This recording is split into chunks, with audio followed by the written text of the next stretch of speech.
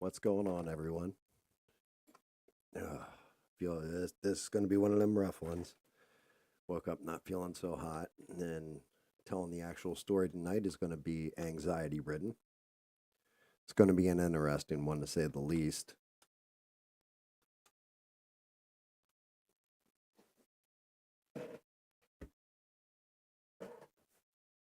Hopefully, you shouldn't hear much creaking anymore because I replaced my chair, so my ass isn't creaking it.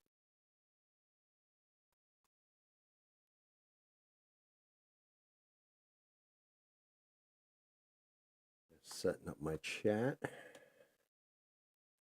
Should be good. And, oh, well, he just took a header. This is going to be an interesting one to do tonight. Not just for the story, but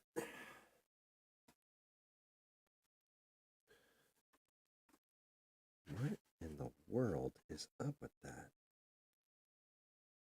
That is the weirdest thing. That happened while this model has been sitting here. All of a sudden, it's leaking like extra resin for some reason. And I don't know from where. I mean, I've got it all over my hand. Is it leaking from his ass? Jack Skellington is taking a Duke, apparently, while he's sitting there. That is weird. Clean him up. Like, there's no hole in his chest, none of that stuff. Oh, tell me this model split. The model split. That's exactly what happened.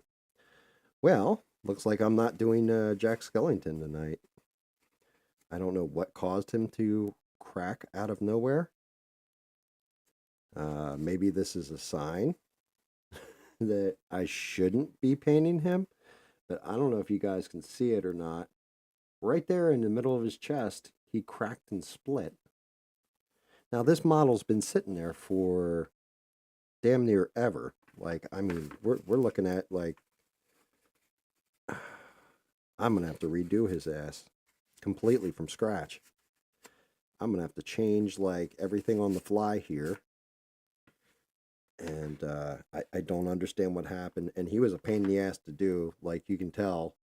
You can see the seam in the pumpkin. This is actually two parts. That's a part. Each leg was a part, and the upper torso was a part. But yeah, I can't in good conscience paint this and give this to my daughter-in-law. Like, I don't know what happened. Like, just out of nowhere. Like, look, you can still, now you can see it again. It's starting to ooze. I don't know what's going on with them. It's almost like the resin wore off. I mean, it's a cool little statue when you put it all together, right? Like, I mean, that's pretty neat. I'm legit gonna have to redo Jack Skellington.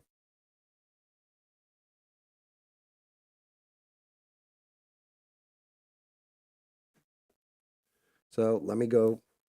Give me 1 second. Let me go find other things to, I guess, paint and express and all that stuff. Damn.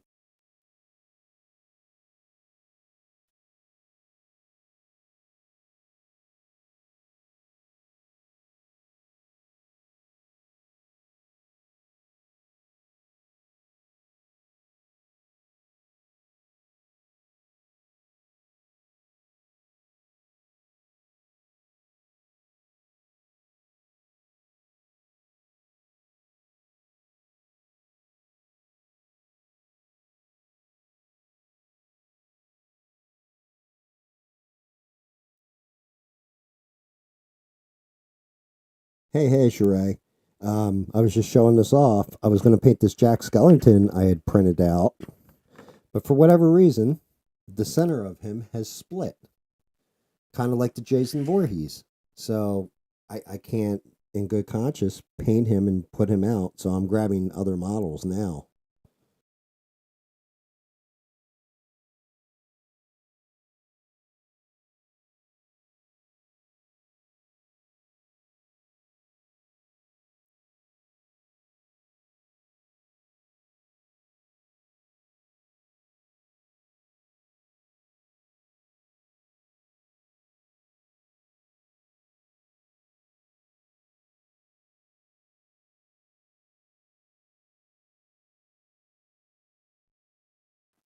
Happy Halloween.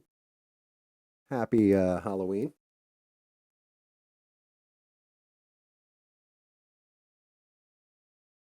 No, it's not you.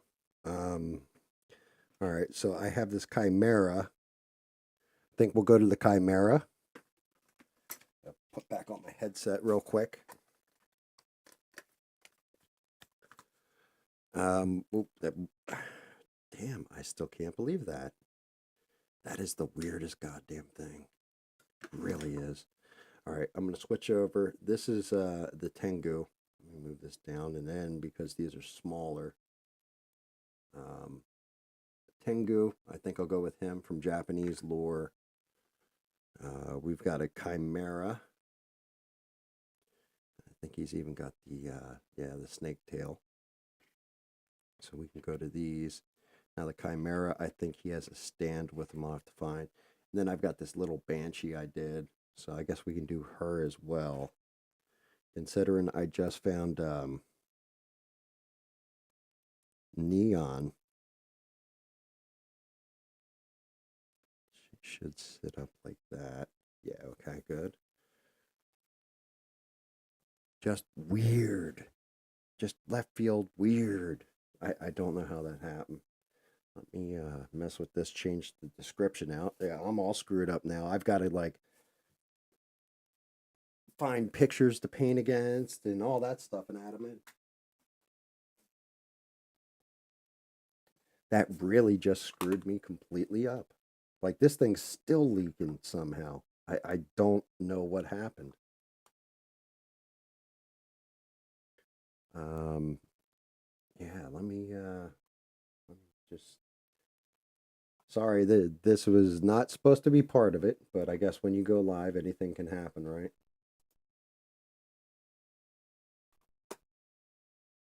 Let's see what I got. All right. It may help if I had a keyboard, but yeah, I'm not feeling well on top of it, and anxiety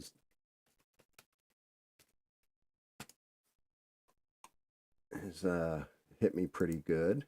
Like I said, this one's going to be kind of a rough one. Let me see if I can find a good one for the Chimera. It's actually a badass one for the Chimera. Does he have a dragon head too? He should have a goat. What you call it? Yeah, he's got the dragon head. Let me see if I can save this image down. I can. All right, so we'll have a reference for the Chimera. And you know what? I think I'll do the Chimera and the Banshee tonight. I mean, it feels kind of appropriate to do the. What in the hell is going on? There we go. Banshee. Yeah, that's a creepy ass Banshee right there. We'll try and capture. We'll try and capture the essence of this one, although I doubt I'm going to be able to. Damn, my PC is like skipping like a mug too. I don't know what the hell's going on here. What in the? Maybe it's the surface I'm using. I'm not getting light on it.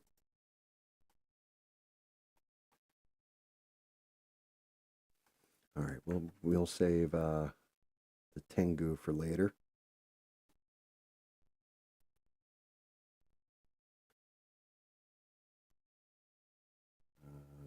What the hell else do I have to edit? I know I have to go in here. Okay, so this will be change the title of it to Banshee and Chimera. Save that off. What's up, Smurf?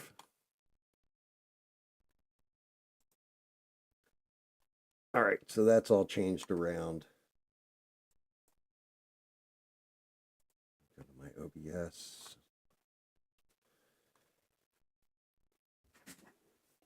This is called shit happens and GAM's got to fix it on the fly. As you know, what we should have been painting tonight was good old Jack Skellington here, which I've never even seen The Nightmare Before Christmas, but it's my daughter-in-law's favorite movie. And I was going to do that one. I had a whole model that's broken down, and I was going to do it. And yeah, I don't know what happened. The center split on it, and it just started oozing resin.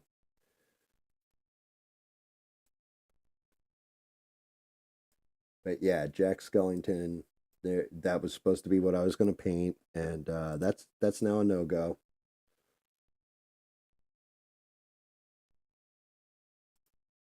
That one's out of here. Happy Halloween to everybody, by the way. Let me see. Image we need.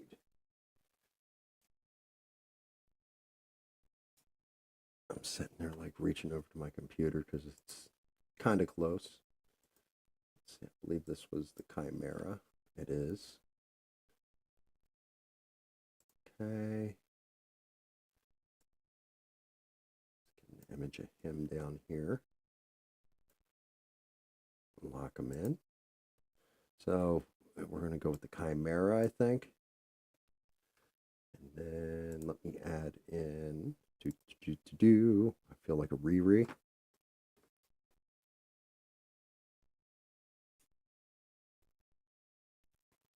Find the image file. Sorry, guys. Like, really, really sorry about that.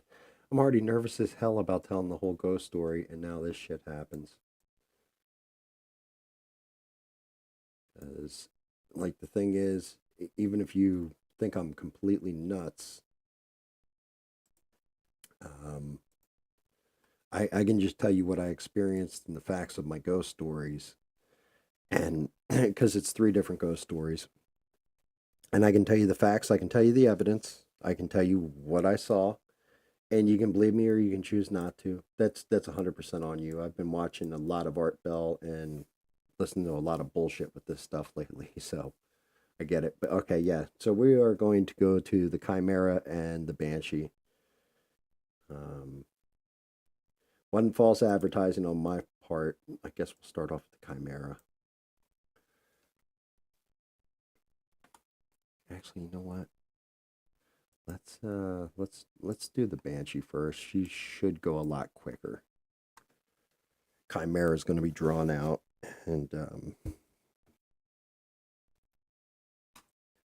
it'll be interesting. We'll get the old Frogzilla fuel in it. No, we. All right, so I think I've told this story. I've never had, well, actual like in the woods pineys. No, I've never seen one trick or treat at all. But we did have one time, me and my buddy Guido, we went as Braveheart and Amos, I think his name is, from Braveheart, and we gave out candy or what have you. And these teenagers came up to the door, and I was like, "You don't get no goddamn candy. You guys are like way too old for this shit. Get the fuck out of here, right?"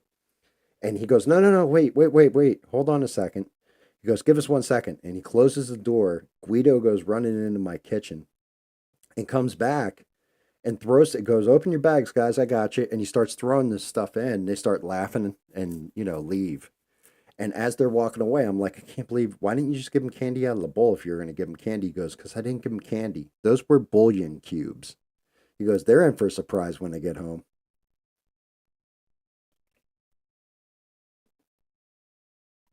So that was definitely, that's always been one of my fond memories of Halloween. And then now as a tradition, I watch the second Aliens movie. Usually, I'll watch it later tonight. And the thing I watch on Mischief Night, up north, it's known as Mischief Night. I have not seen it happen down here. But the day before Halloween in the north is Mischief Night, and that's where the kids all go out and you toilet paper someone's house, or, you pull these like messed up pranks, goofing around. And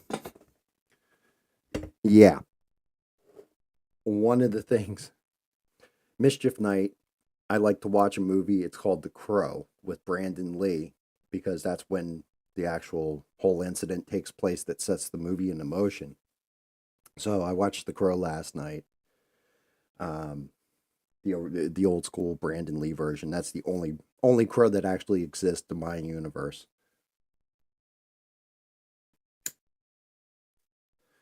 But yeah, there's those two things, and then one of the others. I had to be about 1920. A buddy of mine had given me something called an archangel. Was it the green alien or the archangel? I can't remember what the strain of LSD was. But I was all alone. I was bored, and I was off of work on Halloween night one year. And this is where Aliens became my traditional go-to movie for Halloween night. And so I'm bored, and I took it, and it was just like one little paper tab. I took it, and my buddy Guido didn't get done work this year till like about 11:30. He was working at the security place, and he shows up, and he looking around the room. Where the hell is he? And he sees aliens playing on the TV, and it's at the part with the mama alien hissing and everything else. And he's looking over and he's yelling for me. And all of a sudden, he said he saw my hand pop out from under the bed and wave at him and then pull right back under. And he looked under the bed and goes, "What the fuck are you doing? What are you doing under there?" And I'm sitting there and he said I was shivering, like shaking, going, "They're going to get me. They're going to get me. They're coming out of the walls, man. They're coming out of the walls." And he's like, "You stupid son of a bitch. What did you eat? Like, did you take that stuff? Oh my God." And drug me out from under the bed.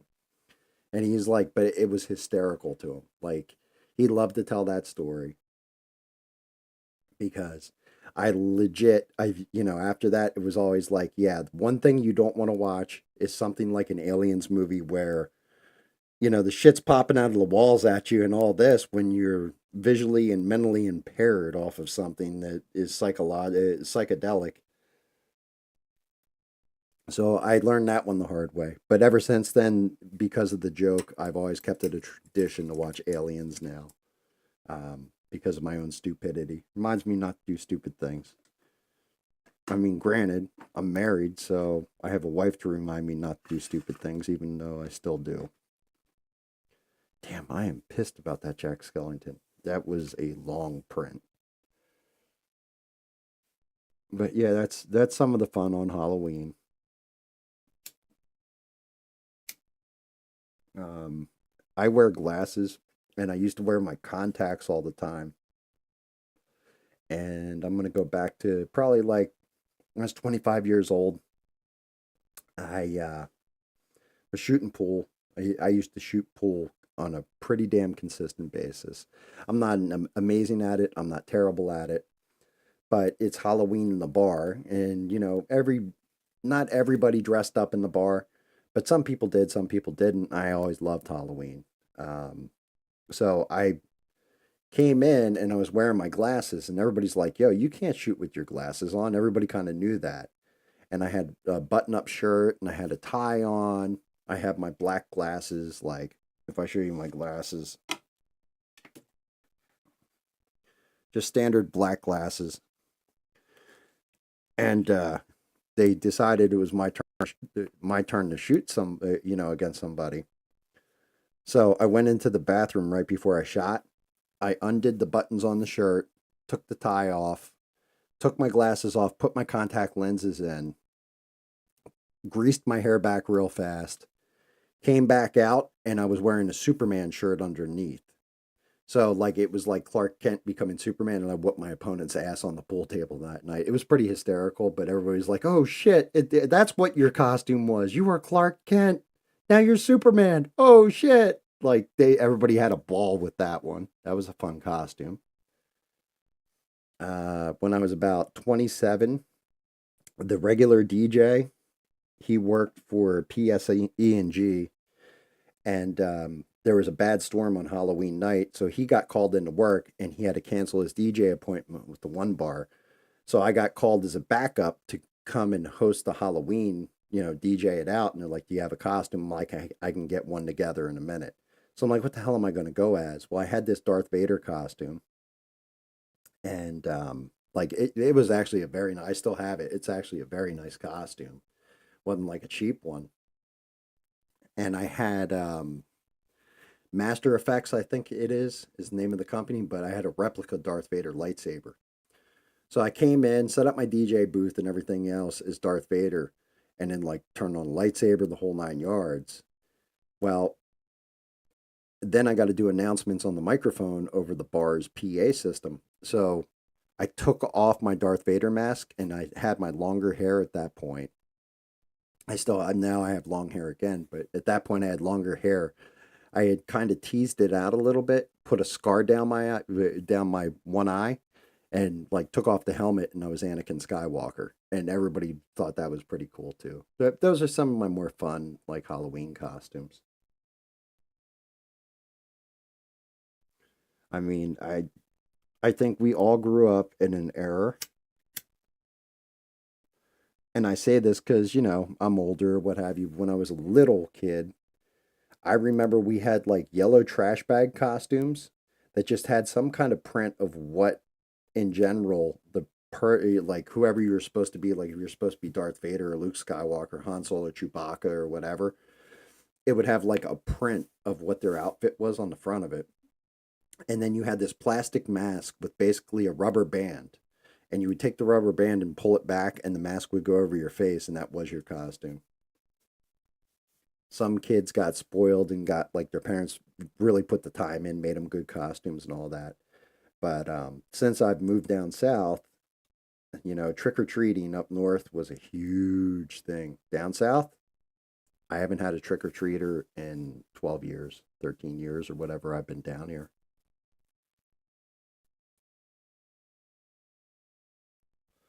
Yeah, I can't remember who makes those costumes, Sheree, but I used to, I love them. I think they sell for a lot of money now too, believe it or not, because everybody like basically broke them apart. But I remember you could get anything from Archie to Barbie to Star Wars or whatever was pop culture back then.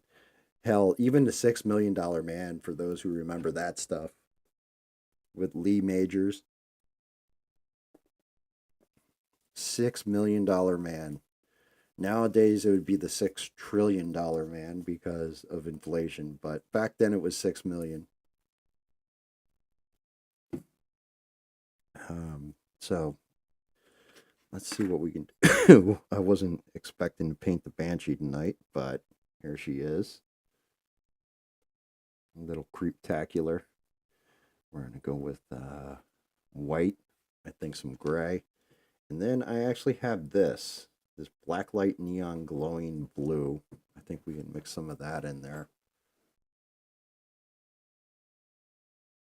Yeah, so the whole thing is the further south you go, the less trick or treating. Like, I'm sure it occurs, but it's usually like down here. One of the things I have to worry about is I have kittens sometimes that are black, maybe have a little white to them, but if they're an all black kitten, I have to keep them locked up in the garage. Like, I have to go out, track them down in the woods or whatever, lock them up in the garage because people will kill them seeing them as a bad omen or bad juju down here.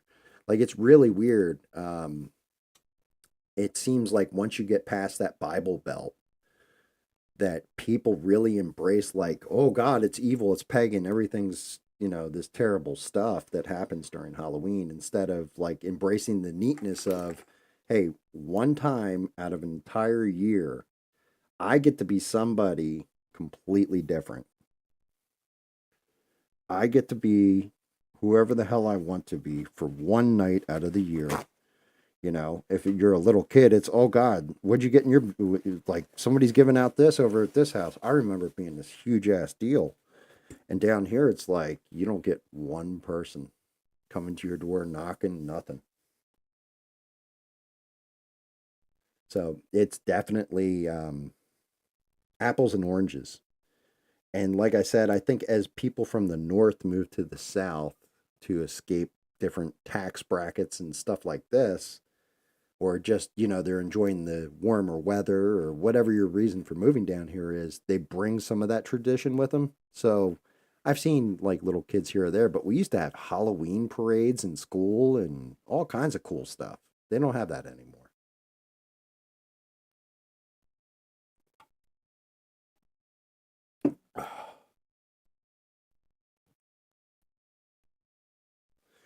Oh, and by the way, what you said, Sheree, if I'm not up for story time, no, this story's getting told tonight. I've been excited to tell this story. Um, I'm just, I'm gonna give it a couple more minutes. I'm kind of working into it. Like I said, the last story is going to break my heart, and I know it, and it's going to definitely throw me off my game. Not feeling good is just cherry on top, but the anxiety with it, thinking about certain things or having to go revisit certain things, it just it it messes me up because I mean I guess I can start out the story since that's the bulk of you guys tuned in, and usually you guys are here for early on and then maybe fade out later and a whole nother crew comes in, so I might have to even repeat the story. But um the town I grew up in, Tabernacles, well out in the pines. When my parents bought the house, they had it built, and it was in a patch of nowhere. Like the whole point to them buying their house, where they did buy the house, was that it was out. There were literally, I think, two houses on the street, and one of the houses was close to the beginning of the road, and then my parents built their house maybe a mile into the road, and they're like, "Oh, cool. We're left alone. We're away from everything. We don't have to deal with bullshit with neighbors or anything like this." What happens? Somebody buys the plot directly next to them and sets their house up there, and they're like, "Well, shit. You couldn't go find there's miles of this road and you didn't set up." But they had that house built from scratch. What was there before it, we don't know. Um, the town's out in the middle of the pines. You've had Revolutionary Wars, like people from Revolutionary War out there having fights. You've had indigenous people that lived there that have vanished. You had early settlers that were there and vanished. So you don't know what was there before the house was there. It was just a group of trees down a dirt road. And as time's gone, it's completely converted over, and now they're like luxury houses and all this shit out there. But initially, it was just a dirt road. Like it literally was tar for like quarter of that mile and then turned to dirt. So originally, when they bought the house or bought the lot and then had the house built, there was nothing there. Now there's a whole bunch of stuff there. Um, what do you think I should hold up for less, Sheree?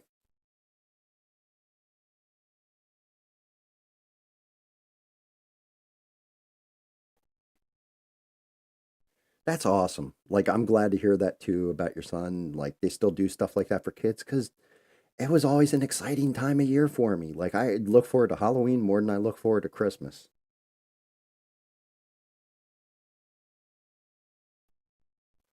I really did. Like I always look forward. My wife, her favorite holiday is Halloween too.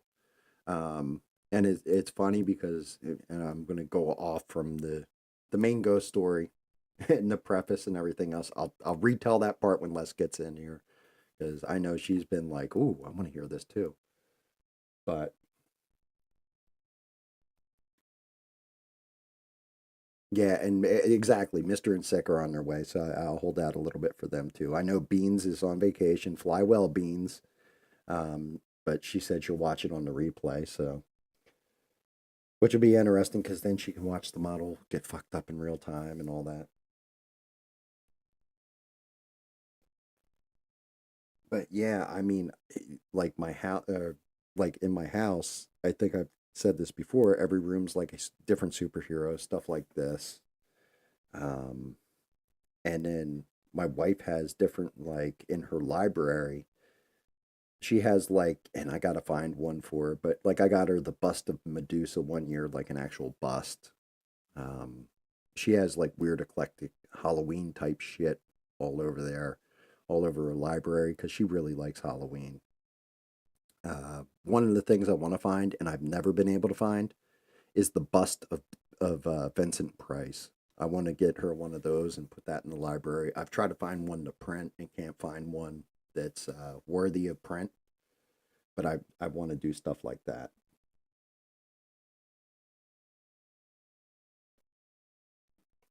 Um, so it's just I've never been a big Christmas guy. Always more of a Halloween guy myself. I think we are going to go a little gray into the Banshee too. Gray frost. That sounds like an interesting color. But yeah, Tabernacle is a weird place. Like I said, out in the middle of the pines, out in the middle of the woods. Get back to it a little bit. Like I said, you have the Emilio Carranza memorial from where his plane crashed, which was weird. You know, you had these foundations back there. I think I've talked about the foundations that are back by Carranza. So there was obviously early settlers. And then you have on top of all that, that sign for the wandering priest. So combining all these things, it's definitely like a weird little place out in the pines. It's built up over time and everything else. But it's an absolutely it's a weird place. Like weird place. You have pinies out in the woods. You know, the albino deer that we all called Whitey. Like we didn't realize it was an albino deer at the time. I always thought it was some kind of monster haunting the woods. So you had monster tails. Um, if you don't like to be scared, it's not a place that I recommend growing up in. And if you like to be scared, my God, Tabernacle has its own damn lore to it. But yeah, I'm like, I want to continue on with the story. Maybe I should wait for more. I'll tell you what, you guys are here, you're watching. Should I just continue on? I don't even think Mister's going to really care about it because he is skeptical of everything. And I don't know if he's an atheist or he's he's religious at all. But I do know that he doesn't really believe in an afterlife. So, you know, saving it for him might be a waste of time for everybody else.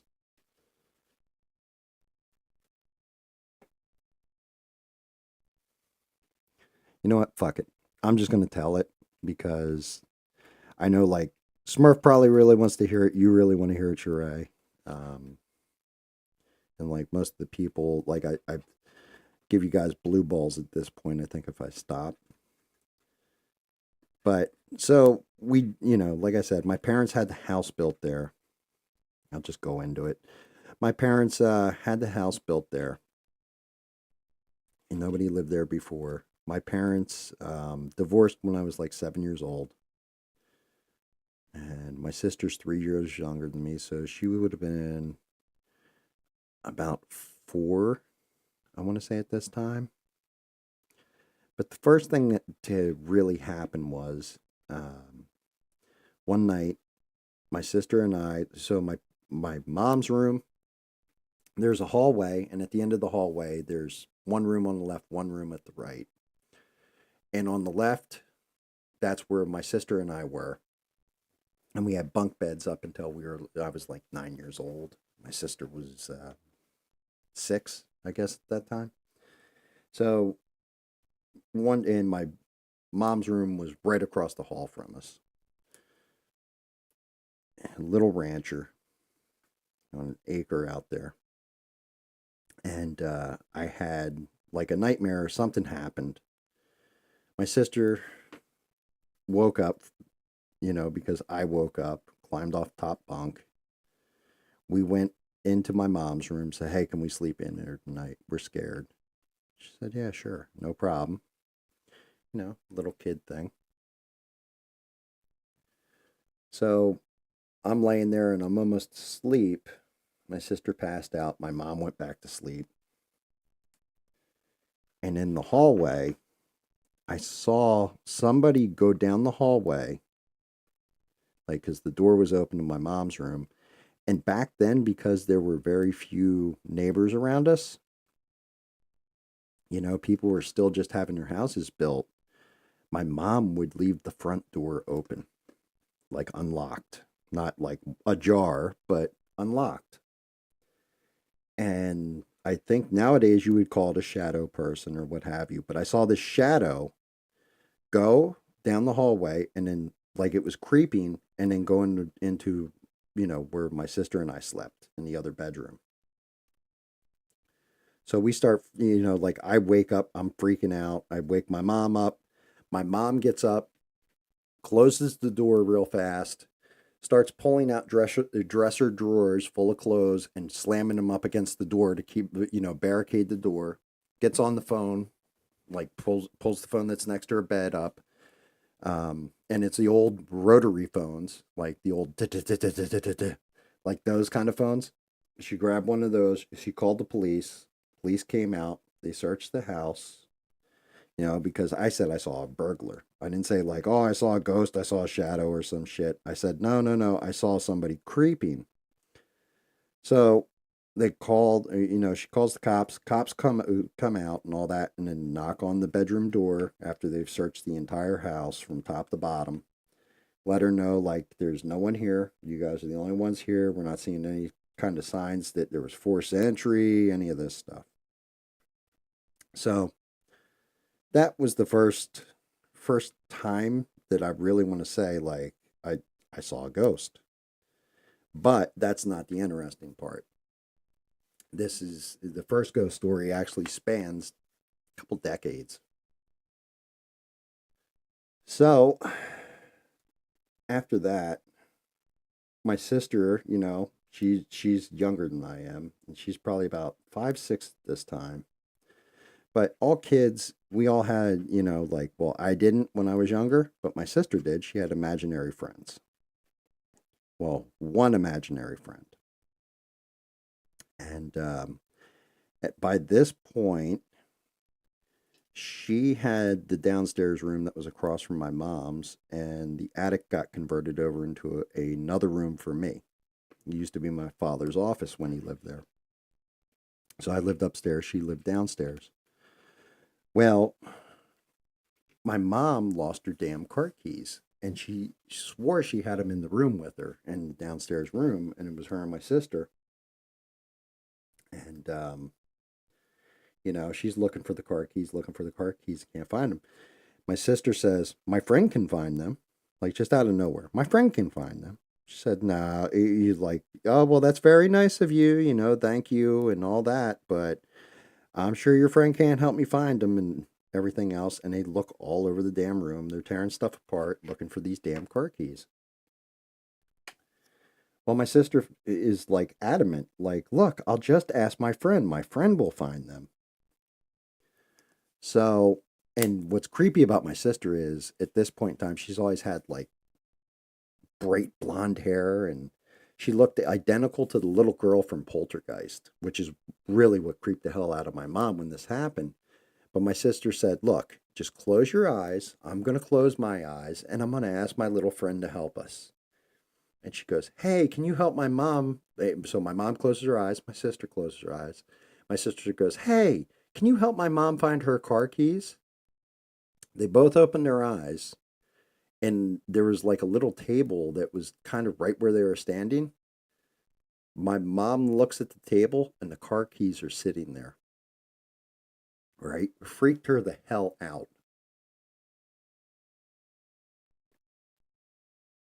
So, fast forward a couple years later. Well, actually, a lot of years later. Now I've converted the other side of the attic into. Well, actually, I'm not even going to go there yet. Basically, a lot of it had to do with my sister. As my sister, like, would follow you, like, say, yo, my friend this, my friend that, what have you. So my mom started reading into it because she's like, she was, I'm not going to say, like, devout Christian, but she definitely was more of Christian values at that point, like more of a like Jesus and everything else. And it kind of sent her down this side spiral where she started looking more into the paranormal just because of that experience. Like it screwed her up. So then, she started reading more about like, well, children for some reason can see ghosts, adults can't. It's usually kids. Sometimes it's dismissed as imagination. Other times, um, there's actually something to it, or they feel that there's something to it. And she like my mom became a reincarnationist. It's weird as shit, but like the whole thing changed her view on her religion, like everything to do with it, because my sister would always talk about her friend. All right, so I guess fast forward, because you'd see odd things that would happen in the house here and there. Nothing like, oh my God, we came in and the furniture was floating or any of this shit. You see in the movies, or like, they're here, or just weird things, coincidental stuff would happen. And the big running joke between my sister, myself, and my mom was always like, whenever something would happen, we'd go do do do do do do do do, like Twilight Zone. Like it was just odd shit. It was always like a joke between us. There's a ghost in our house. It's not doesn't seem to want to hurt us or anything. Well, one night as a teenager, well, yeah, teenager, say I was like 14 around this time, and my mom had chihuahuas. She always had like 1 to 2 chihuahuas in the house. Well, the one chihuahua was Bandit, and he was like he was supposed to be my dog. Ended up not being my dog, staying with my mom all the time. So I was upstairs, and out of nowhere, good old Bandit comes up and goes to sleep with me. I'm like, really? You're going to sleep up here tonight, buddy? Like, screwed me up a little bit. Because this dog always slept with my mom. And it's like the middle of the night. I'm going to say it's like probably like 2, 3 in the morning. What the hell just happened? It was weird. Probably like 2 or 3 in the morning. And I heard something fall like towards the doorway of the room, and like my bed was far away from the doorway, and I hear something fall over, and it loud enough that it woke me up. I'm like, what the fuck was that? Like almost like the door slammed. Bandit jumps off the bed, goes running into the middle of the room, and it's like pitch black in there, and just starts bark like flipping out and running in a circle. So I've slept with a samurai sword by my head for a long ass time. This one was more decorational than it was anything else. It was still functional and sharp and everything. I jumped up, I swung at that air like I was trying to hammer out bees with a baseball bat. Like I mean, I just swinging away, swinging away, swinging away. I turn on the light because I haven't hit anything, and turn on the light. Bandit looks up at me, stops barking, looks at me, and then walks down, goes to sleep with my mom. I didn't go to sleep for the rest of the night and had the lights on. Scared the shit out of me. So it was definitely like, I think that one was a little bit more malevolent. Um, then the next thing that happened, fast forward, and I must have been, I don't know, early 20s. But I was dating a girl, and it was a long distance relationship. She lived down in North Carolina. And we were talking, and at this point in time, believe it or not, we had this thing where I had gotten a web camera, and we set it up with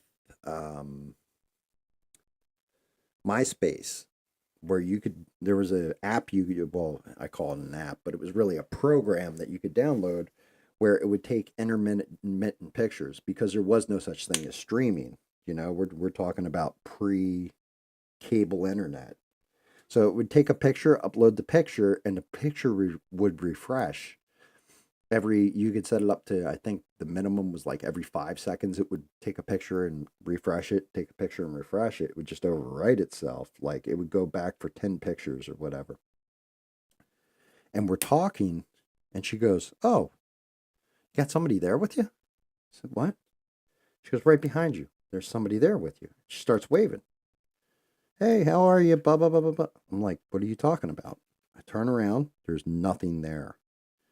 So I bring up the feed real quick, and I caught the tail end of it, and it looked like it was like a little boy that was in this feed, and it was weird as shit. Like it was obscured by the shadow, but it looked like a little boy to me. And I'm like, "What the fuck is that?" She's like, "Yeah, I saw it plain as day. Like I thought it was a little boy behind you, and you had somebody there, that was over with your kids." I'm like, "I'm all alone tonight. Like I don't know what's going on." So that was kind of a little, gee, that's peculiar. There's another one on top of it.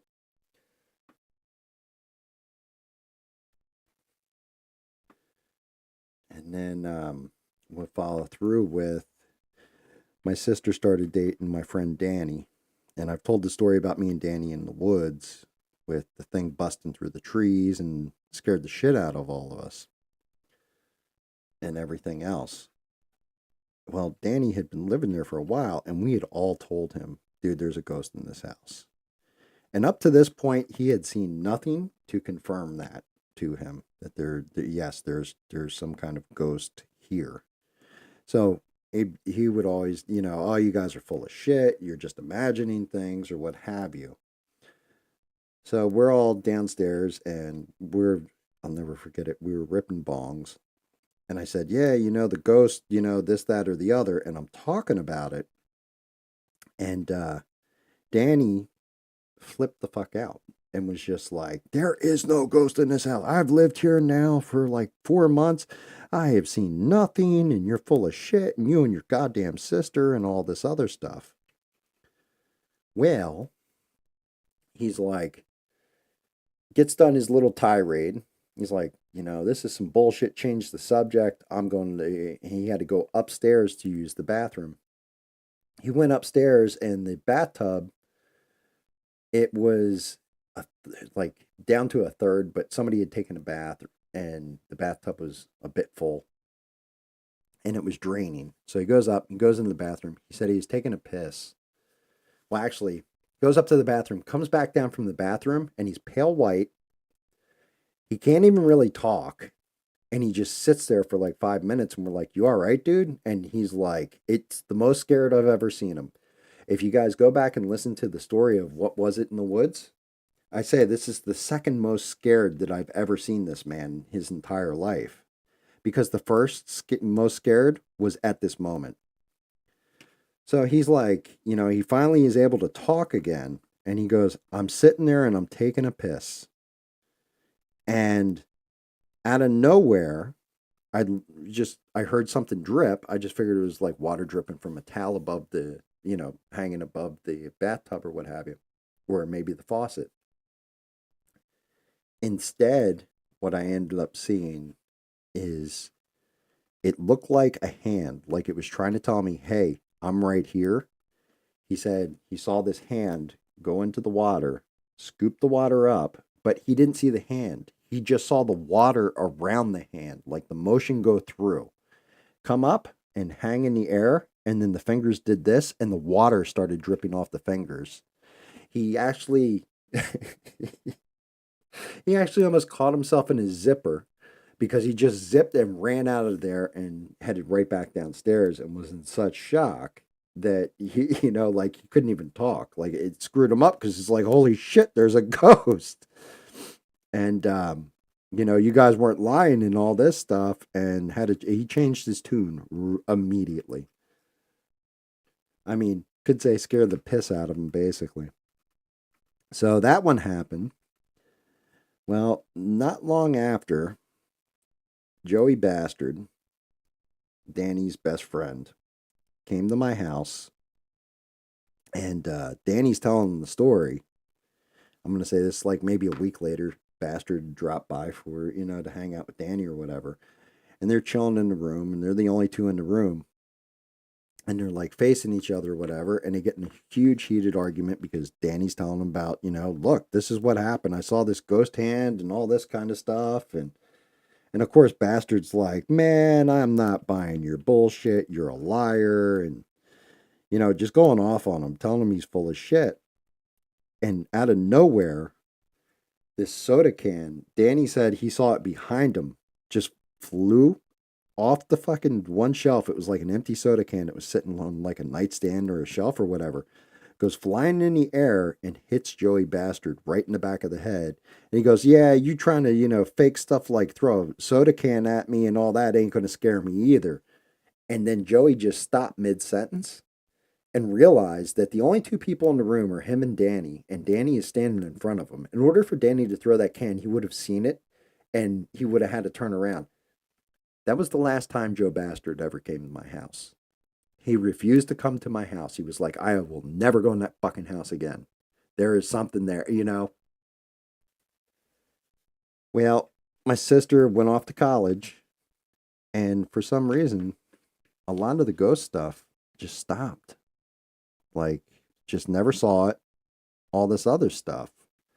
Um, and then she ended up getting married, having kids, and moving away. And I talked to her a little bit ago because what we started to realize was maybe the house was a bit haunted when, they built on whatever the hell they built on. Who knows? Maybe maybe it was, somebody who died in the vicinity, something like this. But when my sister went away, the ghost seemed to go with her. So I talked to my sister about 6 months ago, 7 months ago. Had a conversation because I told her, look, I'm starting to paint. Here's all this. And my sister's actually an art teacher and an amazing artist. Like, I mean, she had her own displays in like an art gallery and all that kind of shit. Like, she's actually like legit great artist, which is why you always hear me say my art's all right. It's just kind of shitty, and I'm a basic and I'm a beginner because when I look at a real artist, I look at somebody like my sister who it's like everything she does is pretty damn immaculate and special. Amazing. Hey, Devin. So, yeah, I asked my sister, I said, because my sister now has kids and all that. And I said, do your kids, do they, have you ever seen your little friend again? And that's how we referred to the ghost, is your little friend. And she goes, yeah, I see him every now and again. She goes, but who sees him all the time is my daughter. And I'm like, well, passes generations and stuff like this. But one time, right before I left New Jersey with my wife, I had gone over to my mother's to grab, and this is my last encounter with this ghost. I had gone back to my mom's house to grab some stuff I had stored there and everything else because I was moving to South Carolina, and honestly, I never wanted to go back to New Jersey again. We go there and everything else, and out of nowhere, my wife stops. The hair stood up on her arms, the hair stood up on my arms, and my wife goes, "You have a ghost in this house." So we did when we were a kid. I don't know about now. And she's like, "Yeah." My sister bopped through the door a minute later, like, "Hey, what's going on, guys?" She had come back for a visit too. It's just so it was weird as shit. But that is the first ghost story. Thank you for the popcorn. So that was the first ghost story from when I was a kid. Um, like I said, you can believe it, you can not believe it, but that was over the course of 2 decades of my life interacting. Actually, more than that, considering I was like in my 30s when I moved and went there the last time. But that was my first experience with ghosts, paranormal, anything else. And anybody who ever said there wasn't a ghost, the ghost let them know, yeah, there is.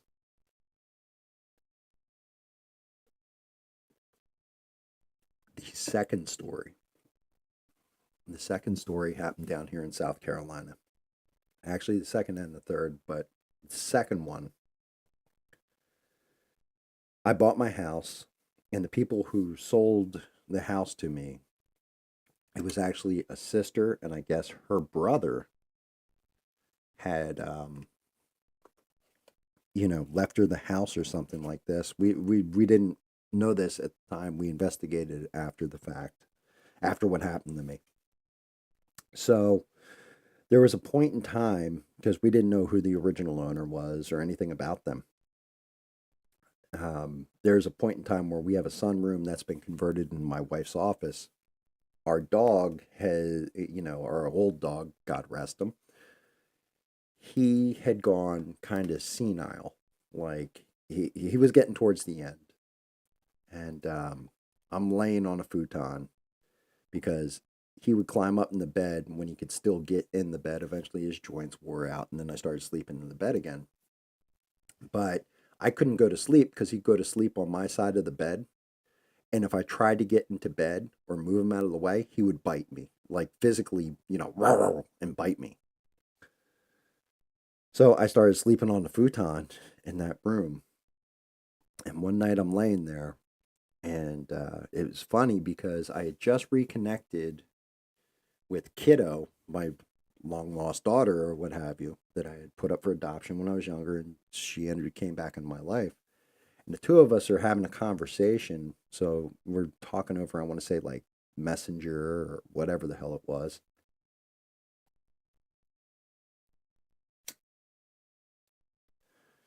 Yeah, it's crazy, but like the whole thing is believable or not, it's just the way shit happened. So, like I said, everybody can form their own opinion on it. And if you think I'm nuts, well, you think I'm nuts, but I'm telling you the truth. Like, I'm going to tell you what I know as far as I know.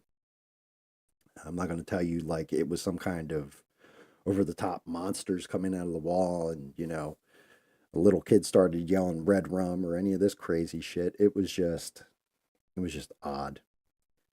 Um, my, but I'm laying on the thing and I'm talking to Kiddo. And we're messaging back and forth, and it's got to be like 2 in the morning. And all of a sudden, I got that feeling, like that gut feeling, and just the hairs on my arms start to stand up a little bit, like, just that chill, like somebody's fucking watching me. I start looking out of the corner of my eye because I thought I saw motion. And I'm like, oh, okay, it could just be, one of the cats. Could be a shadow from me moving around on the futon or whatever laying there. And then I caught it fully out of the corner of my eye and I slightly turned my head because I've kind of learned over time if you look directly, like you whip your head around or whatever you're looking at disappears. So I was just trying to keep it in my purview and my peripheral vision.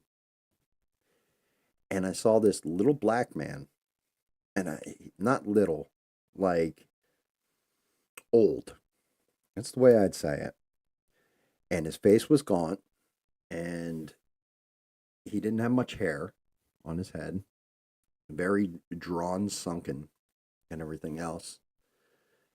But it wasn't like I heard the door open or anybody breaking in here. Like you're going to hear them when they come into my house. It's just one of those things where it's not like I live in a mansion where somebody could break into the downstairs or shatter out a window or something. You're not going to hear it. You're going to hear it. And I could see him out of my peripheral vision. And I'm talking with Kiddo, and I'm just like, Kiddo, there is some creepy, old black man standing here staring at me with his mouth agape. But then I realized, like, the expression that I could tell on his face was kind of like, what the fuck are you doing here? What are you? And I'm like, this is my house. Like, I said this out loud. I was like, this is my house. I don't know if you were here before, but I'm not the person you're looking for. You best move on. And I saw him turn and just gone, like lost him out of my vision, gone. So now I'm like, what the fuck? And I've already got my hand because I, I'm not gonna lie to anybody on here. I always have a weapon within reach of me. Always. Doesn't matter if it's a knife, a sword, a gun, um, hell, just a ball peen hammer. I've got something within arm's reach of me most of the time that I will just whack the shit out of you if you ever sneak up on me, you know? Like, there's one of those things, you know, the jump scare where you jump out from behind a corner and scare somebody. I've punched people dead in the mouth for that. Like, they jump out, rawr, boom. Oh, yeah, not a good idea. I just had my reflexes kicking. So reflexively, I grabbed this knife that I had by my futon. I jumped up just to make sure that I wasn't nuts, checked all the doors, everything's locked, nobody else in the house, and all this. Going back, I do this research on who owned the house previously and talk with my wife. And it turned out, yes, guy who looked exactly exactly the way I saw this dude, he had died from cancer. He was on chemotherapy. He died in the house, whole 9 yards. Never disclosed to us, but honestly, it would have just made us want to buy the house more, to be honest with you, because we're weird like that. But yeah, I guess a couple nights later, I saw him again, and I said, "Look, you passed away. We've got the house. Um, you know, we bought the house. We are going, and like I'm just saying this and talking basically to the air. Um, but he did the almost the identical thing. Like just showed up and just staring at me. And we promised to take care of the house. This is going to be a house built on love, family, and everything else. And you know, you can move on. Like it's okay."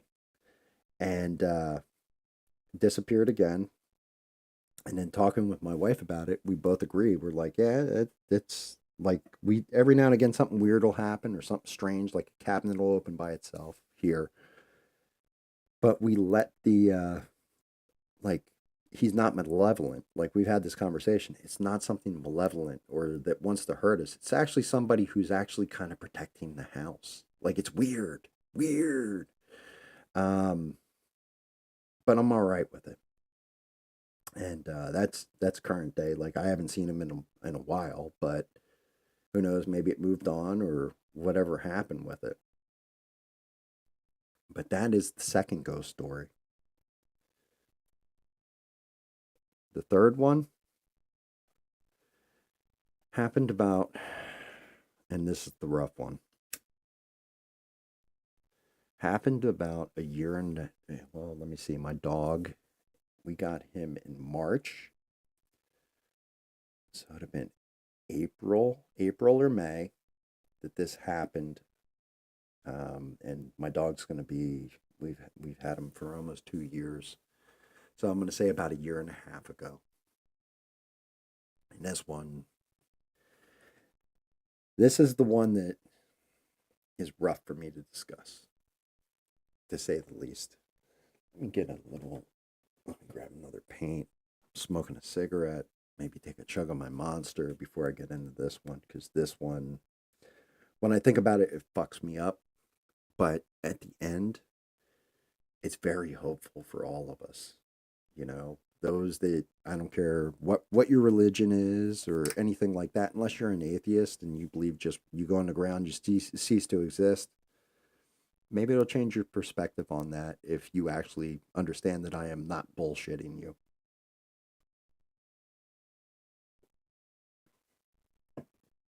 But the third ghost story. So about a year and a half ago, oh, over that, almost two, we'll say 2 years ago, just to make it easy. I was really down and out, like really, really depressed. We all have down times. You know, not everything is peaches and roses. I was looking at myself internally and really reckoning with myself and trying to, my dog that my wife's had for 17 years, I've had for 12, passed away. We got a new puppy and all that, and still kind of getting used to that whole dynamic switch up. Um, and Yeah, I just personally, I was down, depressed, and the future didn't look so good. Like, I just started going to a dark place in my head for some reason, and I was definitely taken out on, like, my wife would say two words to me, and I would interpret them wrong at all. My God, I was going the fuck off. Like, I would freak out. Like, what the fuck are you saying to me? Blah, blah, blah, blah, blah. Like, I was a total asshole to her. Just, but I was dealing with stuff in my head, and I wasn't talking to her about it. Like, I was just, she's like, yeah, you've been a little testy, a little snippy, or what have you. So the first thing that happened was there was this old broadsword, and I was like, I know this came from a Ren fair, but I can't remember whose it was. I thought it might be my pal Bubba's. Thought it might be this one dude Carl that we knew back in the day, or I thought it might be my good friend Guido's, and he's been passed away for a couple years now. Um, I've said that on ad nauseum, but it was laying. I had brought it in the house. I had found it out in the garage. I didn't realize I had packed it and moved it down here. And I left this old broadsword next to my wife's workstation for her job, where her office is, and her office. Well, my wife and I are having a conversation, and to understand my dog, he rarely barks unless he sees something. He sees a deer in the backyard, he barks. Um, he doesn't just like run around barking like an asshole, like a chihuahua or something. But we hear the dog in the office barking. So my wife and I go in. We start looking around, like what the hell is he barking at? Can't see it, but he's barking at her desk. I'm like, what? And I reach over, I go, are you barking at this? And I go for the broadsword, and like he gets this real chesty growl, like puppy growl. Like, what the fuck is going on with this?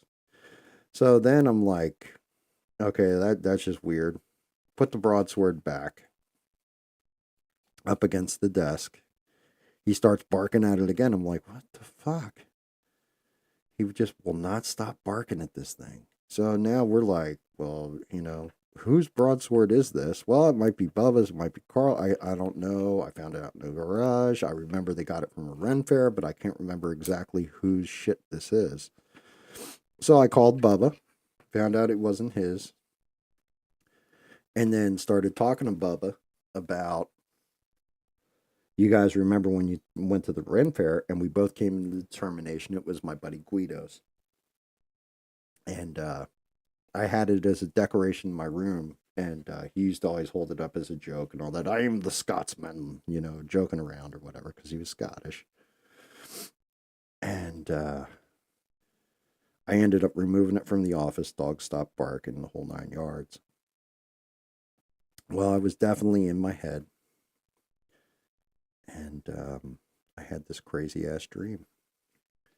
And I was back in my mom's in the old attic where we all partied and everything else.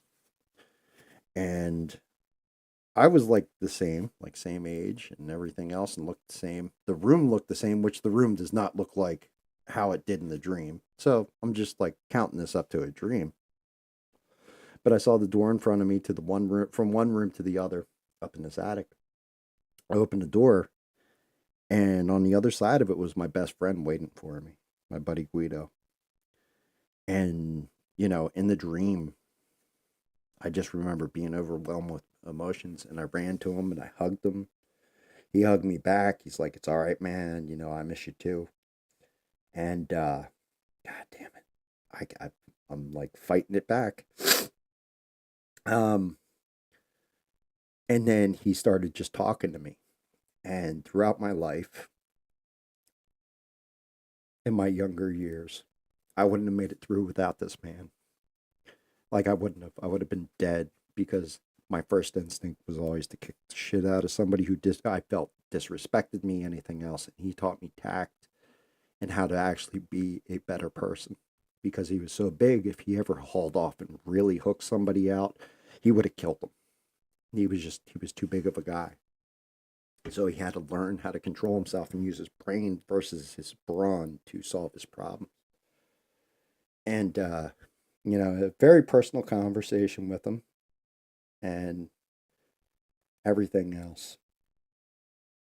And he, told me hang in there and look, it's all going to be okay and everything. And you need to start thinking about things this way, that way, the other way. And realizing, like, to myself that this is just a dream. I told him, I was like, yeah, you know what? This conversation with myself and you as the avatar for me is amazing, because that is the exact advice you would have given me if you were still alive. Well, he said it's not a dream. Yes, you're asleep. Yes, you're dreaming, but you're actually talking to me. And I miss you very much, brother, and I love you. So I love you too. And God damn it. He said, I'll prove it to you. I don't know how yet, but I'll figure a way of proving this to you. I said, all right, brother, blah, blah, blah. And then he used to do this thing where back in the day, there was a movie that came out called Get Shorty. And there's a part in the movie where Billy Crystal would like they're at this meeting or whatever with these mob bosses. And the one guy's name was Jelly. And Jelly starts to speak up, and Billy Crystal's trying to be tough. Wait, what the hell was the name of that movie? Analyze This or something. And he slaps him in the mouth, and he goes, he goes, you need me to break. He goes to, he starts to open his mouth again. Billy Crystal winds back like he's going to slap him again. He goes, you want me to break you off a fresh one? Well, that transformed between me and Guido into a joke of whenever we were pretty good and baked and started saying nonsense to one another, you would slap the other in the mouth and go, I just broke you. You want me to break you off another fresh one to keep you humble? Right? Well, in the dream, he smacked me in the mouth. He's like, there's a fresh one to keep you humble. And I woke up. And I sobbed, because even though the advice was good, even though it gave me something to think about, you know, I realized just how much I love and miss my friend. And it hurt. Like, it hurt a lot. Fast forward 3 days later. I get up. My wife is at work, and she was actually in a meeting. And she goes, "All right, look, I got to go. Something just came up." She hops out of the meeting. I can hear her talking on the phone or whatever. And she goes, "Get in here." She goes, "I had this fucking crazy dream the other night." Now, I've not told my wife any of this. And I didn't tell her any of this until after she said what she said. She goes, "I had a dream last night." And she doesn't call him Guido. She calls him by his actual name. Like she did in real life. And because she's like, that's just his nickname.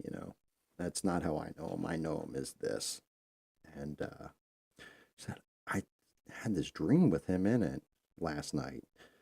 And he told me to hang in there and everything else. And he told me to tell you some specific things.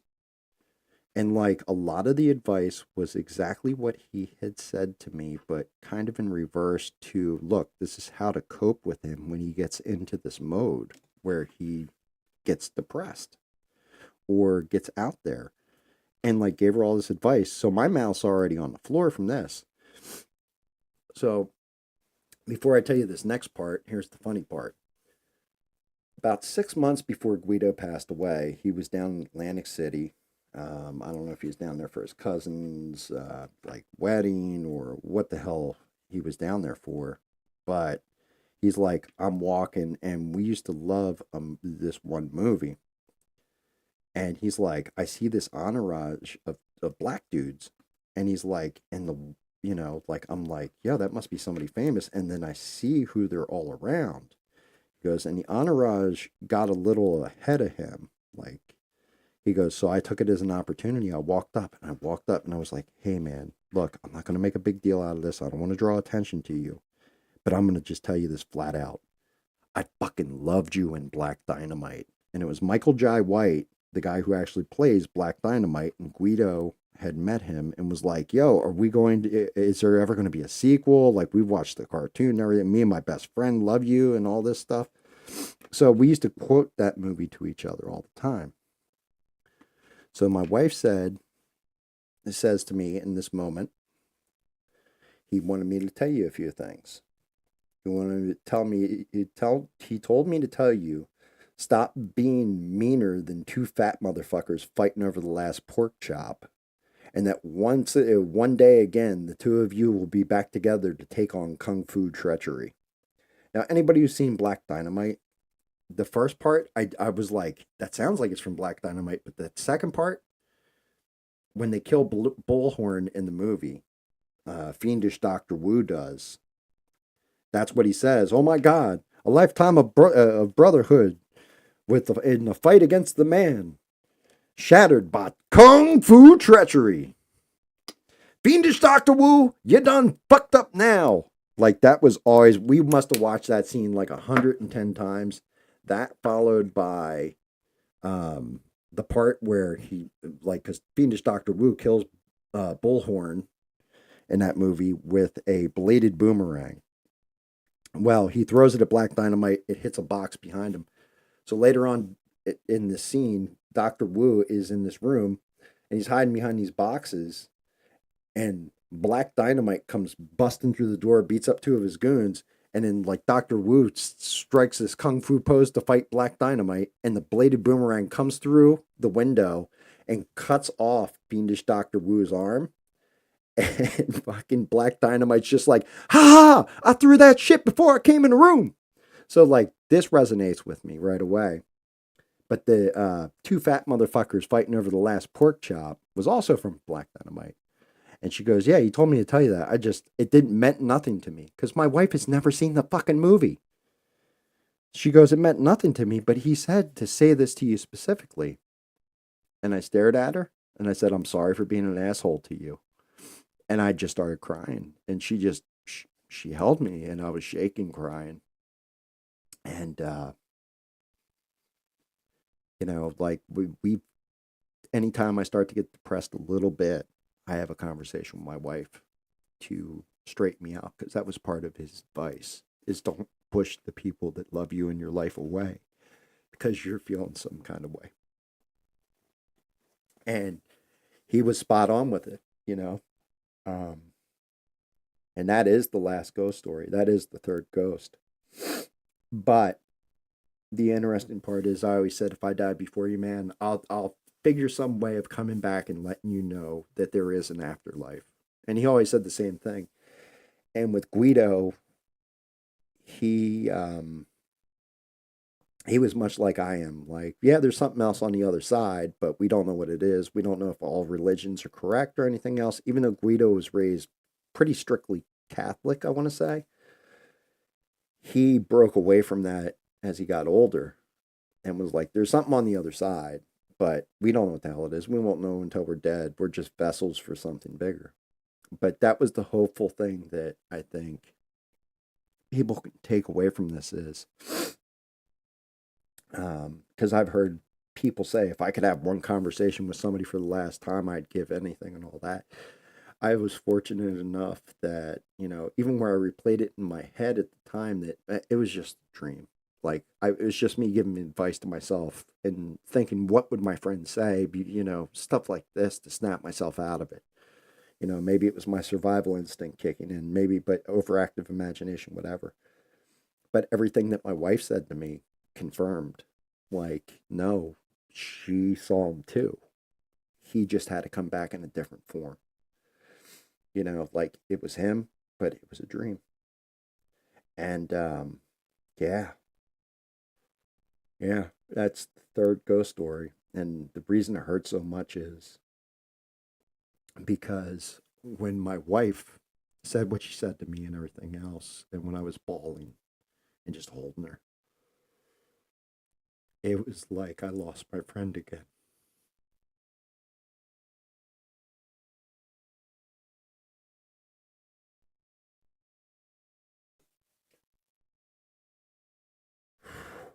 Yeah, it was I had that moment to have a conversation with him again.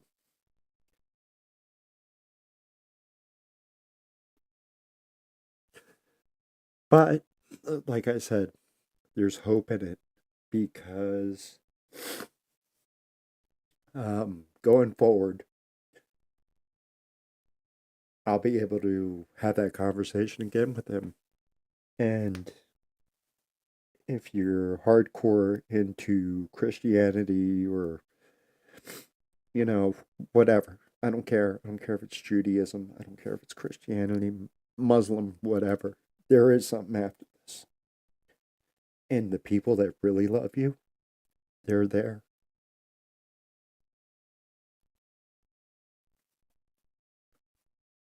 Sorry, guys.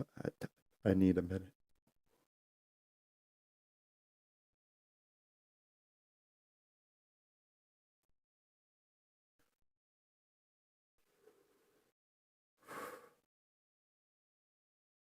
It's just, it's that gut punch.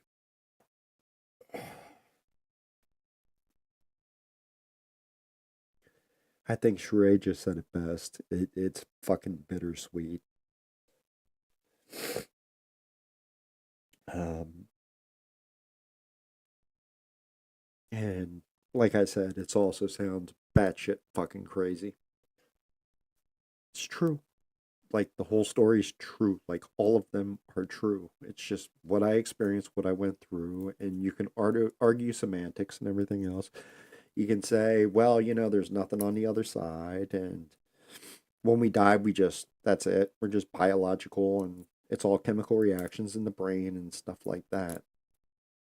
Um, and you're entitled to that opinion.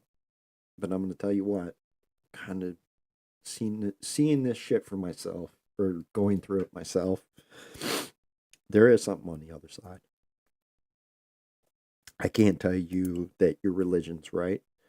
I can't tell you, oh yes, it's all Elysian Field. I can't tell you you're going to get a little harp and some wings and a halo and be sitting on a cloud playing fucking music and singing hallelujah over and over again. Can't tell you all that because he didn't tell me all that.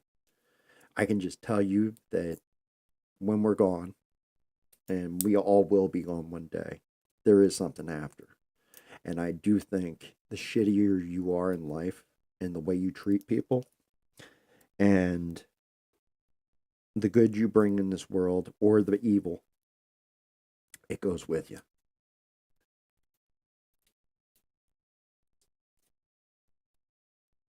I appreciate that too, Les.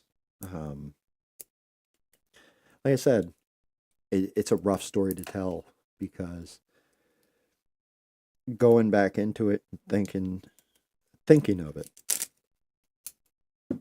you know, I got I got an opportunity that I thought was just kind of bullshit at first, but it was real deal.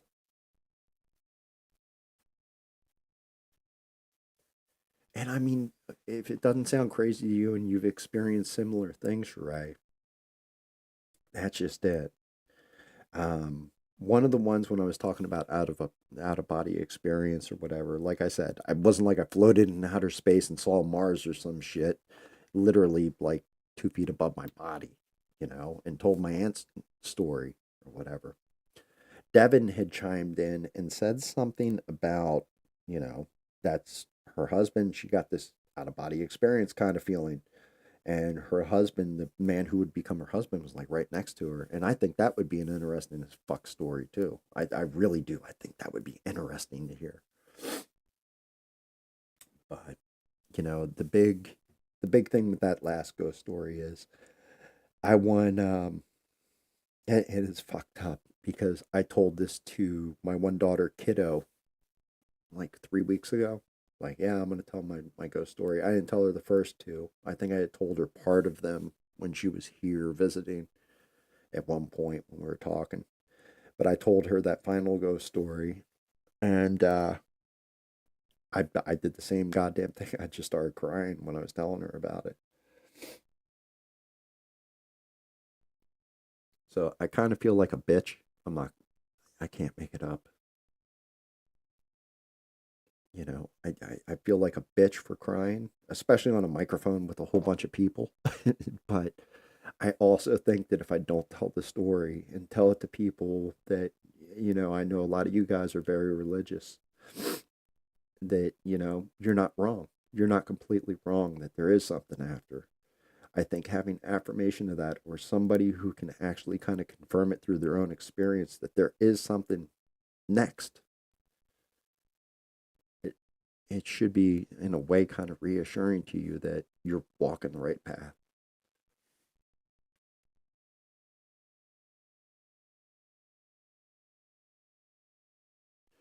Very nice, Matt. Very nicely said.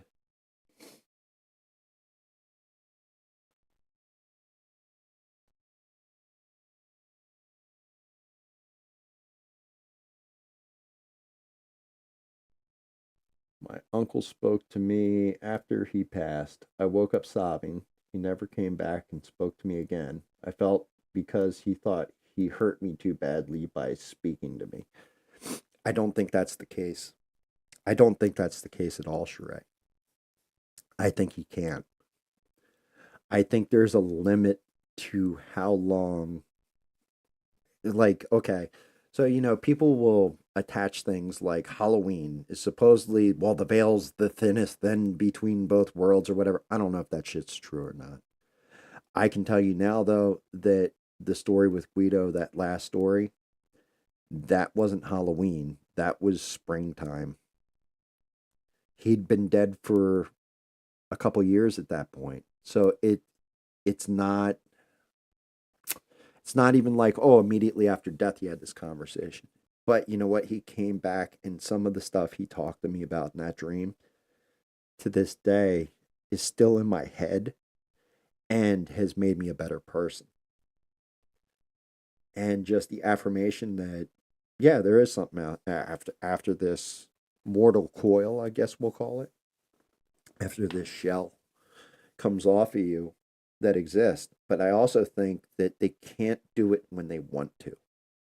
Like, I think that he moved past it, moved on, and went to another side, or, down a bright tunnel, or whatever the fuck you want to say it is. He just went to the afterlife, but for some reason he was able to punch back through for, what do dreams last? Seconds in the real world? May feel like it's you're trapped in an eternity in a dream, but it's really like a couple seconds in reality, or a minute or something. It's not much time, but maybe he was able to get enough information through in that time. So it might have been the same thing for your uncle. Maybe he hadn't crossed over yet, or gone to another side, or gone fully into the afterlife. Because I mean, with Guido, God, I don't even like thinking about it. Right, there you go, Devin. That's an excellent way of putting it. I think that was his final message to me, and he could move on. Um, Guido died when he was pretty much the happiest in his life. Like, he couldn't get any happier than he was. He was so proud and everything else, and he passed away before he could see that all come to fruition, unfortunately, because he and his wife, like, I will tell you now, I'll always be Guido's best friend. But the things he loved way more than his best friend were his wife, his daughter, and his unborn son, because his wife was pregnant with his son when he passed away. And I've never heard that man prouder of anything in his entire life than his daughter and his son, his children.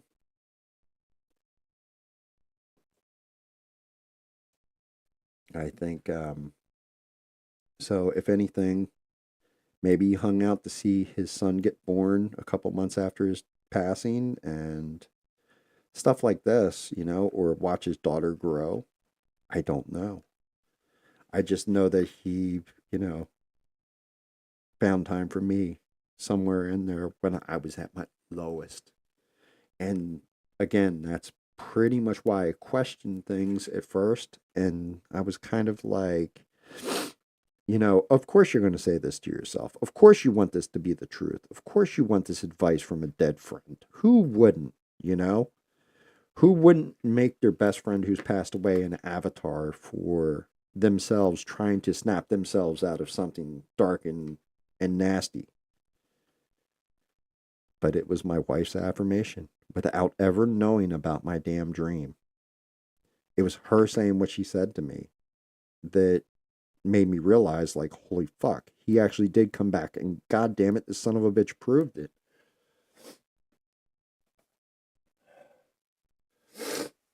It, like I said, breaks my heart, but at the same point in time, my God, knowing that there is another side, maybe it'll make some people a less evil in their lives, or give them something to look forward to, and realize that death, while it may be the end for everything here, isn't the end. Like, it's not game over. And I will also tell you this. This is one other thing that I kind of didn't mention in there and should really be said. He looked, in my dream, he didn't look like he did when he was older. He didn't look like when he passed away. He, he looked the best version of himself, is the only way I can put it. Like, it was him, but it was him a bit younger, a bit slimmer, and like he was in good, like, it was the best version of him that I've seen him throughout the years from the time we were kids. So it also gave me hope that maybe, you're old and gray and all that, you pass away, you're not going to go into the afterlife and be old, gray, and like a crippled mess or something. You're actually going to be like you were when you were 18 or 20 or 40 or whenever your best self was.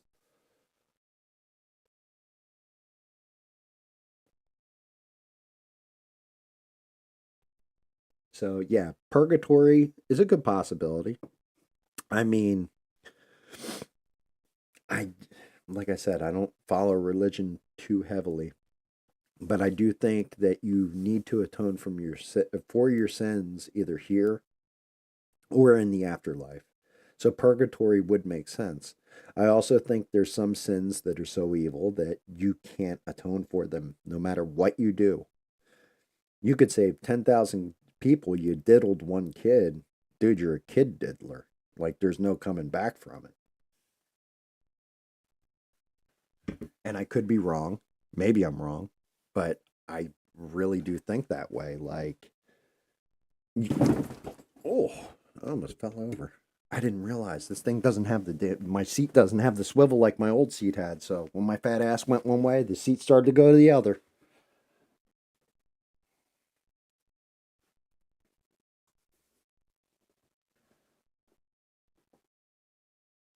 I see. I don't know. Is Catholicism the only religion that believes in purgatory?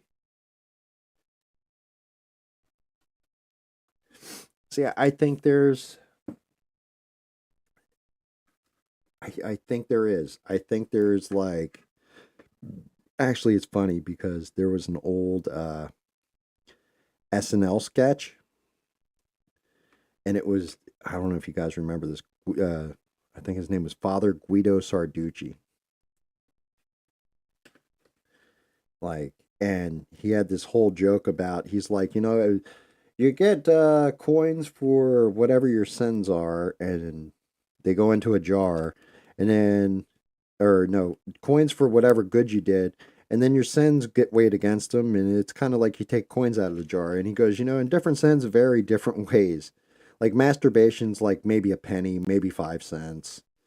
Adultery would be like $5 or whatever. But it was like a funny bit, and maybe it does actually work that way. Like your good deeds balance against your bad deeds. So if you did a lot of good in the world and you did a little bad, because we all do a little bad.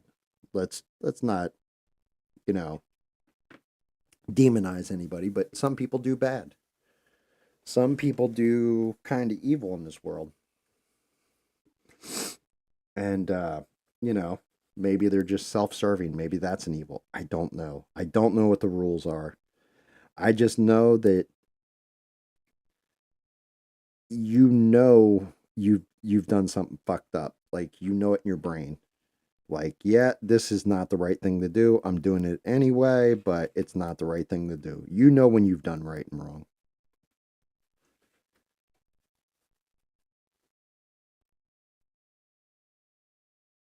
You know when you've made mistakes and you know all that.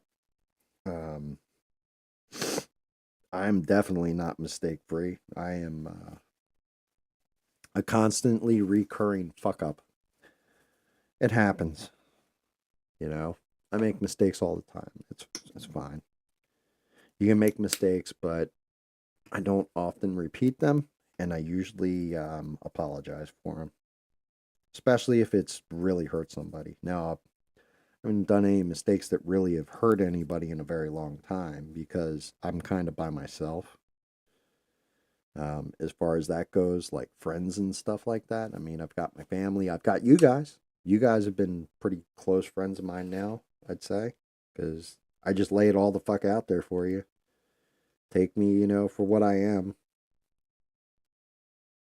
I'm not here to exploit you for money or bullshit you or any of this kind of stuff, which I think a lot of people. Oh shit, that was almost bad. A lot of people that do like this live streaming shit do. There's some that don't. Like ABL's one that doesn't. He's just like who he is. He throws it out there and lets you decide. That's why I can watch him. Black Anomaly Rising's another. Jeremy Prime from Geeks and Gamers with his D-Day Cobra channel. I don't need the grift. I just I like to throw things to people to see how they feel about it.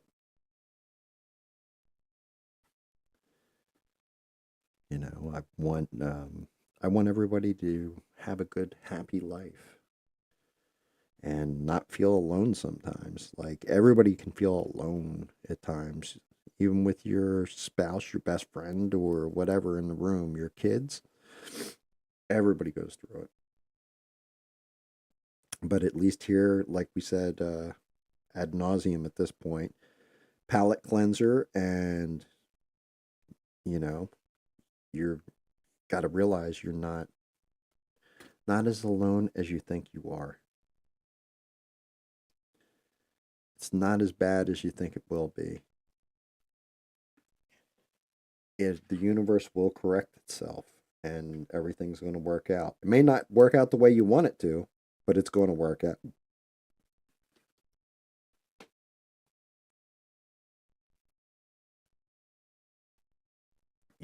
But and I mean, I'm not going to lie a little bit. I feel very fortunate that like even if you're tuning in for the first damn time, um I feel very fortunate just to be able to bullshit with you guys or laugh or joke or tell you stories like this, you know? I think everybody should have a voice and be able to speak their mind. And, some ideas we may not agree with, others we're going to, or I'm going to, or you're going to, or what I guess we. But everybody's going to have their own point of view and everybody's going to have a different life experience. And doesn't matter, doesn't really matter about certain things.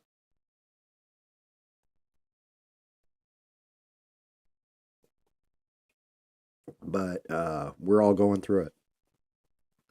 Everybody. I'm whiter than a glass of milk. You know, it doesn't mean that my experience is any less than somebody else's. It doesn't mean it's any greater than anybody else's. It's just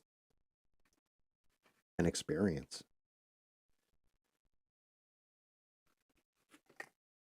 And sometimes I feel people want to slam their experience down other people's throats and force them to, you must agree with my personal experience. Well, no, I don't.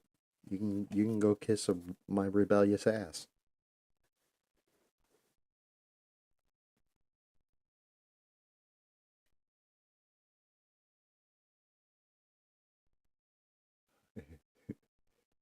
Cam is so white he makes me look Asian. Are you eating the cats? Are you eating the dogs again, mister?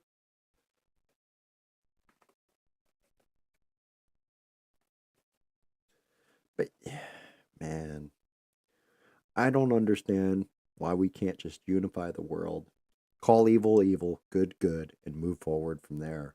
And just get rid of the evil. I don't know. Send it to Antarctica. We'll just banish it down south, way, way far. Just, you're out. See ya. I guess the real problem is because then how do you determine good from evil? It's not really for any one individual to say. Unless the person's a pedophile, then yeah, I'm all for it.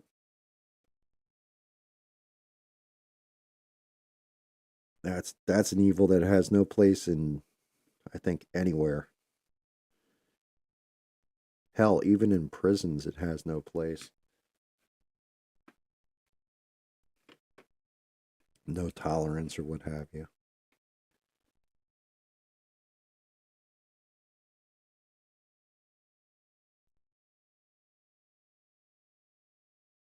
Oh God. Poor Cat Williams. Tell you what, I don't follow the whole Diddy story, but I do remember watching the interview with Cat Williams where he was like, "Oh yeah, that's what's going on, man." Just came out and just threw that shit out into the universe, and yeah, turns out he wasn't too far off from reality.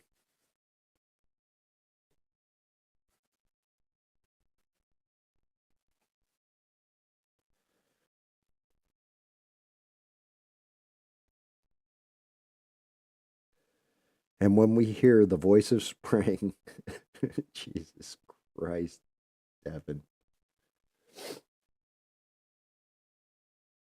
Yeah, but you know what? That I kept wondering, why does anybody even give a shit about this, right?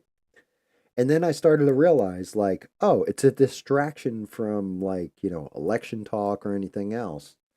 I think part of the reason why everybody's so burned out on the election stuff and everything is because they're shoving that shit in everybody's face trying to get ratings. And the more and more they do that, you're looking for some kind of, I don't want to deal with this bullshit anymore. I don't want to see this. I'm having enough of this.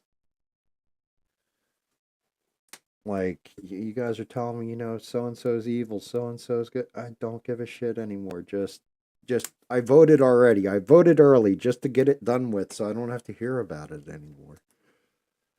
But then when we look at everything else, what the hell else is actually going on that we should be paying attention to that's newsworthy that has nothing to do with politics? You know, what what do we have? What do we have going on? It's not like we're launching people. Oh, look, shuttle just went to the moon again. No, we don't have that kind of shit. Like everything. So it's a problem. I think it's a major, major problem that COVID put the spotlight on politics.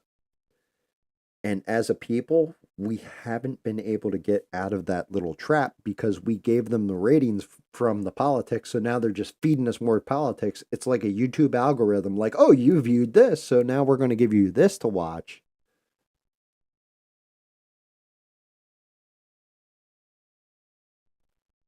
Y'all, Matt Mittens doesn't have the one. Mittens is the guy who infamously got the one mod kicked out of ABL, right? Like McQuaid or whatever. So why doesn't he have his membership? You mean he's not subscribed or he doesn't own a membership to ABL?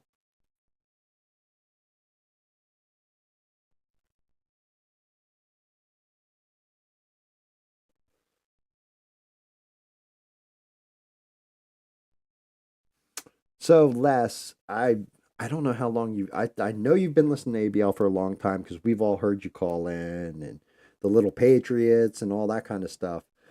But back in the day, and I had to ask about this too because there was a mod at one point in time and his name was Anthony McQuaid. And I didn't know what happened to the mod. Like he disappeared, and then Bina became the next, favorited mod, basically.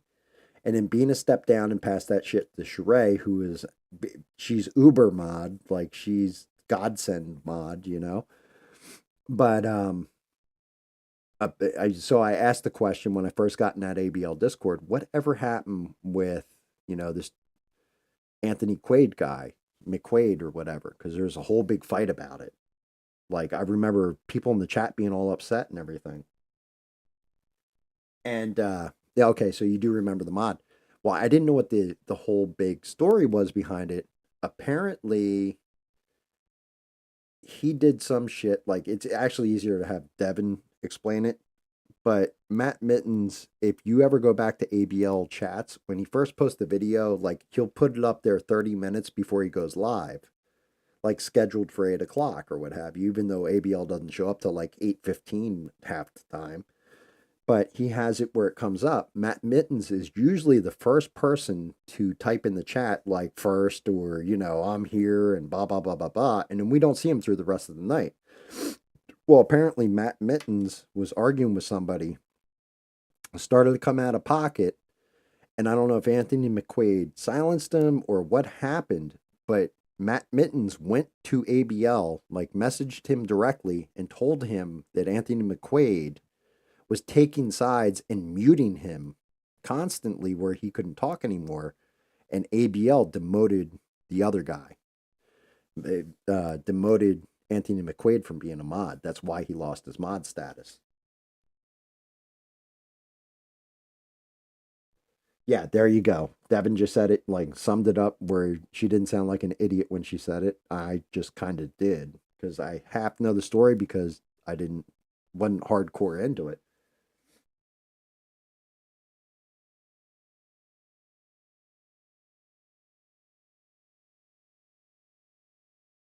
And yeah, yeah. So like one of the ABL subscribers basically got one of the mods canned.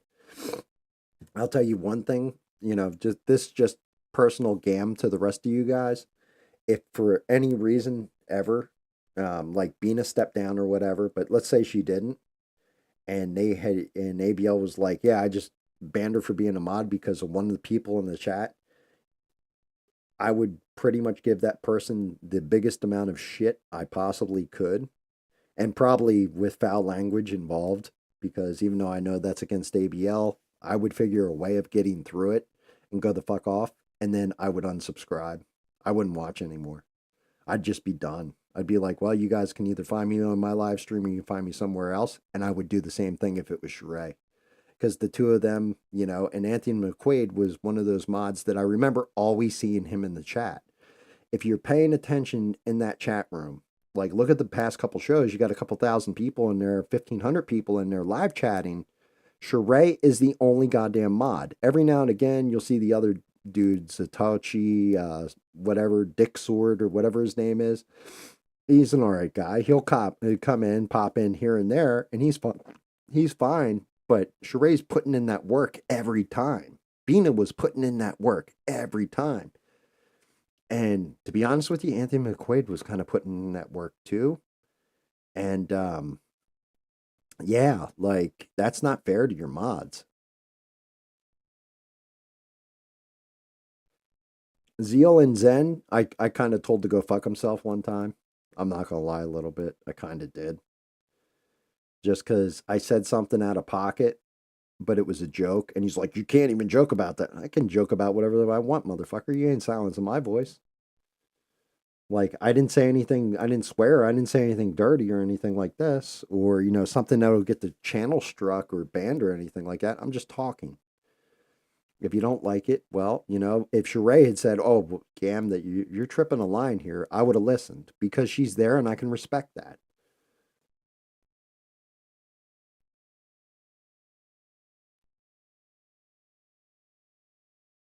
Who's been to aliens chats, mister?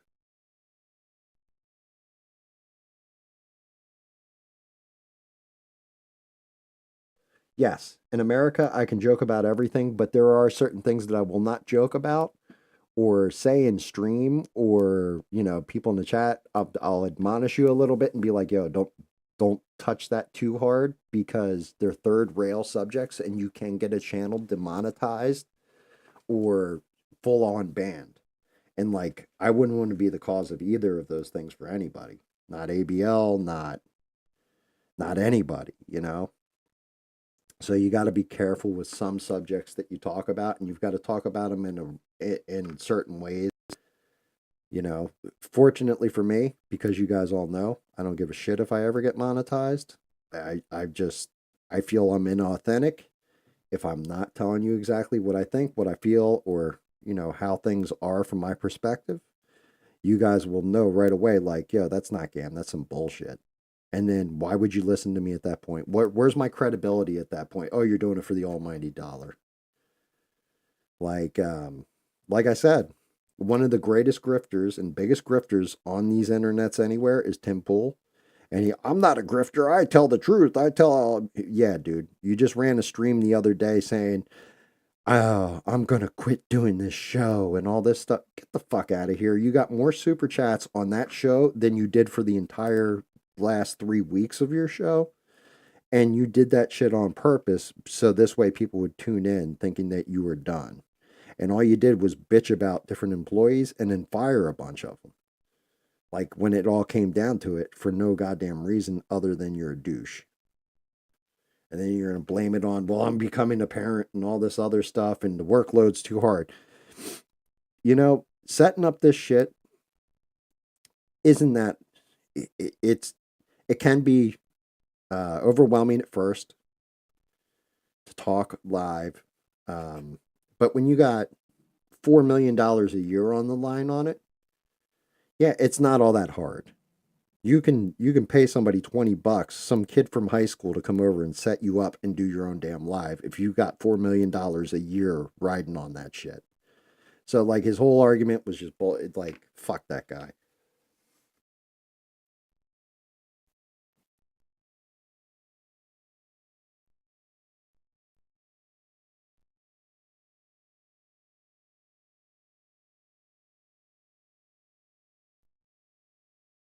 If I thought my life was boring, let me saddle up.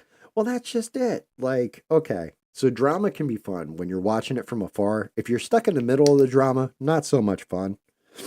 Um, and yeah, Mister's right. Like when you're in a chat that moves too quick and you cut like a joke or a pun or something like this,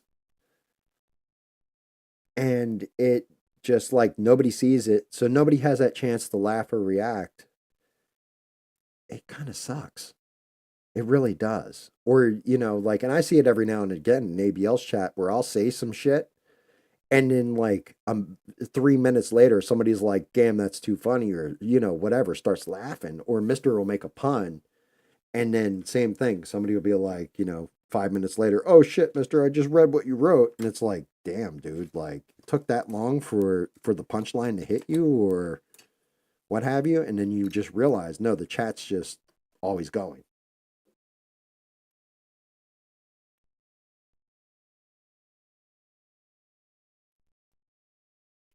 I can't. You know what's funny about you, Devin? Like I'm focusing on you for a minute and putting you in that damn spotlight. You've always been like one of the most reserved out of all of us and quiet. You've always been like, always know you're there. That's my big running joke with popcorn is Devin's in the background somewhere just eating popcorn, waiting for that moment to pop in. And like lately, you've like been expressing yourself more without fear or anything else, and I really like it.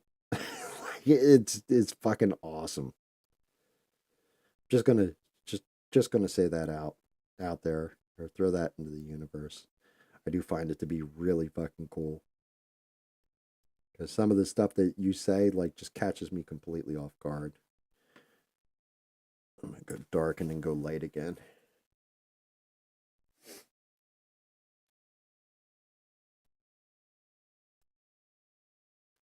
See, I like that's just it.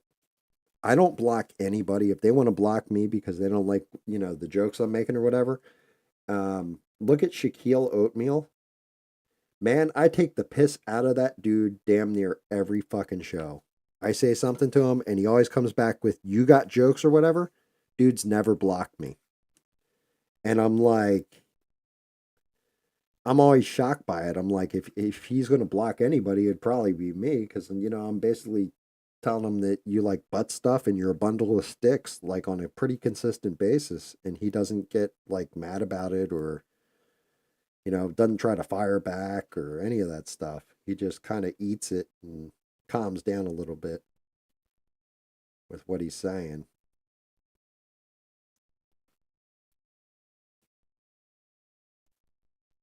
Something in this hair I don't like. I think I need to go to like this kind of blue to get in here and get these spots out.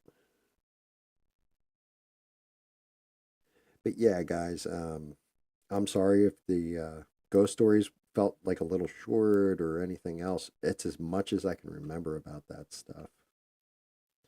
Um, and like I said, they're the truth for what I experienced, and like having somebody like Mister in here, which is amazing that because he's very scientific minded, as I like to say, but he might call bullshit on all of it, but he was even sitting here listening to it, just taking it in. I appreciate that. Yeah, but okay, Devin. So here's the thing: why does he trigger? This is something I want to know, right? Because this is one of the things. One thing you won't hear me say is cringe. Why? Because I'm a 49-year-old dude, and cringe is what like 16-year-olds do, in my opinion. But people use that shit all the time, and that's just me who feels that way, I guess. But like trigger, how does he trigger you? Like, how does he piss you off that bad?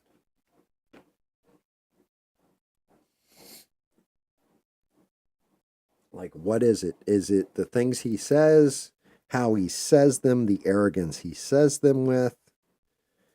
You know, like, is it the like an elitist stance on it? What is it that really angers you about it? Like, really examine it and think about it. What about him pisses you off more than anything else?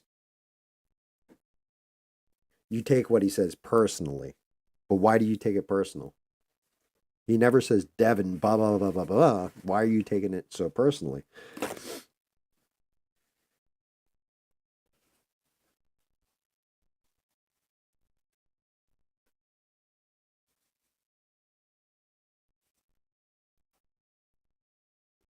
Oh, she's talking about Shaquille Oatmeal from ABL's chat, by the way, Les.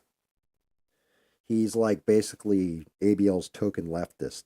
Like he's the only one in the chat. If you're ever paying attention to the chat, you'll see him say something like, if Trump's saying, like says something, he'll come in and be like, that man's lying. Like he says shit like that.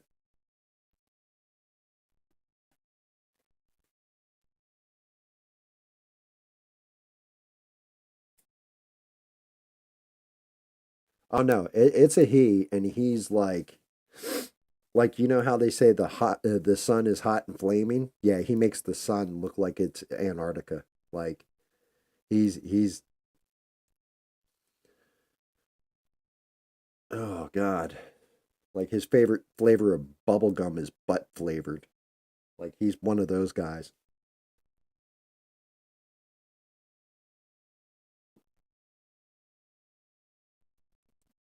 Sure, right. We got assist the president Tuesday.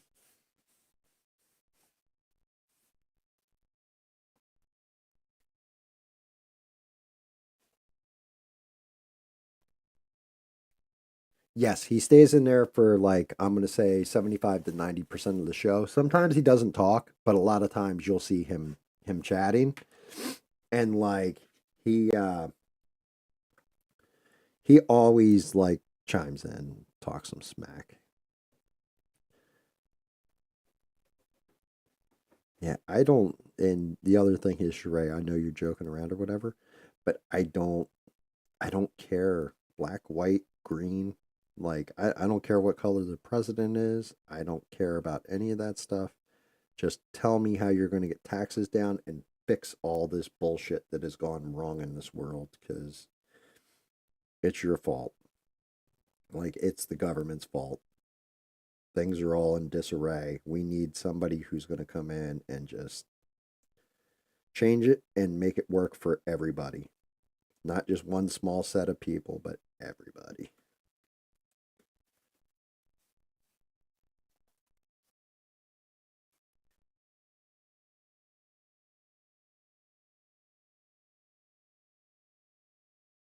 No, it's not racist to assume it's a he. It is a he. That's been confirmed. He's gay. That's been confirmed. He's black. That's confirmed as well. So, yes, all that stuff is all like 100% legitimate. And I'm going to say 100% of that legitimacy comes from his own damn mouth. He's kind of expressed himself and explained who he is over time. Yes, and I agree with you right there, Les. Like Ivan, I think he's a funny asset to the show. My big thing is that he makes ABL so mad. Always cracks me up because I'm like, bro, like you're afraid of what? Like him saying dumb shit? Like people say dumb shit all the time. And I got to ask this question of everybody in this chat. Do you think ABL has like a secret crush on Candace Owens? I'm just asking. I'm just my own little observation. I've observed some things, and I think he's got like a serious crush on her.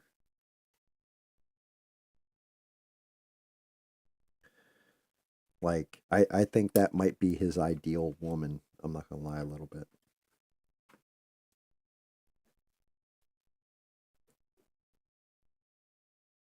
All right, let's see what we got. Right there on the arm, I gotta fix.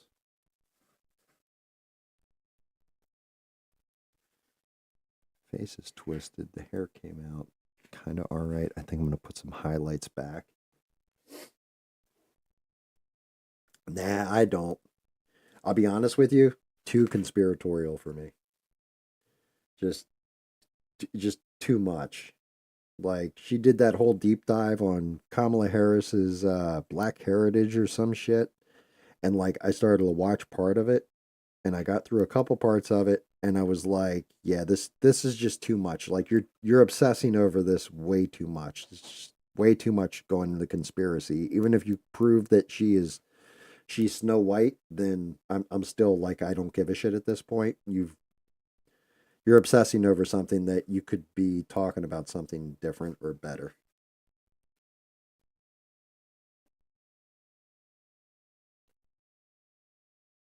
Yeah, but you know, some people stay married forever less. Some people won't. Some people won't, and they can always hold out that hope. That's one of them fucked up things. Like people don't think about stuff like that. Or or you get like okay, so Candace may be married, but if he finds a girl that looks kind of like Candace but has her same ideals and principles and stuff, well, then that work, and she's not married. Well, wouldn't that work for him just the same?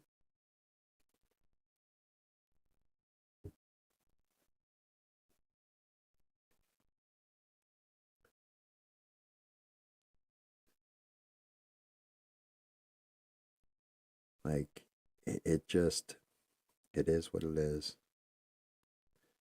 I have this weird feeling, or I get this weird vibe with the whole thing whenever he talks about her.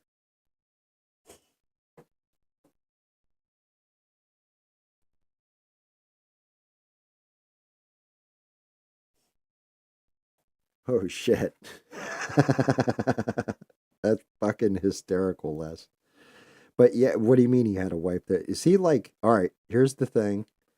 I've never investigated anything when it comes to ABL's wife, like the whole thing. I just know he was married and then he wasn't, and he said, yeah, that whole thing fell the fuck apart. Like that was pretty much all he said about it. But he never went into specifics, and I felt that, he had his reasons, or it was kind of his business.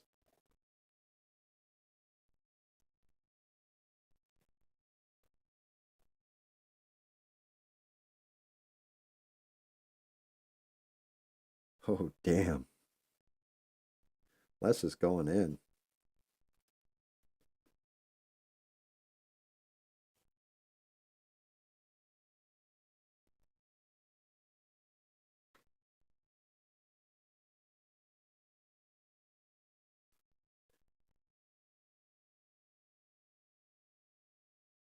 All right, let's see what we got. Still got to hit this little arm bit.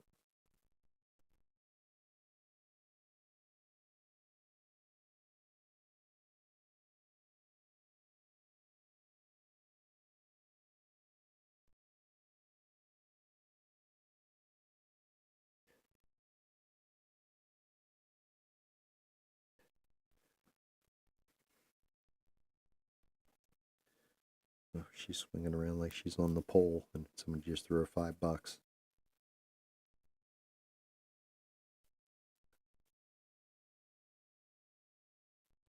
I mean, I don't know how you get much more conservative than what ABL is. He's pretty that's the one thing you can say for good or bad about him. He's pretty conservative. Like he's pretty devout in principles and stuff like that, it seems. Like I don't get the feeling like it's a grift just to make money. Like that's really who he is. And he's pretty hardcore about it and unapologetic, and good for him, you know.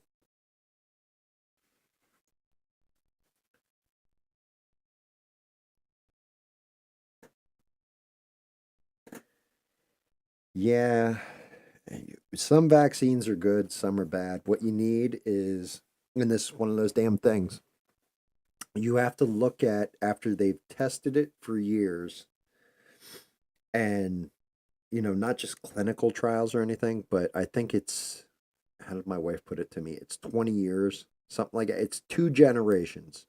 So you have to see what it happens to a child that has a child and test that child to see what the vaccine did.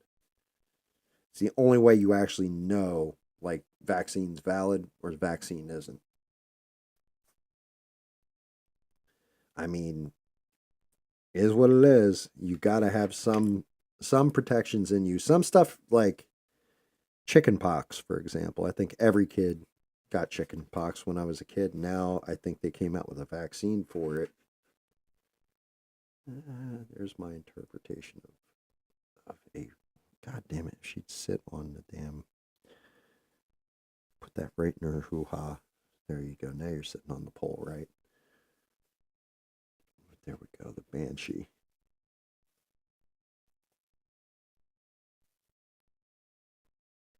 Yeah, but that's just it.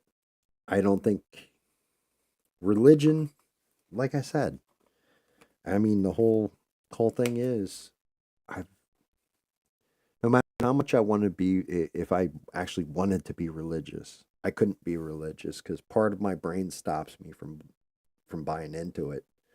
And I'm not faulting anybody who does. I don't have faith in things that way.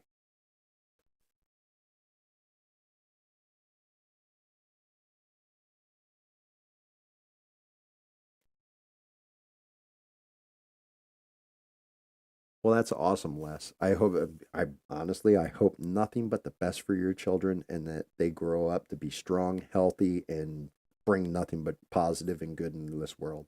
I honestly, and I hope you live a very long time and are able to watch their accomplishments, their achievements, and know that you dedicated a chunk of yourself, and that's where this came from. So I applaud you for that.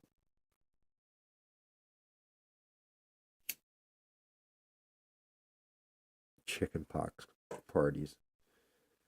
Well, they have cowboys nowadays. Just they wear assless chaps and sing YMCA usually at like while reading stuff to kids in grade school.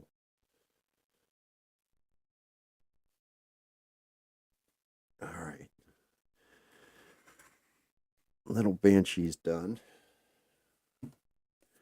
Let's flip the script and get to the next. That's the only thing I don't like about this seat. Doesn't have the baseline of the old seat. Feel like I'm gonna fall on my ass constantly.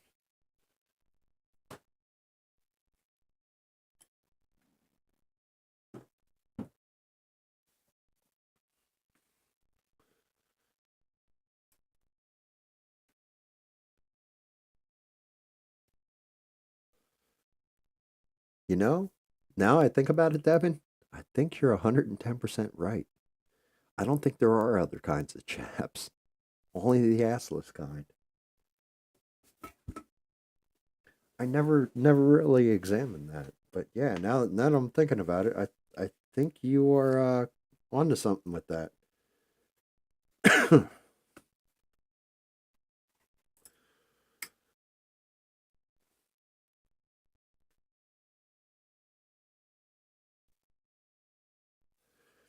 Well, technically, here you go, Matt McKinley. Here's one for you that'll rattle that brain a little bit, hopefully, or give you something to think about. Tell me exactly what nothing is. Describe for me something that's nothing. Everything's something because it's made out of atoms. So it's got to be something.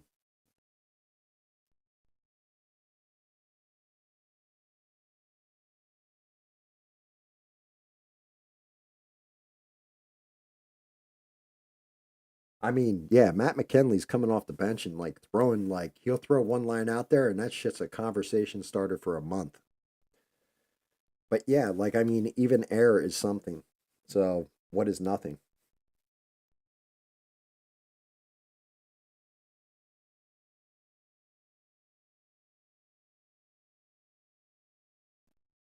I think Mister actually just blew it out of the water and proved the point. Nothing doesn't exist. It's a philosophical context. Or yeah, I think he meant context, not contest.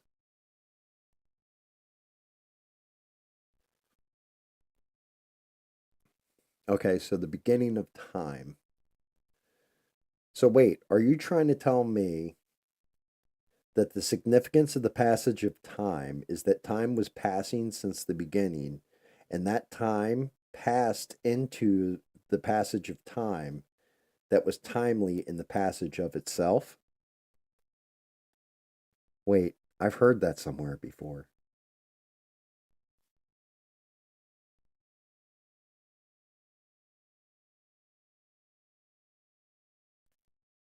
Well, that's just it. There's always got to be a beginning, right? There's always got to be,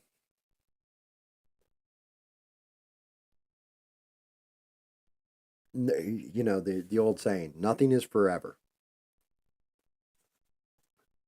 So there has to be a beginning. Because if there's an ending, there's got to be a beginning, right? Like even stars are going to burn out eventually. There'll be nothing left in the universe. But what is the nothing?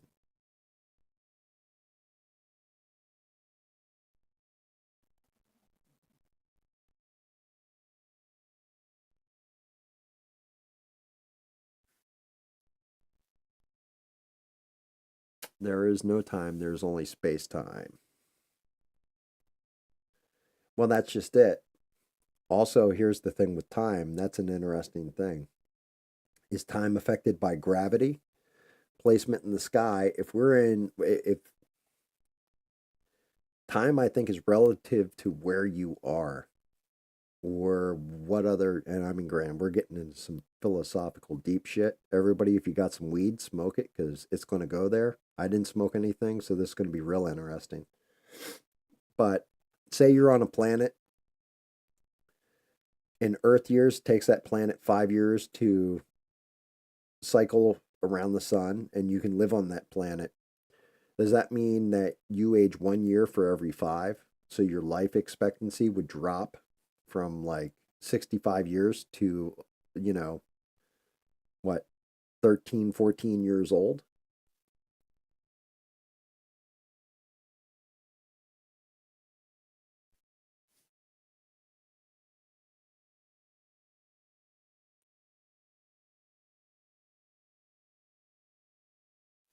Okay, so yeah, solving the teleportation problem to solve time travel problem. That's really cool, but here's the thing. If you teleport, right, would you still be you on the other end of that teleporter? Because it would have to basically take you apart piece by piece, so molecule by molecule, and then reassemble it somewhere else to teleport you. So therefore, are you still you because those same particles aren't the ones that are being transferred to the other end?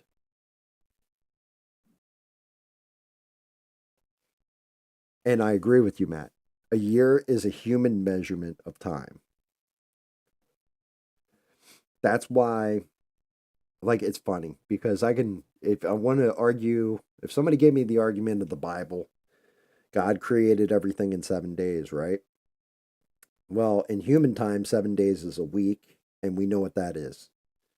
But what if it's 7 days, as far as it, to a God, is 7 eons in human time? You don't know. Like, so it's funny because you can argue the Bible, like I can argue for or against the Bible too, and like it's weird when you do shit like that.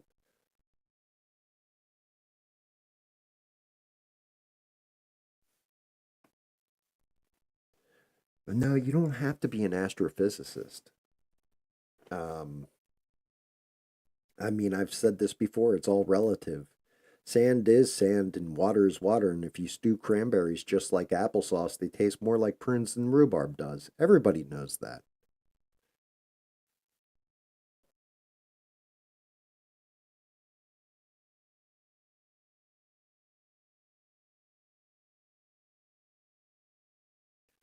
There's another explanation, Devin. I'm guessing you're talking about the Bible thing, right?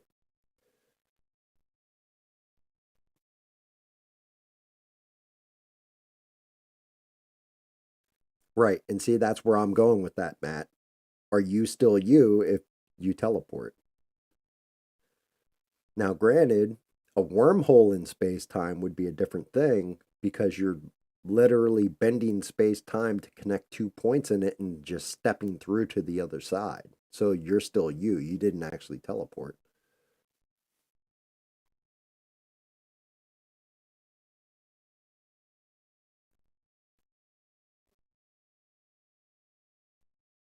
Yes. And you're 110% right, mister. Both you and Matt are right. You just argued the same point, and you're both absolutely right. You argued it from one perspective. He kind of argued it from a religious perspective, but both are accurate.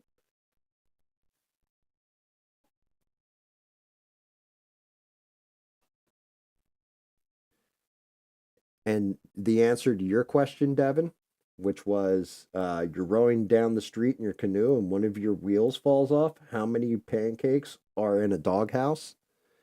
The answer to that question is very simple.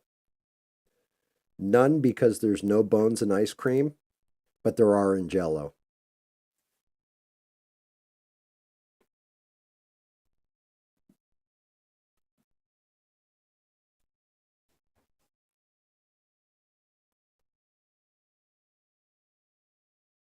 Well, yeah, we will end on that. And I will say light travels in waves as well as straight lines.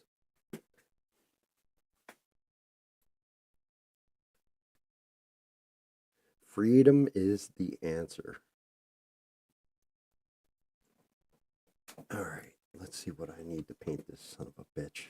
Make him look decent.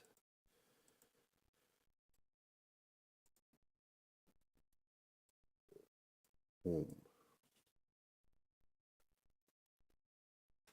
All right, let me take a second and go grab the stand for him. I had to make a stand for him because when they, people model these prints, they look really good on a computer and shit, but when you try to stand them up and physically print them, right over. So I had to make a stand for him. Let me go see if I can get it. I had to do the same with the Banshee.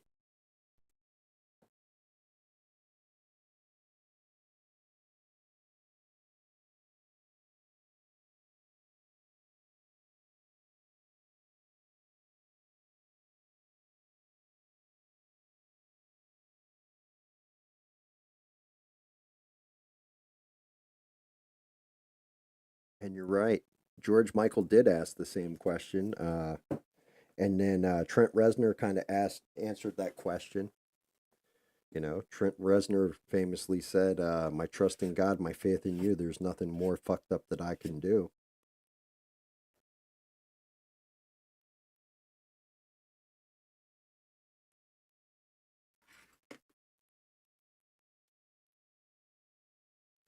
Okay, so that stand will work, but he's got to get glued on.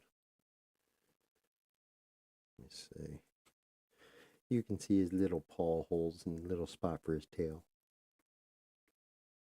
All right, let's move the Banshee out of the way. I gotta actually go to the white background real quick because it's flatter. See, that'll get glued there, that'll get glued there. And his little spot for his tail. Let's see if I can't get him to stand while he's just chilling.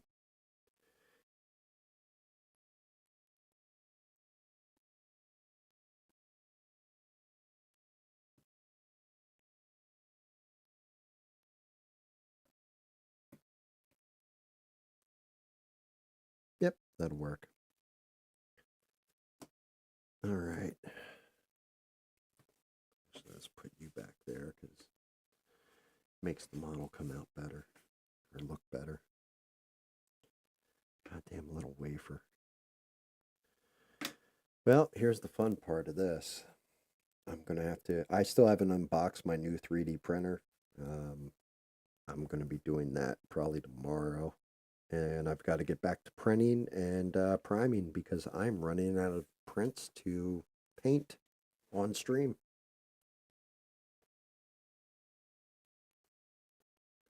What should I, anybody have any suggestions for other stuff that I should print paint? I know I've got a Bizarro printed out. I know I've got my One Piece bust, Joker bust, Shyamalan.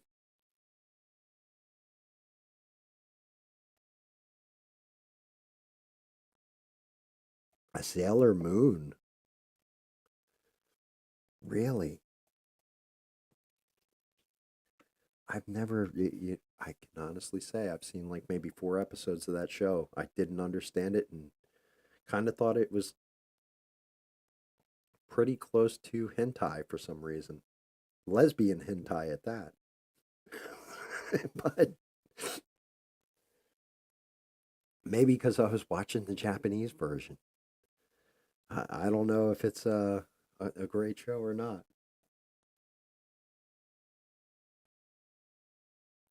Like, I was just, I felt odd watching it, so I stopped watching it. All right, let's see, we're going to undercoat him. The lion's going to be the roughest part of this sucker. Because that's the main body, orange in the wings. Actually, an off-putting brown, red on the dragon. The goat's going to be gray. And the snake tail, I might fade out and make it a green snake, just to give it some kind of different perspective on it.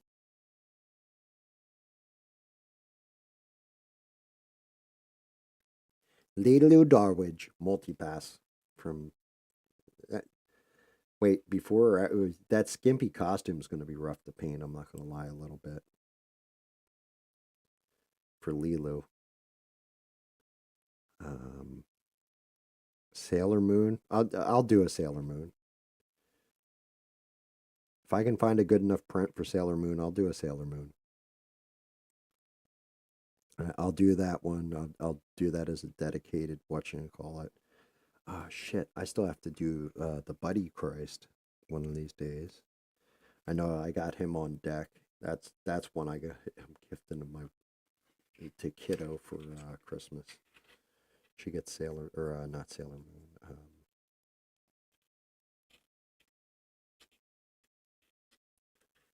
She gets the Buddy Christ.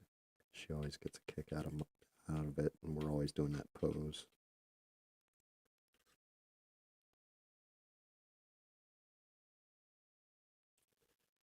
Get in there with a little white to lighten this up when I do it.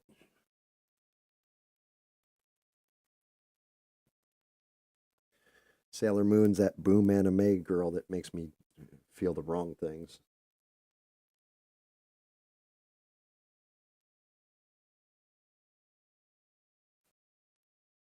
Yeah, yeah, Sailor Moon, that was one anime that never quite understood. I knew there was like Sailor Venus and Sailor, Jupiter and all that stuff.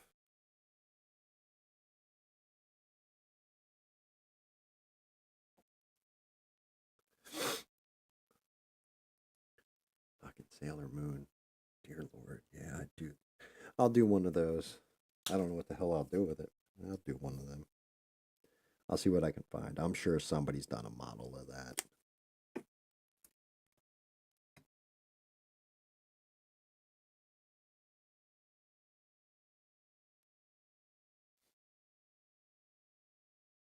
Luna and Artemis. I'm guessing those are cats from that anime.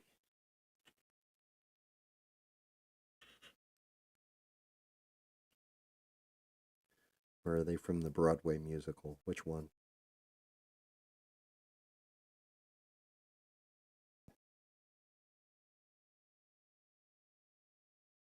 I'm still pissed about Jack Skellington.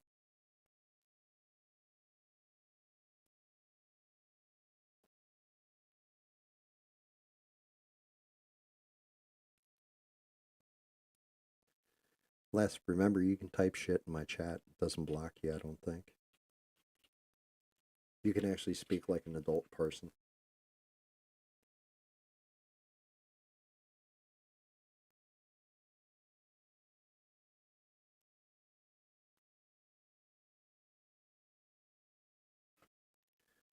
So I showed this off at the beginning of the scale. Like, all right, for one, I've never seen A Nightmare Before Christmas, never had a desire to or anything else. My daughter-in-law loves it though. Like loves it. So I had printed out it was a whole multi-piece, like had had a jack-o'-lantern that goes in the background, a stand and all this. And the Jack Skellington himself, for some reason, when I stood him up, like it happened pretty much live. His chest cracked and he started leaking um he started leaking resin and water, like just for no it was weird, but it cracked his chest, so there's no repair for it. I have to reprint him. But I was actually that was my original plan, was do Jack Skellington tonight and knock that one out and have you guys make fun of me for not knowing who the hell, like, or never seeing that movie, because I've seen damn near every movie except for that one. Then again, I don't know. I don't get real into some of the Tim Burton type shit that he does. Like it was some of it's funny, some of it's just like, okay, yeah, I'm tired of seeing this style.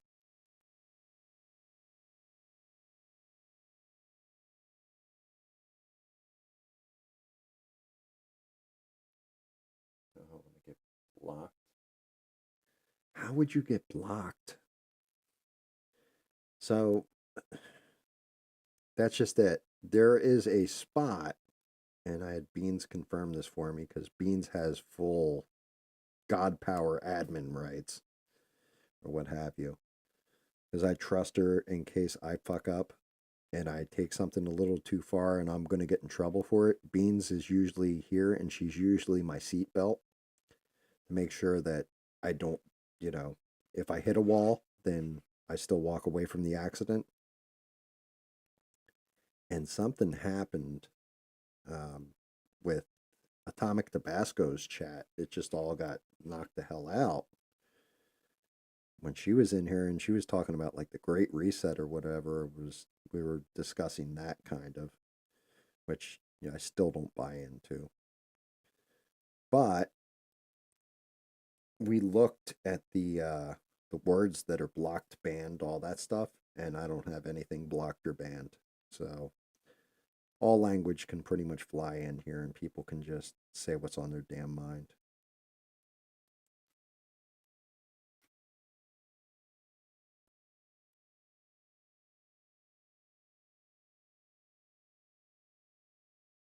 Yeah, see, like everybody loves that damn movie. I could never. I don't know. I couldn't get into it. It was the same thing with that old movie Coraline. Couldn't get into that one. Something with it. Like I like Wallace and Gromit, and that's kind of that stop motion animation too. But for some reason, the Tim Burton ones or stuff that's like Tim Burton esque, I guess we'll say, I just never landed with me. Like, I was just like, yeah, okay, cool.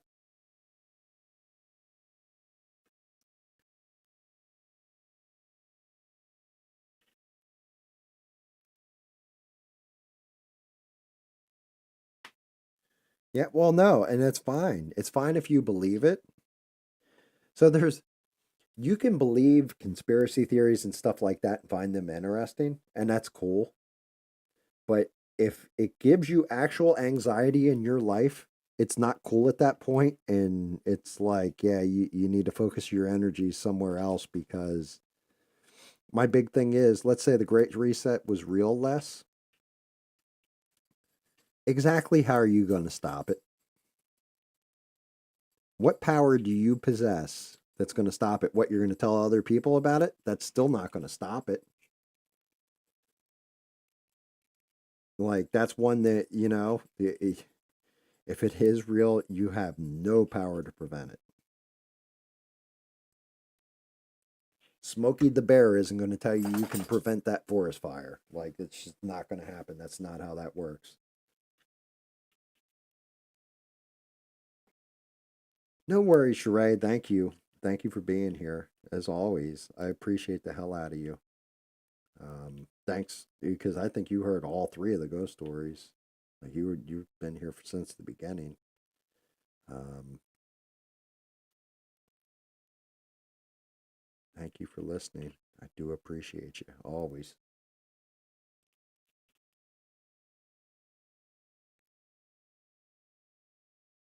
See, you know what, Les? I like that answer. That's a great answer. But let's say, but you better be 100% right if you're going to go that route with things. Like there can be no, hey, there's a little bit of evidence against it because if you're wrong, then you don't go down as a proud patriot. You go down as a wacko that lost their shit and did some terrible things to people that weren't guilty of it.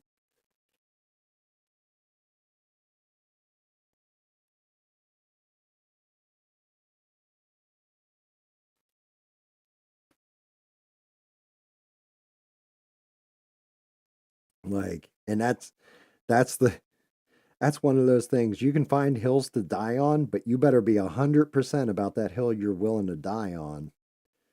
Like if they're just like, hey, you know what? We want pedophilia to be a new religion. Like, oh well, Gam's gonna go die on that hill because not only do I view it as evil, I know that shit's evil. Like I'm willing to die on that hill. Like that's one that there's no well, maybe sometimes it's acceptable. Like, no. No, it's never acceptable. It's like you've lost your fucking mind. I can die on that hill. But, something like the Great Reset, there's too many things. If you sat there and said, look, they just want a totalitarian government, I agree with you. Now, what are you going to do about it? The answer there is, well, we've got to get enough people on the same page and vote that person out of office or strip their power from them or whatever. And it's like, well, how do you strip their power from them? Well, you got to vote the right people in that put laws into place that block said power. That's an acceptable answer. That makes sense to me. I can get behind that. That's activism.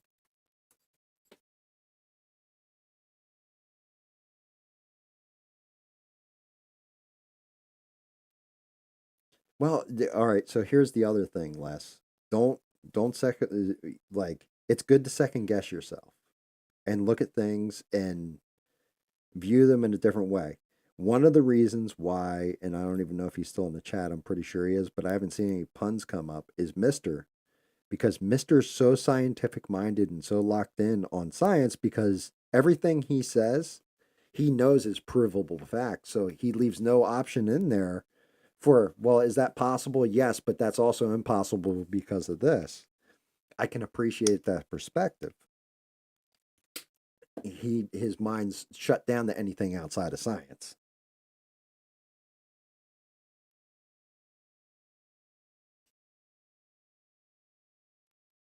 Yeah, and trust me, I understand that part of it too, Les. And there will be like, so here you go. Here's one for you. You come from the streets of Chicago, you're ready to fight. I get that part, right? I've often said if somebody were to put, like God forbid, somebody did something like assaulted one of my daughters, for example, something like that, you couldn't hide that motherfucker in the jail. You couldn't hide that motherfucker in a police station. You couldn't put 10 Marines. I'm going to get shot to death, but I'm taking pieces off them. I'm taking that son of a bitch with me because, like, that's just who I am as a parent, right? That's a fight I can get behind. But right now, they've dumped tens of thousands or maybe even 100,000, 200,000 illegals into your city. They're eating up all your resources and everything. How come the people of the streets of Chicago aren't going, yo, we're taking this shit back and just booting them the fuck out on their own or just dropping them where they stand?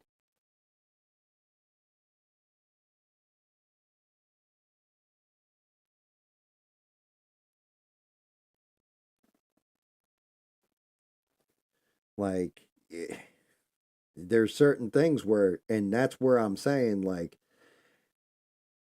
this election's going to be an interesting one because we're really going to see, did people get conned into believing that this bullshit facade, if it if Kamala Harris gets in there, right?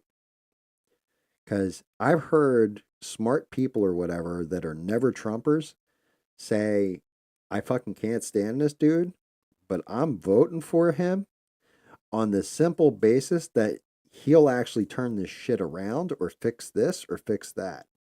Anybody who's just like, well, I'm voting for her because she's not Trump, and they, like, I don't even know what her policies and all this, but I'm still not voting for Trump or what have you. And isn't like, I'm just going to sit this election out. Like, I'm going to sit on the sidelines. That's fine. You don't have to agree with Trump and don't vote for him, but don't go voting for Kamala Harris just because she's not Trump. That's stupid. If you agree with her policies and everything, hey, you go vote for her. If not, sit your ass on the sidelines and just let shit happen.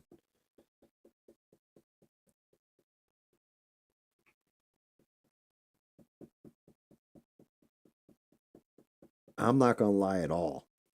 I don't see how Trump loses. Like, this is going to be, does hatred outweigh common sense? And common sense just tells you, like, I think even Joe Biden's in on this shit. I'm not going to lie a little bit. Like, every time she does something, he comes out and does something at the same point in time and just completely fucks her on it. Like, he just did this shit the other day where they kind of had Trump over a barrel because of Tony Hinchcliffe saying that shit about Puerto Rico. Tony Hinchcliffe has been saying that shit for years in all his stand-up bits because he's a roast comic. He talks mad shit. That's what he does for a living. They whoever booked him shouldn't have booked him for like something like a political rally. That's not his lane. They should have put him somewhere else. But he comes out that dominates the news cycle for 2 days, and then Kamala gives her speech, her like fucking I'm not Trump, vote for me speech. And Biden, at the same time she's giving that speech, goes, all Trump supporters are garbage. So I want you to really, really examine this shit. All his supporters are garbage. What's everybody focused on now? They're not focused on that Puerto Rico part anymore. They're focused on one side telling half the country that they're deplorables, garbage, Nazis, their leaders Hitler and all that. Trump shows up in a fucking garbage truck today at a rally, or yesterday at a rally, driving a truck with or riding in the passenger seat of a garbage. There's no way that man doesn't fucking win. He capitalized on it. He marketed off of it. He just outplayed her hand.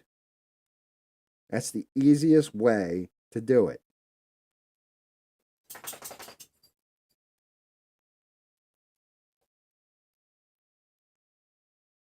Well, and that's just it. Like I said, and I think Joe Rogan pretty much has come out and said this, that with Tony Hinchcliffe, he's used that bit in his act forever. And the whole way it came about was because Tony Hinchcliffe is not exactly on the left, but he agrees with a lot of left policies.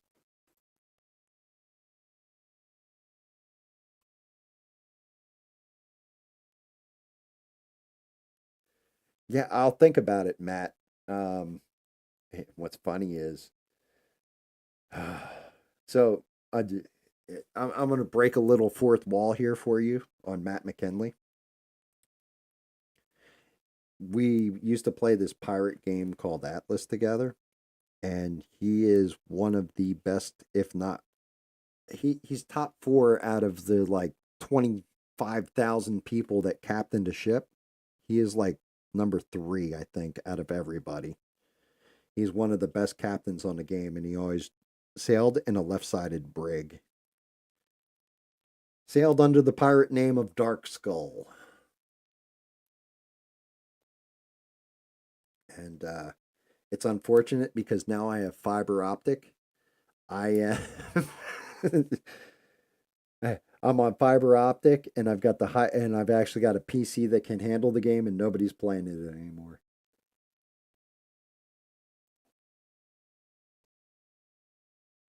No, Alien plays oh god, Pirates of the Caribbean. Like they redid Pirates of the Caribbean, put it up. That's the game that Alien plays. That game's nothing compared to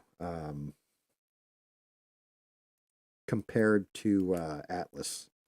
Atlas was unfucking believable at one point, and they fucked it up bad, like very very bad. But Atlas was almost like, I don't know if you've ever heard of a game called Ark, but it was like that, but pirate ships.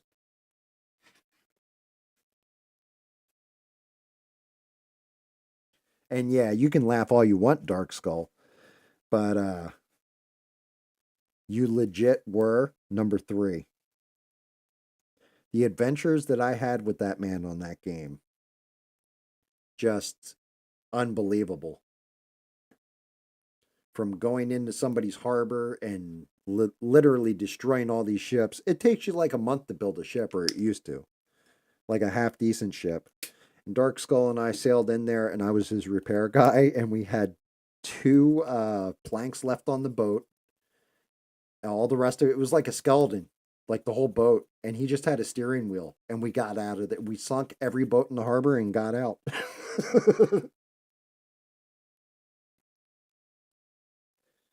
Like, I mean, we're talking hours and hours invested in that damn game. And Dark Skull's one of the greatest captains that ever sailed on that game. hands down, inarguable, to a point where people were afraid of them.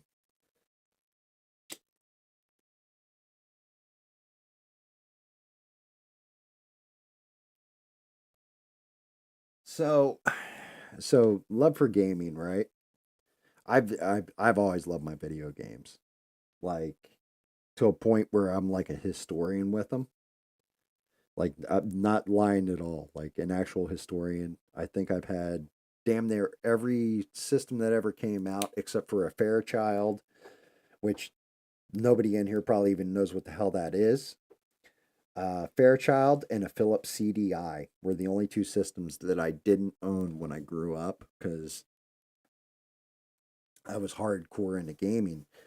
But men do love gaming as a side break, keeps them from getting into trouble.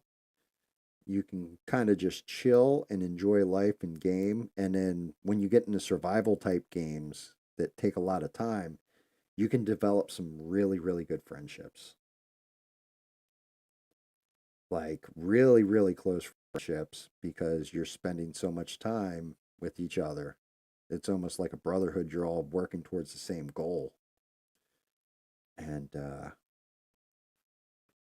it's definitely interesting how that shit plays out.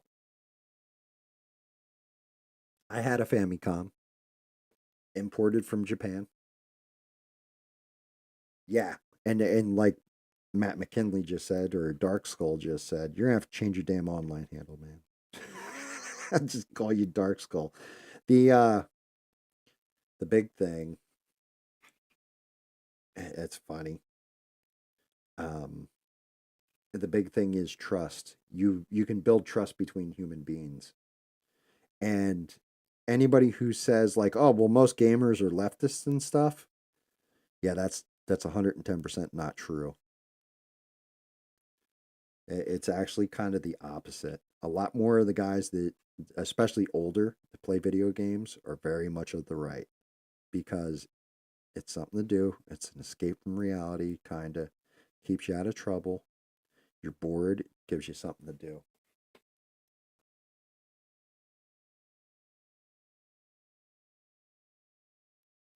Yeah, it's a way to decompress. That's a good way of putting it. So the whole thing is, and I'm sure it's the same way for some girls, like my wife, if she got into video games, Jesus Christ, it'd be over because she would do nothing but play video games. Like she'd get absorbed into it.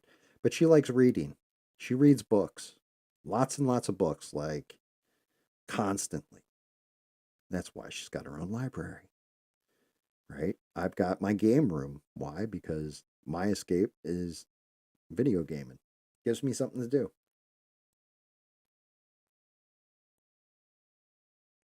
Now, there is such a thing as too much damn gaming. Um, like wife walks out in sexy lingerie and the husband's like, "Nah, I'm playing with the guys playing Madden." Well, then you got issues. But that's the one part where I think everybody in, at least in my crew, if the wife wanted something, even the hardest core of players would drop their sticks and go get whatever done for their wife. And like we all understood.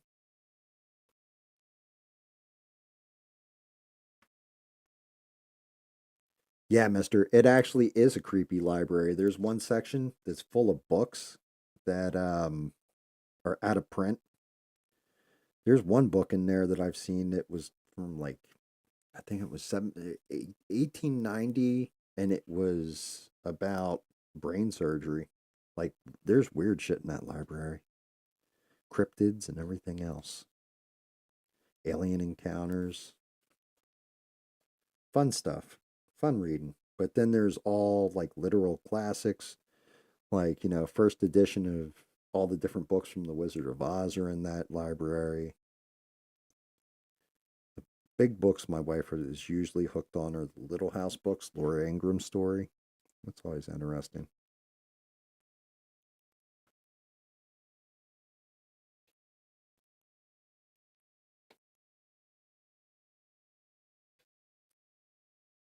What the brain surgery book from like 1890? Yeah, it's like almost like a pamphlet thing, and it goes into different psychosis and how to treat it with brain surgery. Fucking weird. Definitely eclectic set of books.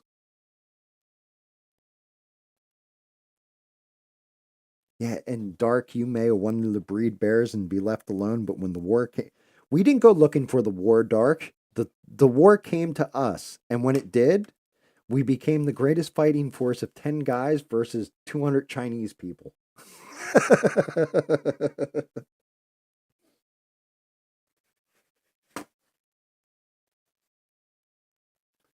Nah, it wasn't ice pick lobotomy. Like maybe one day I'll have her dig out the book for me, give it to me, and then I'll show you guys what's in it.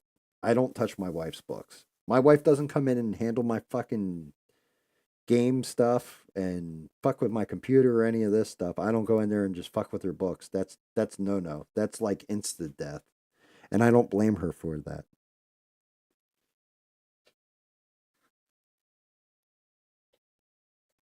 Those are her babies. That's her thing.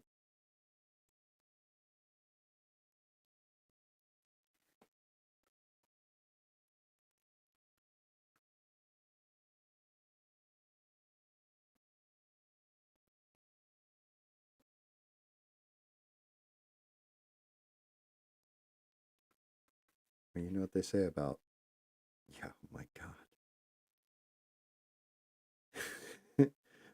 They didn't land on Plymouth Rock. Plymouth Rock landed on them. Dear Lord, now I'm gonna have that fucking song stuck in my head. Anything goes. Yeah, but I don't think Mister was quoting the song. He may have been. I think Mister was actually quoting what the hell was he going what the hell was he quoting? Malcolm X.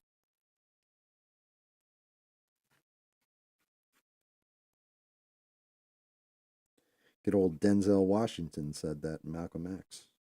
We didn't land on Plymouth Rock. Plymouth Rock landed on us. Although I prefer the song.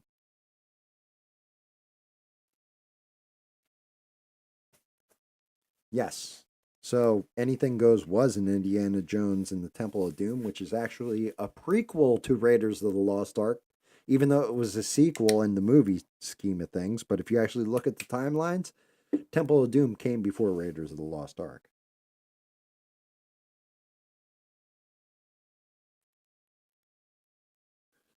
About aliens, which theory, less like do they simply do aliens exist or do they not exist? I think they exist. I think they're real.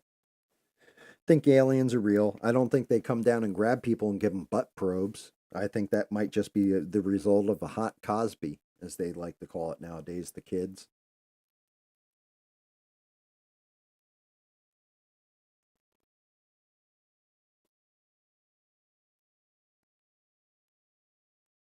If they exist, yeah, I believe zombies. Zombies don't really exist. Not like undead rising back from the dead and all that, but um, I do think aliens exist. I do. I think there's another life form. There's got to be. There's universe is too big and diverse in planetary conditions and all that for there not to be some kind of aliens.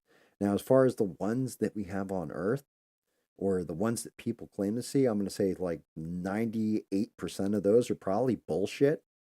However, that 2% that isn't bullshit, that's the stuff you really need to look at.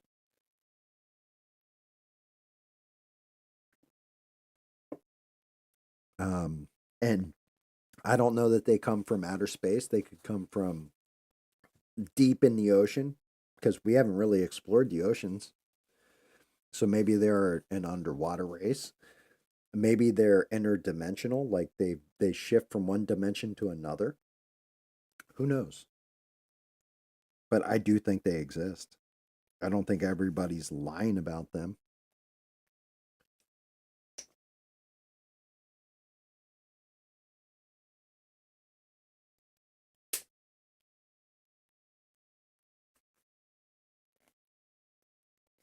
I mean, some of the shit we found in this world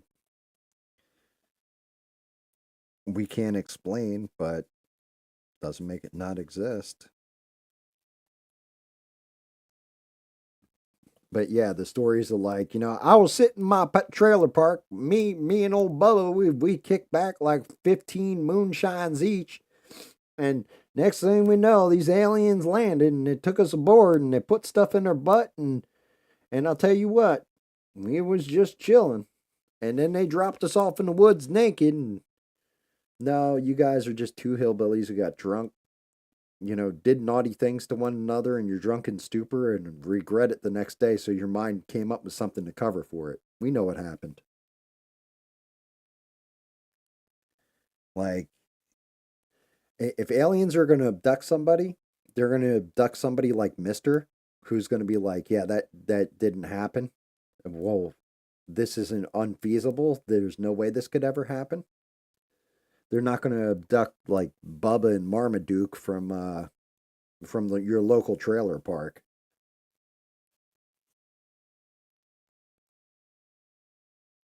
Nice. You have a sighting story, Les? I'd love to hear it.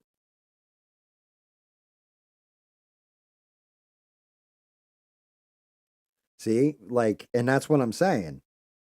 Credible. But here's the one thing I will ask you about your story. Was there any other logical explanation for what you saw? Like at all? And I mean, that could be from somebody flying a drone to an airplane to one time my wife and I were driving. We swore to God, we're like, holy shit, is that a UFO? Because we see something streaking in the sky, burning bright light and everything else. Got home, try to eliminate every logical possibility, and then realized that they had launched, I think SpaceX had launched a rocket and we could see it from where we were at. And that's what we saw because it was right at the same time. So logic erases it. It's the illogical that there's no explanation for this, doesn't make sense, this is impossible, that's at 2%.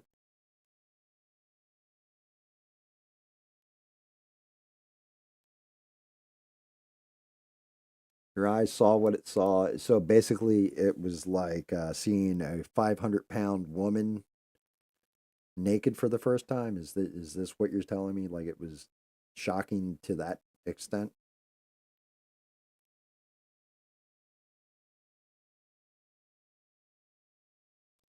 Yes. Mister can kind of. I don't know if hold on. Let me put in the Discord link so you guys can get that damn Discord. I forget all about that shit, and Bina is usually doing that in my background. Like whenever somebody says something like that, all of a sudden it'll be like Bina link to. But since she's on vacation, let me go and grab this,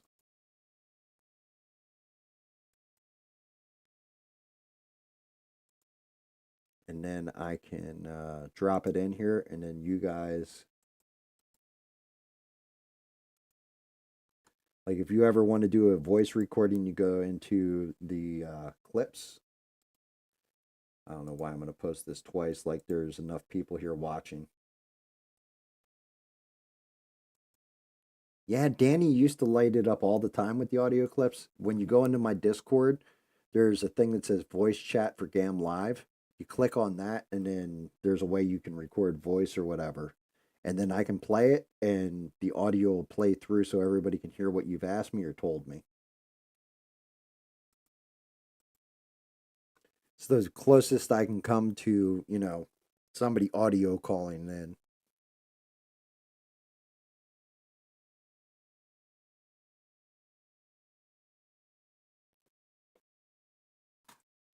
Yeah, and I mean, it's possible. I'm not going to say that's not possible that you saw something. I mean, UFO, unidentified flying object. So there's definitely that damn possibility of it. There's definitely a possibility it could have been something outside normal space or what have you.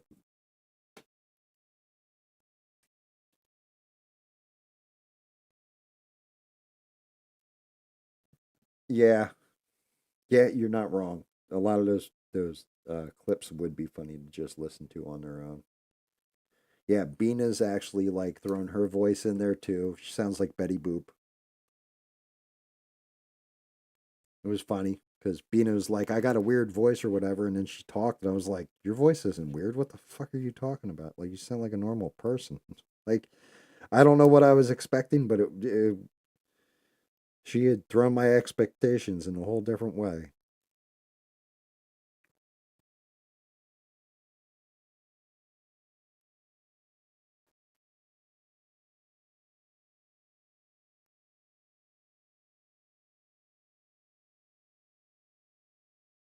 Yeah, there's not going to be any men in black coming for you or looking at you or anything like that.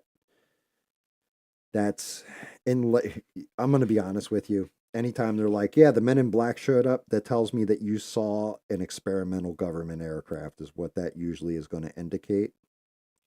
Because our government ain't paying attention to this shit. It's not.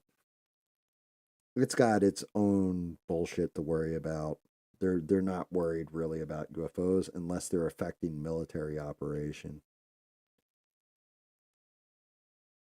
which those are usually the people that I find the most credible, are the people that are in the military that are like, yeah, chase this thing in a Tomcat at full tilt, going all out, and couldn't catch it, and then all of a sudden it just like outmaneuvered me, because those pilots know exactly what the hell they're talking about.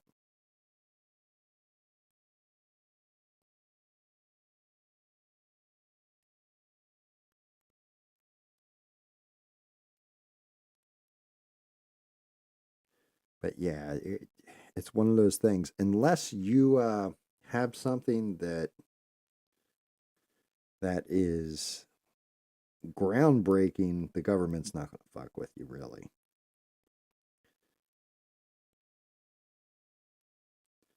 Like, unless you're accusing people, like, unless you're going on rants and stuff like that about it, and you're attracting thousands and thousands of followers, you're no threat. Government doesn't even give it doesn't really even care you exist, as long as you send them your money on April, in April, by April, or what have you. It's the only time they give a shit about you.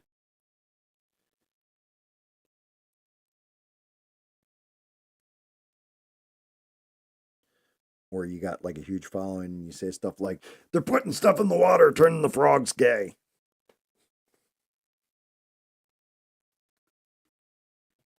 Bohemian Grove is where all the depravity comes from all the parties. Like, you're saying shit like that, and you get like a million people investing in what you're saying, and then they go to Bohemian Grove on purpose and interrupt stuff.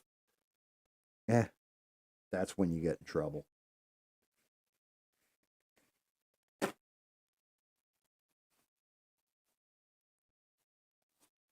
Yeah, 100-ton rocket landing back on a launch pad. I mean, Elon can do it, right? But how long did it take for him to develop that, figure that out, and everything else? Like I said, if you got somebody who, some race or somebody who is more technologically advanced than us, to be honest with you, here's the terrible part. The best thing you could do is hit them with a nuclear missile. And if they've already figured out how to fight a nuclear missile, or, dissipate radiation or shield their ship, you'd be fucked.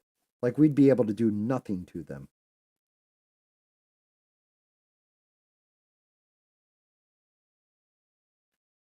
No, actually, I think you're 100% right about that birth control in the water.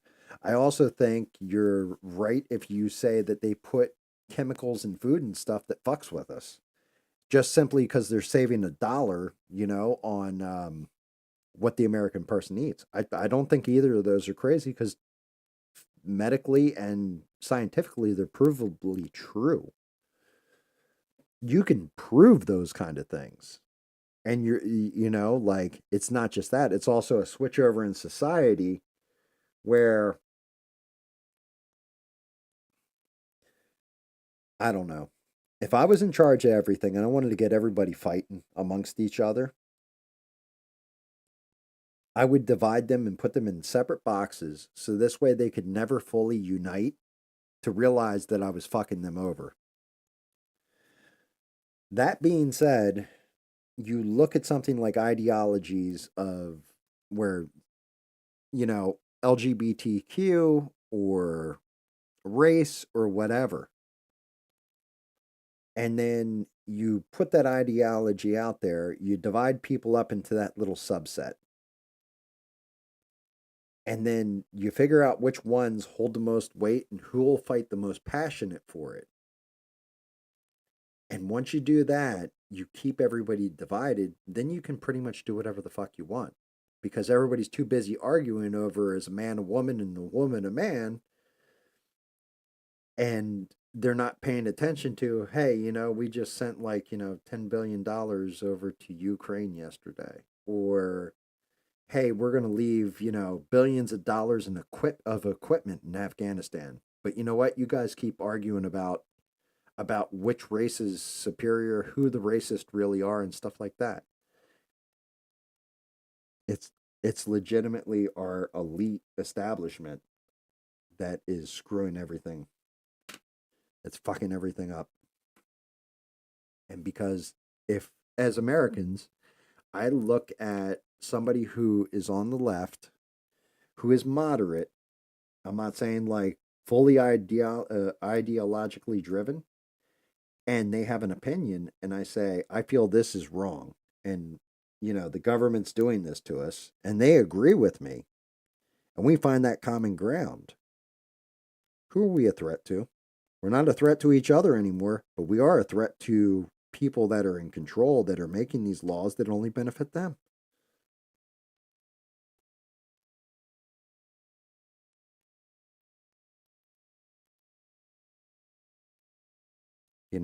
And that's just it. That's where if somebody's on the left and watching me or whatever, all right, yeah, I don't like Kamala Harris.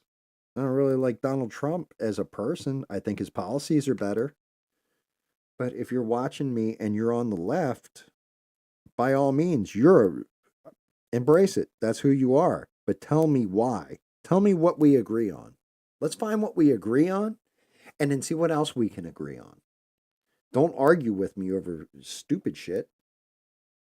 Like, oh, well, Trump's an asshole. I agree with you. Trump's an asshole. Now what? Now what's our next step? What is the next step? Okay, so he's an asshole. He's also done after this. Gets in office, doesn't get in office. It's over for him. Like his political shit, gone. Done. He's too old for this shit anymore. So now what? What's next? You're just going to call the next person Hitler a Nazi or whatever? No. Look at what they really did. Look at this guy's. Remember DeSantis, when he was leading in polls and stuff? What was the first thing they said? DeSantis is now the new Donald Trump, only worse. So all of a sudden, we got somebody in this world that's worse than fucking Hitler, right? Didn't genocide a whole group of people or cause any war or anything, but he's worse than Hitler. Yeah, that makes sense to me. Like, get the fuck out of here.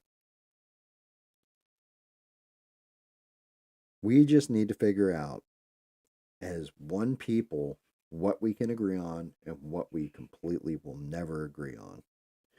I'll never agree with you if you sit there and say, hey, a man can be a woman can be a man, especially at like 8, 9 years old, they can become whatever sex they want. I'll never agree with you on that. You're going to lose that argument because you're an idiot. But what I will tell you is what subject do we agree on? Where can we come to terms that all Americans should be able to say what's on their mind regardless of what it is? Oh, well, I agree with that one. You agree with that one? All right, let's move forward.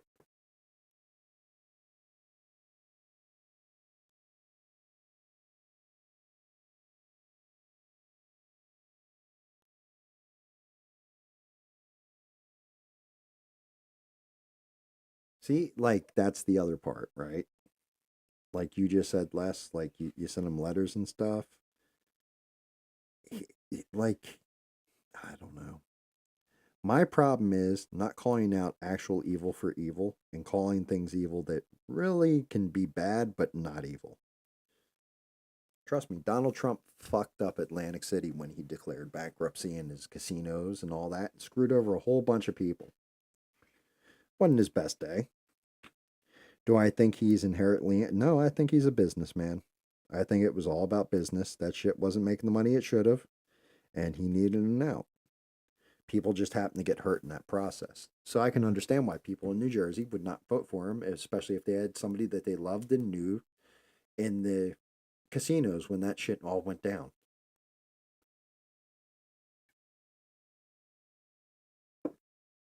I agree with you, Dark, that the First Amendment does protect, or I mean, the Second Amendment does protect the First Amendment, but only if somebody's brave enough to use the Second Amendment to its full capacity.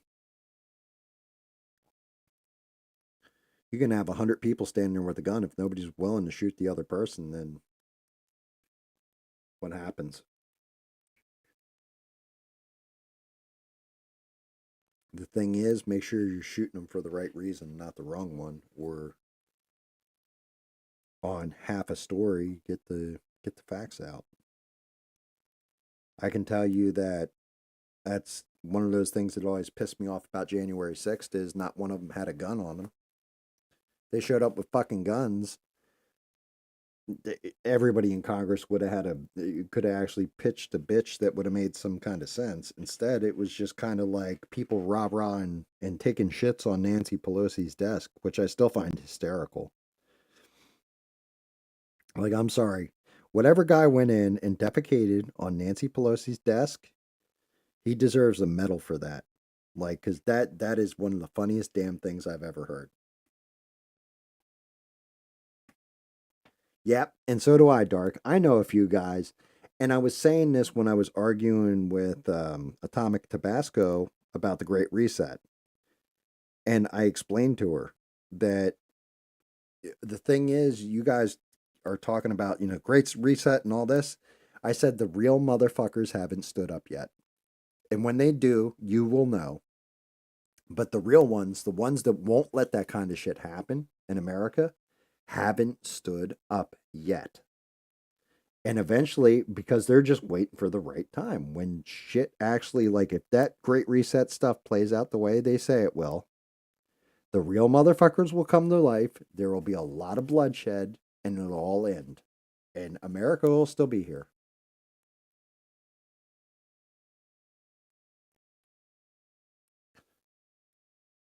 I mean, you've known me for a long time, Dark. You know I live a quiet, pretty well adjusted life. I'm just chill. But if somebody hurts my family, my children, is planning to take over the world, I think all of us would stand up and take some kind of action to whatever capacity we could. It wouldn't be veiled rage in a protest. It would be, well, honestly, it'd probably be a massacre. It would be terrible. It would be awful. It would be the worst thing, the bloodiest day in the history of our country. But there's enough Americans on both left and right that something like the Great Reset couldn't happen because somebody wanted one or the other, both sides would come together and stop it. I fully believe that.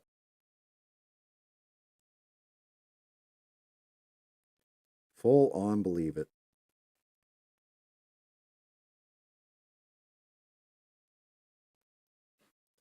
But I also will not spend all my days being afraid of something that I can't control or what have you. If you voted in this election, you voted your control. That was your controlling piece. That's all you can do. There's nothing else except for to sit back and wait for the results.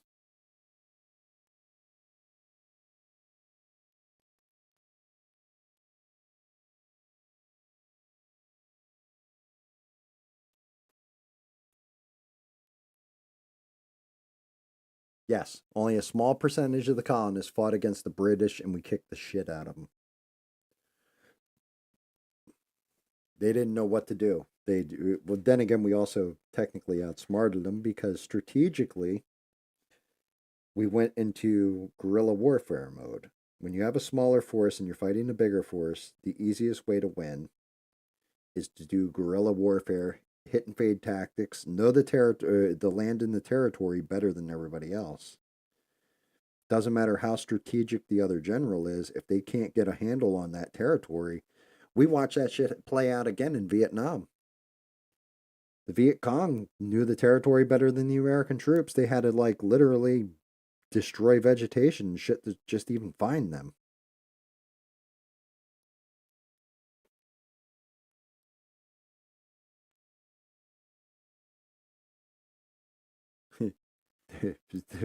Dude, Mel Gibson movie.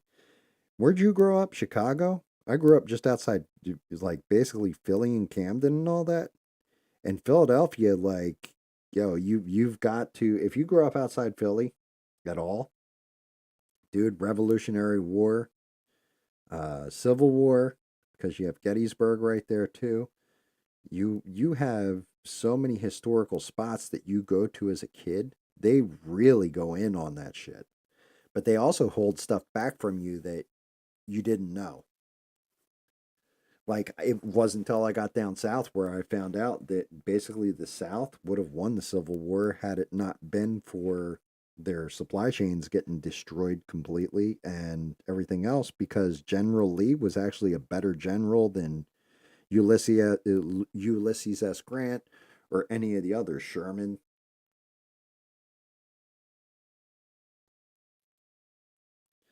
like any of them. Like the South had the better generals, but they had the shittier supply chain.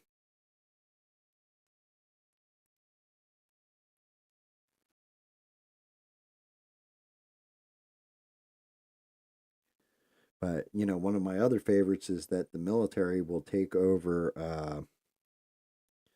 Well, you don't understand. Like, if Democrats get back in, they'll use the military to take over swaths of people. And people say the same thing about Trump. And I'm like, you're not going to convince any of our fucking Marines to go into anywhere in America and start killing civilians. It's just not going to happen because their family is somewhere in America in most cases, and they don't want other Marines going in and doing that to their family. Can't do it.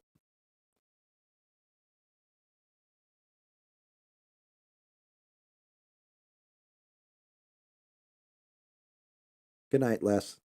Thank you for tuning in. Hopefully, you had fun. Listen to my mouth run for a while. Poor Dark Skull. He heard my mouth run in real time.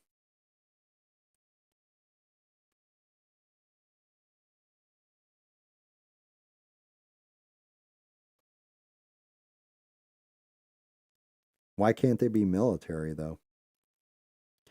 If there was a threat big enough, you think they wouldn't authorize the use of military? I mean, I get the National Guard and all that. National Guard definitely wouldn't do shit like that. They wouldn't, because that would be their own kin. Like.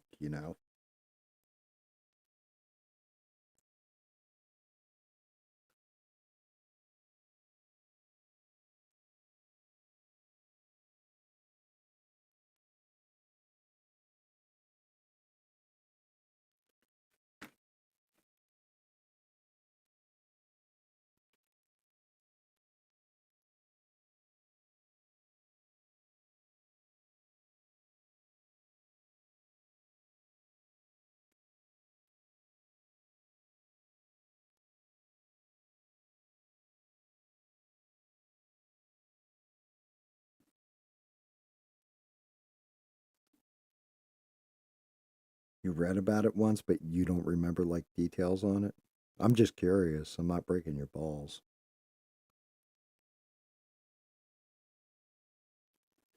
Me, that's interesting as all hell. You know something? I just thought about this. I think I know why the hell that model cracked out. I think I know why Jason Voorhees cracked out now that I'm thinking about it. And it all comes down to the desk light.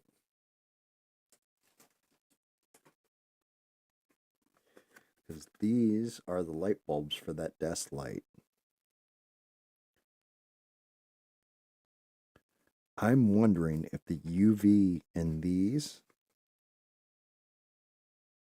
because I got the cool white instead of going with natural white, and it's brighter than the other lights. I'm wondering if it's forcing the resin to compress tighter and dry it out. And it's making, if there is any kind of loose resin inside the print, crack.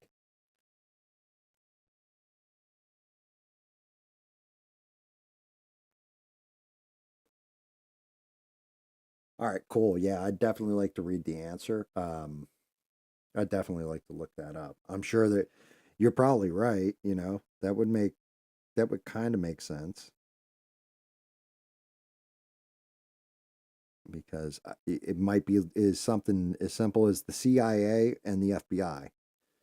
So, like, the CIA is only allowed to spy outside the country, and the FBI spies within the country. The only thing is, the CIA just goes to other, like, I know they don't exist anymore, but I can't remember the actual technical name for it. But the CIA will go to the KGB and go, here you go. This is what we got on this civilian that you wanted. What do you got on our civilians that you've spied on? And they'll be like, here you are. Here's this about, Mister, for example. Like, that's how the CIA uses outside the U.S. resources to spy on us.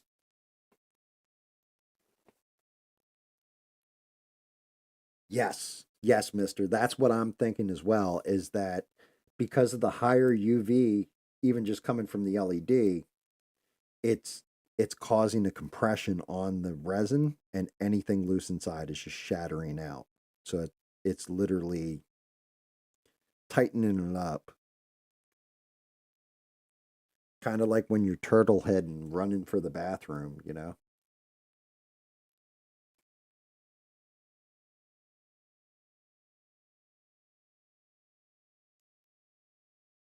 But yeah, that's my theorem on it, I guess. Because it seems like since I changed out that light bulb, since I've changed that light over, Jason Voorhees shattered, and he was sitting right under that lamp. And then the one that cracked tonight, he was kind of like right there by the lamp as well.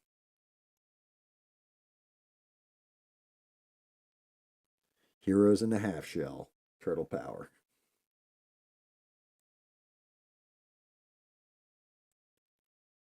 I like turtles.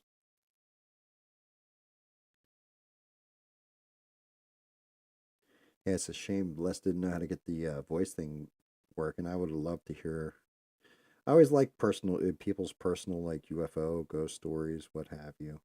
Like it was Sheree chiming in with her story about seeing her uncle. It's interesting.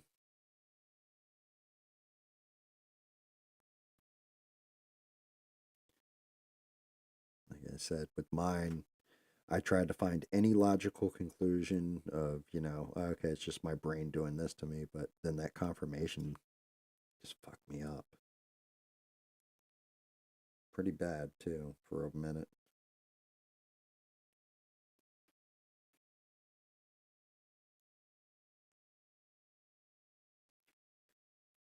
Coming along. It's kind of orangey. Oh, not really. Yeah, he is. I don't know if he's brassy because the paint's drying or hasn't dried yet. I need to hit him with a brown in there.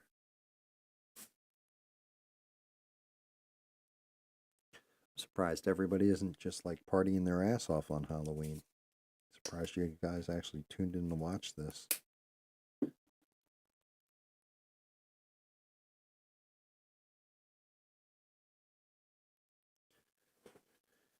Um, oh, another thing. Here you go, and this unfortunately is going to fall into, I guess, politics, um, to an extent. Have you guys seen the whole thing with Rogan, where Rogan was talking about having Trump on the show and then having Kamala Harris on the show?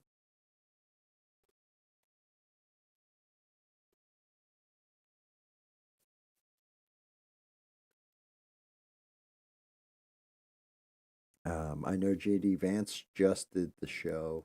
I was watching that earlier just to see how that conversation went. Pretty interesting conversation they were having.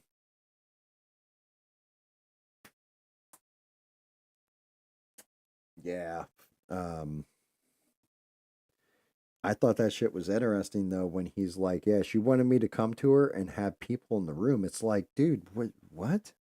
Like, you can't just have a conversation. Like, that's what everybody else who goes on Joe Rogan does is just sit there and have a conversation. I mean, were you going to start off with, well, I come from a middle class family and all this shit? Like, it's not like he was going, Joe in particular was going to let that fly.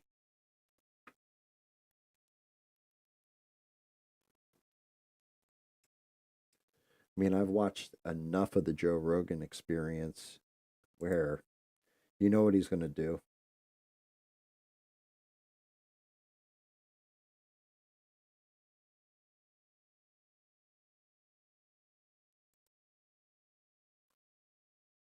Oh, did Mr. dip out too? Good night, Mr. If you dipped. I don't know why it didn't come up till like 2 seconds ago on my feed. Actually, to tell you the truth, I would swear my shit shut down if fucking you hadn't said something dark.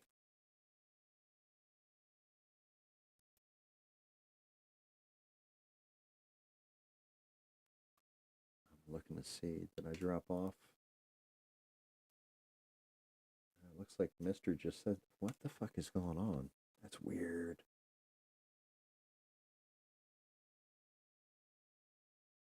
All right, I see what happened. All right, Mr. Yeah, have a good night, brother. Thanks for tuning in.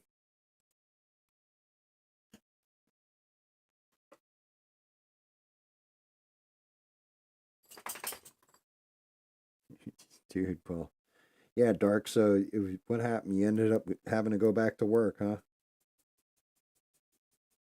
Retirement didn't last all that long for you, buddy.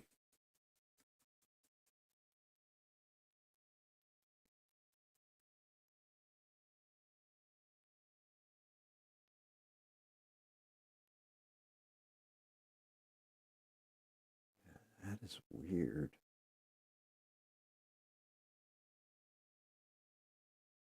I just had to like reset some of my shit. There we go. Yeah, if Trump wins, you can retire again. That's just it. You, I, I'm telling you, Dark. I've never been in a position like I am now, where I have more money coming in than I ever have in my entire life, and I'm right in about the same position I was with money from like 5 years ago. Like, what is going on with this? Like, your policy decisions are fucking awful. I don't even want to attack them on a human level. I'm just saying, like, you're keeping, you're fucking people over bad just to keep the lights on.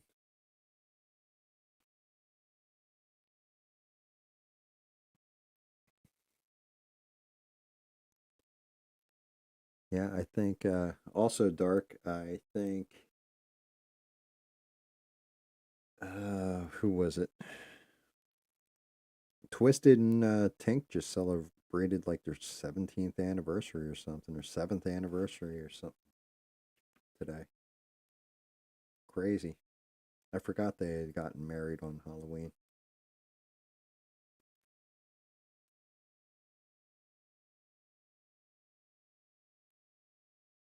Oh yeah, dude. Oh, you think you're getting taxed to death now? Just imagine this.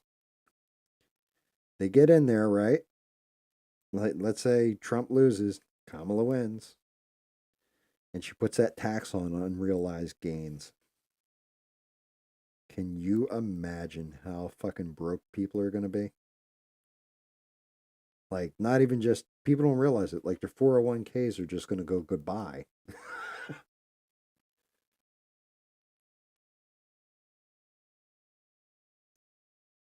Like, they're literally going to just go bye-bye and disappear. Nobody will be invested in America anymore. Why would you? It wouldn't be worth the taxes in case you gained anything.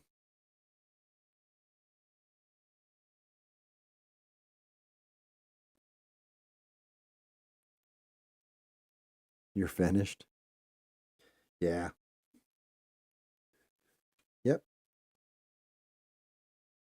Yeah, I don't know. I don't know how all that's going to work. I'm telling you, we'll make it through it. Like, it'll take time. We'll make it through it. But I think if Trump doesn't win this time, like, everybody's going to have to take a good hard look at things. And because right now, it's not just Trump. Tulsi Gabbard, RFK Jr., Vivek Ramaswamy, Elon Musk, like, him not winning is basically devaluing all those people that have attached to him as well. Like, it's kind of killing them off.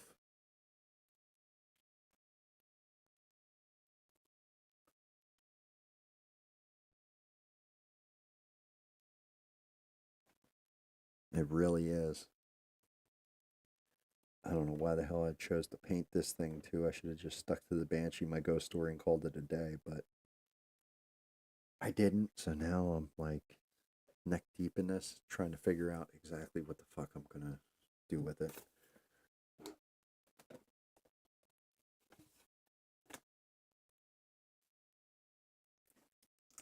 Yeah, to me, I'm not gonna lie at all. I don't want Kamala to be the first female president. You know who I want to be the first female president? Tulsi Gabbard. That's who I've liked her since she was a Democrat. I always said, like, if she ran, like, and they actually like put something behind her, she had a good shot at being the president eventually.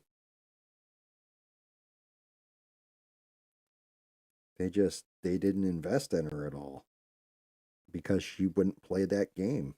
Like, she wouldn't play the yep, let's go, everybody on the Hillary train. Okay, everybody on the Biden train, everybody on the Kamala train. She had her own way of doing shit. She believed her own stuff, and yeah, they kind of screwed her for it. But I would love to see her be the first woman president, because she stayed consistent too. She really, really has stayed consistent.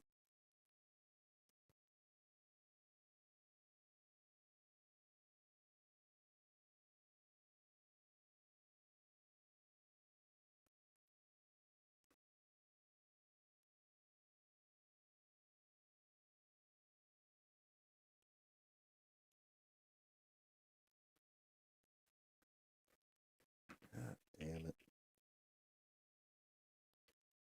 Yeah, I'm definitely gonna get no fucking dark ass gray on this.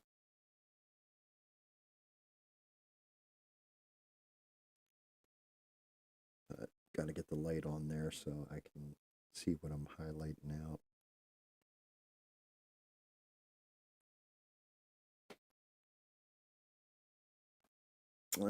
I honestly think, I think next go around, if let's say Trump wins, it'll be Vance and Vivek. It'll be Vivek Ramaswamy and Vance running together, I think. Now, if the Democrats were smart, they'd somehow sway Tulsi and RFK Jr. over to their party and have put them in power in some way, shape, or form and run them against them, and they'd probably win. Well, that's just it. So Democrats do play kind of a long game, but things fuck things up. So one of my favorite things, especially about Joe Biden, was when Barack Obama came out when he was first elected and had flat out told everybody, never underestimate Joe Biden's ability to fuck things up. Because goddamn, he was not wrong. That man is even fucking up his own VP's campaign. Like, he's wrong on most of the stuff he did. I don't think it came from a place of evil either. I think he thought he was doing the right thing. He's just not good at it.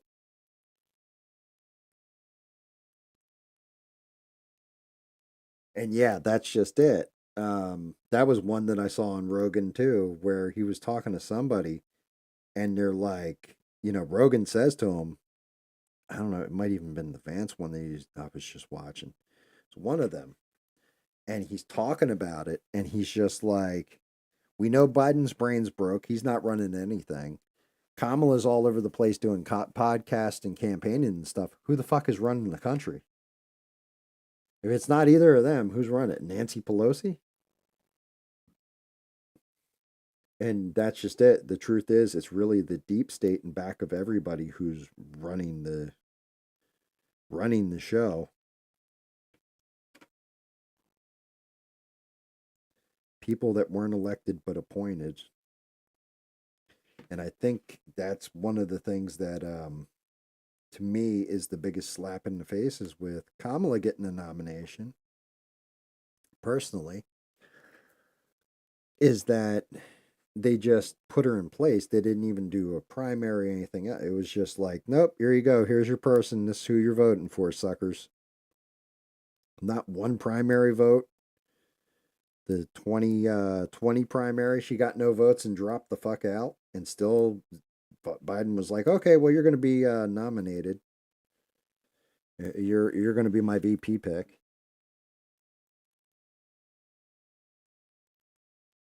Yeah, I think it's a group of 10. I'm going to say, let's see, who do we got? Who would be in that group of 10? Pelosi, Schumer, have to be. Have to, because they're the ones who are going to whip everything from the legislative branch. You're going to need a military general in there to help you. Basically, so we'll say Mark Milley be 3. Oh God, what's the name of the Secretary of State? Buttigieg is one of them, believe it or not.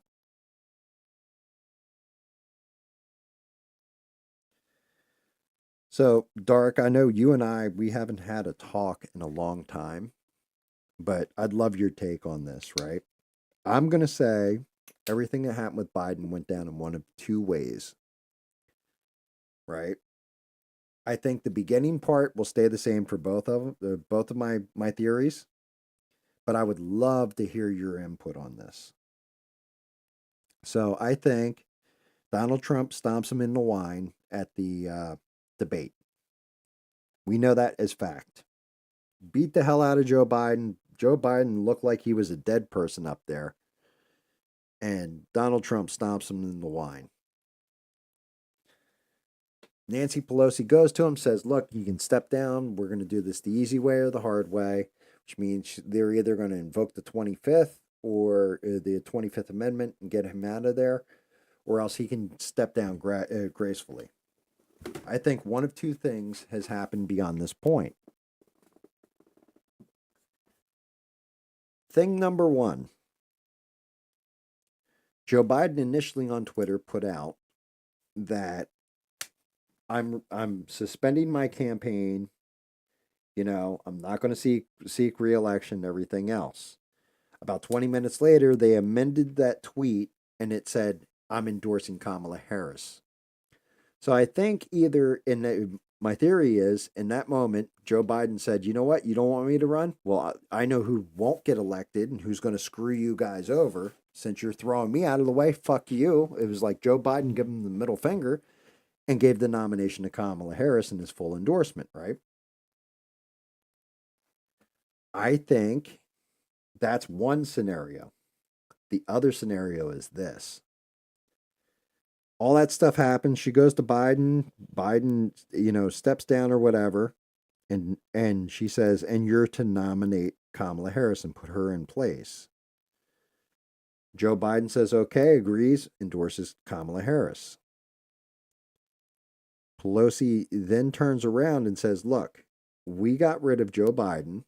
Here's our issue. We can't get rid of Kamala Harris because she's a woman of color and the VP, so technically she's next in line, but she is the shittiest of candidates. by keeping her in here, we can just lose the presidential election, focus on the congressional and the Senate elections, and get maybe wins there. We can lock Trump up in legislation for 2 years until we get, better control and all this. In the meantime, because Kamala lost to Trump, we can shame her and get her out of politics. And then in 2028, we'll run the presidency again and install Gavin Newsom, who is who I think they really wanted to run, which is why Gavin Newsom. So I think it could have worked out two ways. What do you think? You think that makes sense?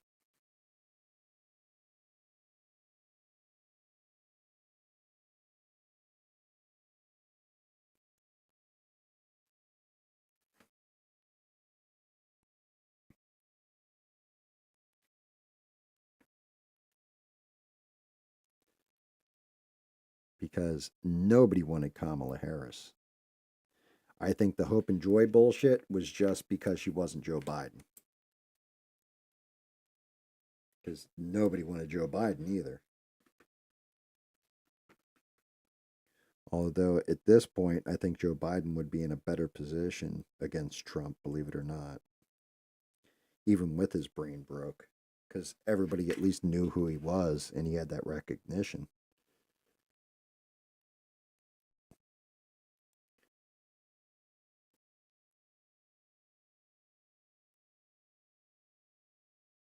Yeah, that's what I'm saying too is Gavin Newsom, and like the whole thing is, you saw what he did with the homeless encampments and everything else. He started cleaning up California.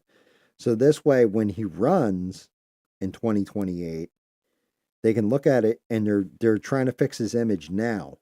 Where when he runs in 2028, he can say, "Look, I had a homeless problem in California, but look how I cleaned it up. Look how I fixed everything. Look at how I did this. Look at how I did that." Look at the stance I took on it. Blah, blah, blah, blah, blah. Everybody else was saying you should do this, that, and the other thing. I actually took action.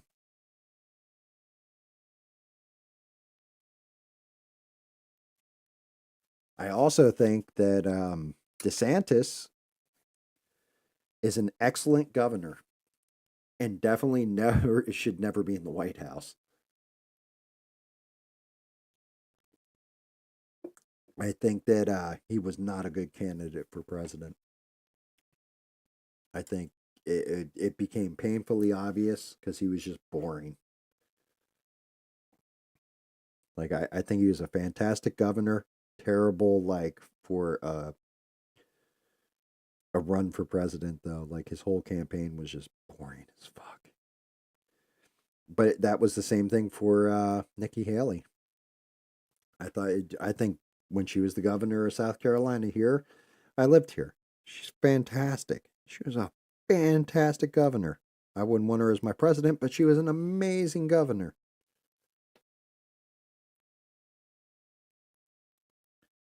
It's one of those things.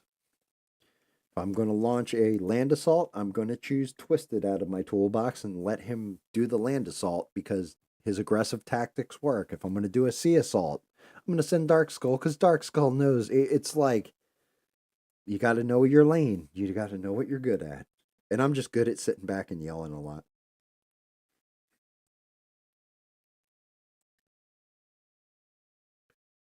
But teamwork makes a dream work. I'm just looking at we get Elon in there and put him over fraud, waste, and abuse and stuff like that. That'll be fantastic.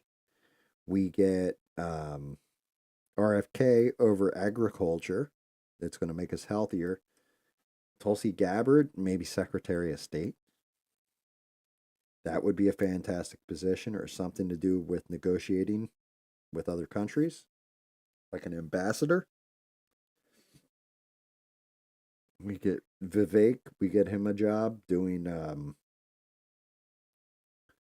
oversight of something. Great. And we get JD Vance in charge of the border. Great. And let Trump run the economy. Man, that's the Avengers right there. That is the DC lineup, DC Comics fucking superhero lineup at work. They will fucking fundamentally change everything. It's not just that. There was dirt.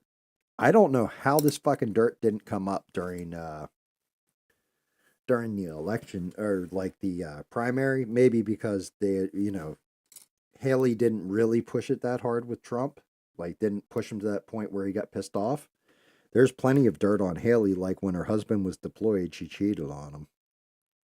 Stuff like this, like she's not exactly what you would consider a Republican darling, or conservative darling for their values. Because a lot of conservatives are very religious and very fundamental with family and stuff.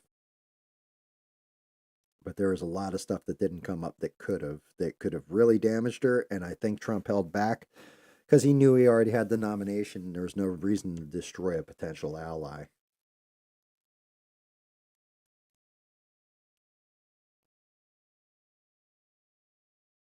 Yeah, cutting $2 trillion is very easy. I'm not going to lie. So the first thing I would do in government is look at just redundancies on jobs, and then eliminate one set or the other of that redundancy. So you're literally cutting some spending directly in half immediately right off the rip. Then I would see who is just there and bullshit and extra. Because the whole thing is with like Elon Musk, you got to remember, he walked into Twitter and fired what, 66% of the workforce, and everybody's like, oh, well, Twitter's going to go tits up. And it turned out he really didn't need 66% of that workforce that he fired. He like cut that down, and I'm sure just cutting that amount of payroll off is going to save you fucking tons of money. Tons of money.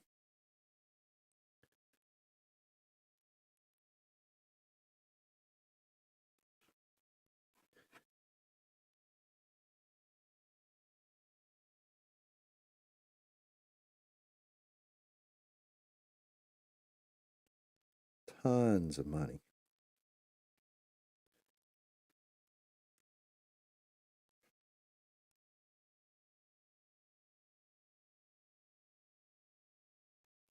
Yes, I well that's part of the issue is the defense contractors, what was it? Who was it that got out of office on his way out the door? Was it Eisenhower? And he's like, be afraid of the military industrial complex. Like, not wrong. I mean, that's just it. You have these bigger corporate, big farm is another one.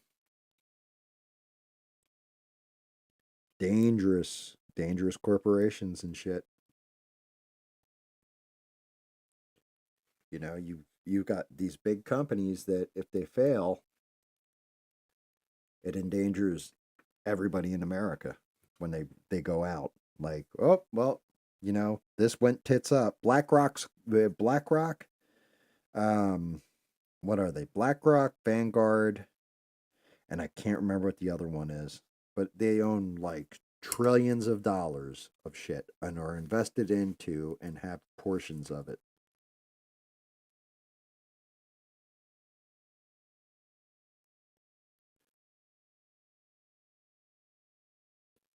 But yeah, I mean, and there's nothing like they have amounts of money that we can't even fathom invested in it. And if you think you're going to take that money away from them, well, that's when you better be the president of the United States or have the country active behind you.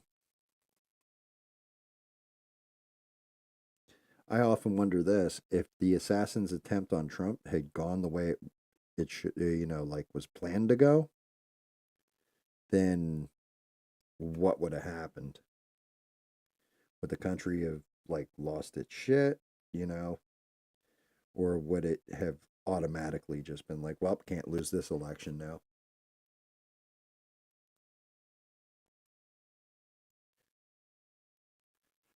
I mean, everything really is money when you break it down. just a matter of figuring out who's making that money. But that's the most dangerous thing, is to follow the money. It always has been, always will be the most dangerous thing.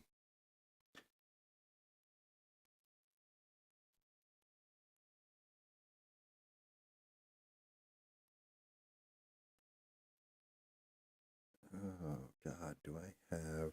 I do have a lighter. Let's go back to this lighter version, see if I can't differentiate this face from that wool. So yeah, Dark, how the hell did you even like find my damn live stream? You just stumble on it, or you like, hey, I wonder what the fuck GAM's up to?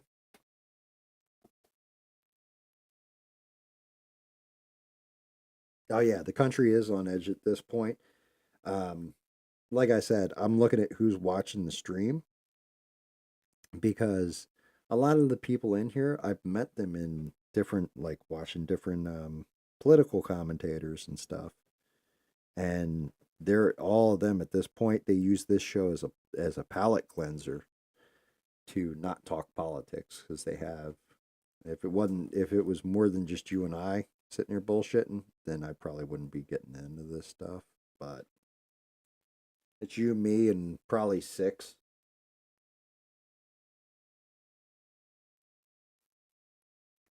So I just, yeah, it wouldn't take much. We are on the edge of a powder keg.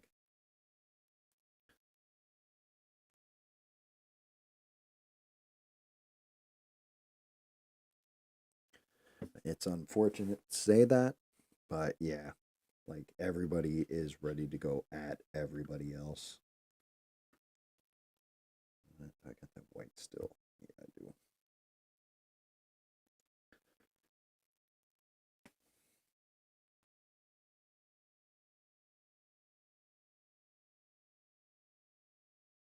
I just need to highlight out where I'm going to do these hooves at. Use the white to mark it so I can just paint over.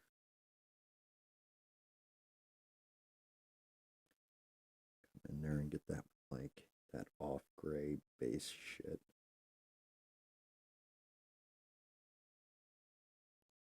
Yeah, you just stop in. Have you been watching all my streams, Dark, or you just started?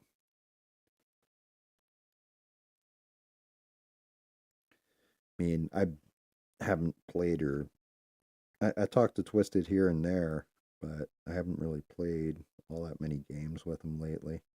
He's been he took over his old man's place and has been working, so you know how that goes. Oh, very cool. Yeah, man. It was funny when I saw you, because I'm like, oh shit, I'm the only one who knows Dark Skull's name. Like when I saw it the first time, I was just like, is that Dark Skull? I'm like, I think that's Dark. Yeah, that is Dark. Twisted and them don't watch this.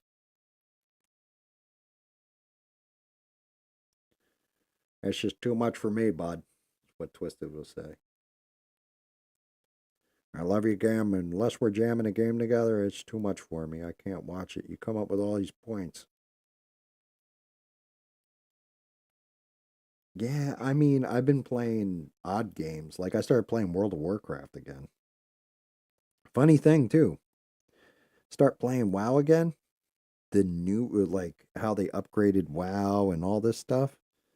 I started playing it and I got bored like 3 days into playing it. I was like, Jesus, kind of click, very easy stuff, just a whole bunch of quests.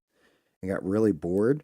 And then I started playing WoW Classic and actually found it way more fun for some reason, like more investing, like time investing into it. And it was difficult to level. And they're like, it's hardcore mode. And I'm like, this ain't hardcore mode. Somebody kills you and takes all your loot off your body. That's hardcore mode. Somebody kicks in your base and just robs everything out of it. That's hardcore mode. This is not hardcore mode.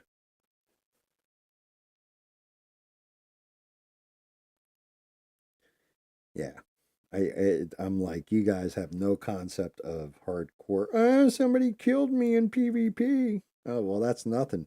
Just imagine they kill you. You try to spawn back at the base. You got 30 Chinese guys standing around your bed, just axing you out as you're coming through, and then killing off your bed after they've got you in respawn lock for like an hour and a half. That may or may not be an experience somebody had once.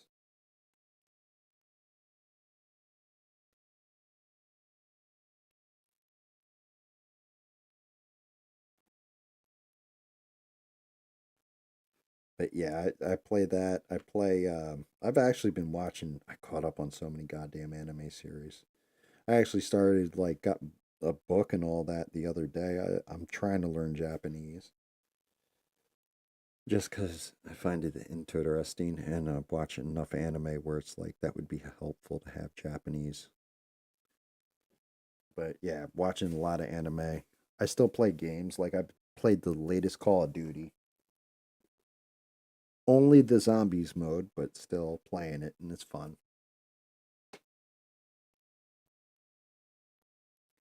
Season one of what? Of of oh god, what the word? Of Atlas. Is that what you're talking about, Dark?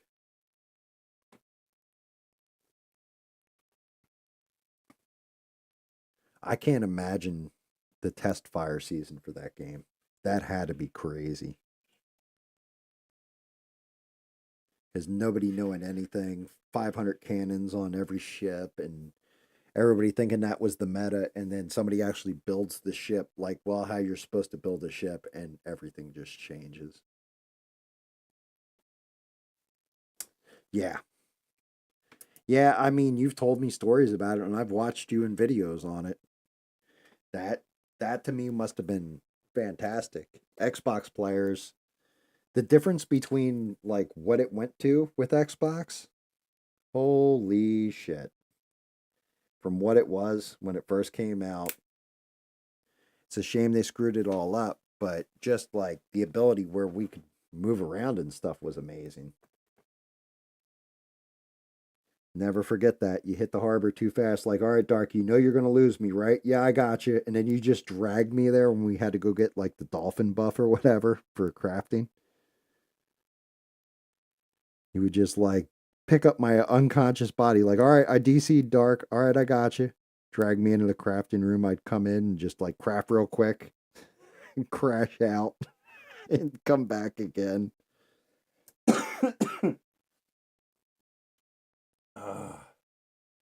Yeah, I know. The time before Xbox, and like I said, that must have been real interesting. But one of the things I still, and I guess because I wasn't back then, was everybody always fighting the Chinese. And it was like, look, you hate the Chinese. This other, like SDC hates the Chinese. How come you guys are fighting with each other, not just teaming up and taking out the fucking Chinese? You've already fought the wars against each other. No, we hate each other too much. Fuck that. We're fighting each other. Like, dude, we could have taken the Chinese out like 50, 60 times if all the other people just put their beefs aside. But every time it was like, nope, because there's too much trash talking between everybody.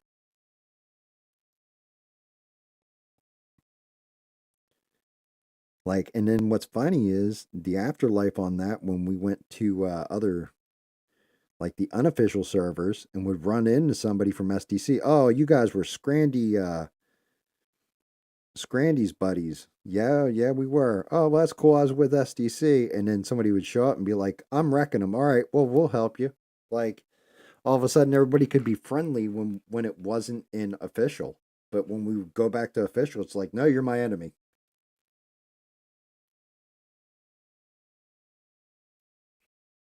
Yeah, you're not wrong.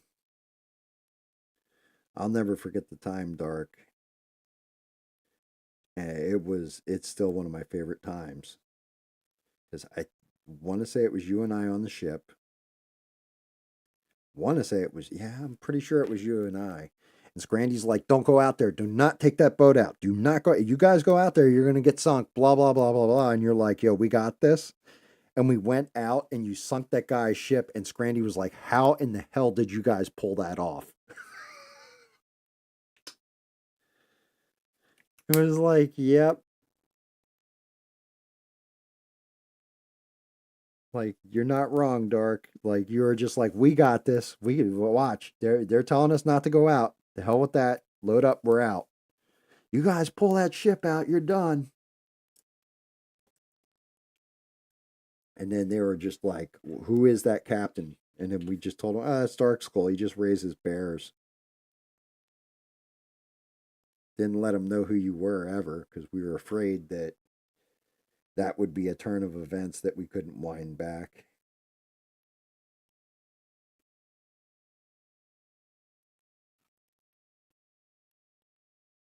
I really do miss that damn game. Twisted was talking about putting up another server for it, um, and then looked into it, and the game's dead. Like, you might as well just go on official if you want to play, and you can just sail around, and nobody really cares. There's no wars really. Like, people just don't give a shit from what Twisted was saying. But there'll never be another game like it was a one of the best pirate games I've ever played in my entire life, and they fucked it up.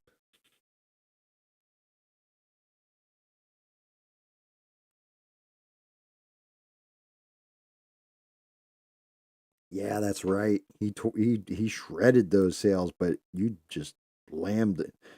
Like, it's funny. I swear, did we ever sink when it was you and I on a ship together?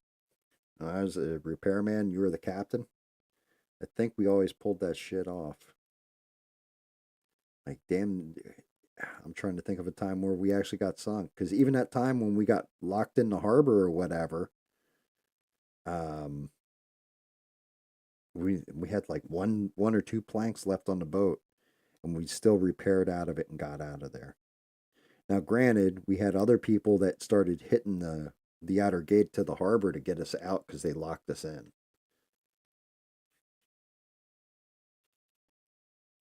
That was craziness. Yeah, I can't remember when we got sunk together. Like, they took down our ship when it was just you and I.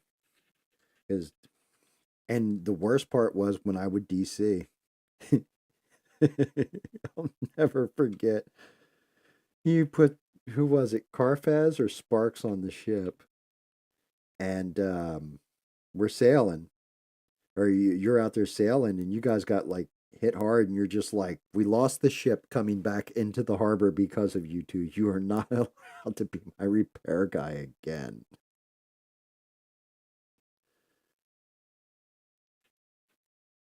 Because they're like, "I DC'd, I DC'd, I DC'd," or whatever, and you're just like, "God damn it." Well, that one's a rip.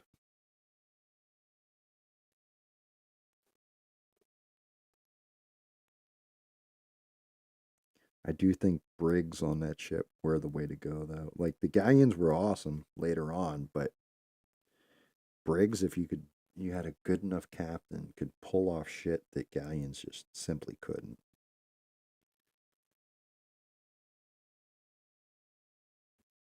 Yeah, easy repair.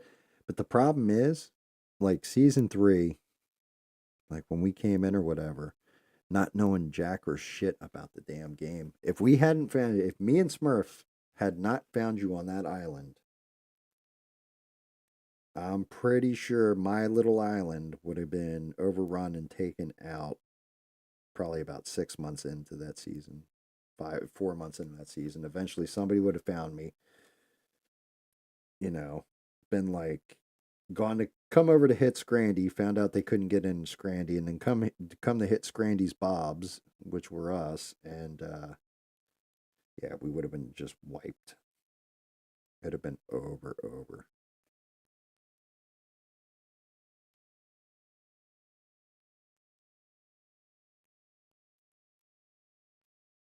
Definitely insane.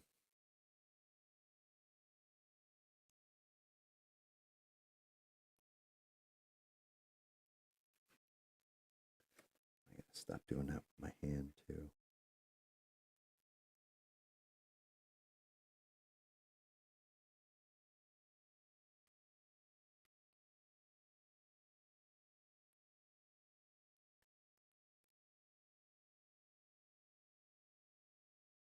Yeah, I know. But the only problem was I knew that we needed the defense. I also knew the lag factor, which was going to kill us. But at the same point in time, if those towers weren't there, we were done. Like it's like, okay, that's great. We got an island we can move freely on, but yeah, it's not our island anymore because somebody just came in, sailed in 5 boats, and just wrecked us. The greatest test of your defenses ever was the time that the 6 companies came to hit us, got into the harbor, and only 1 boat escaped. Like I think it was like 5 or 6 boats came into that harbor. Every one of them got ripped except for one. There's 1 boat that got away from us, and it limped out. It was a big old galleon.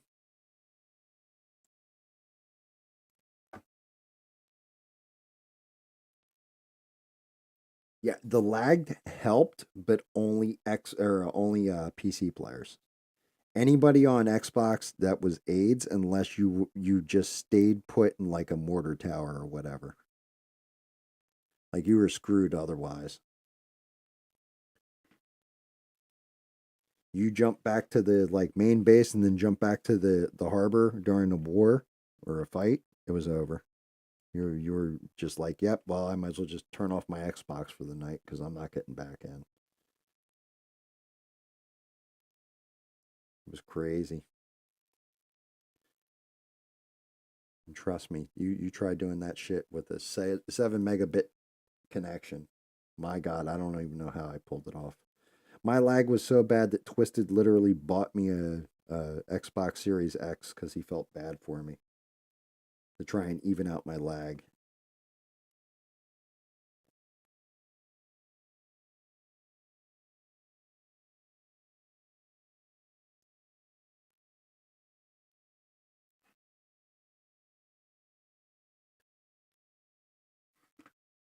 Yeah, that's right. I forgot about that. You did.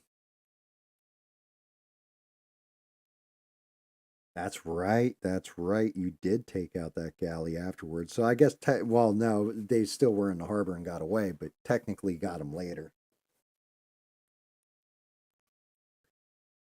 You took them out later. It's awesome.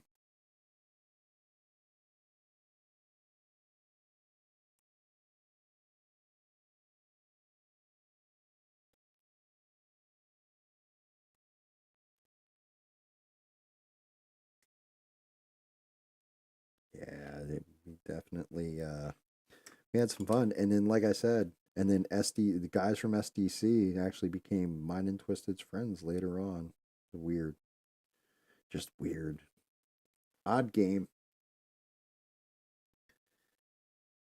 great game, but odd.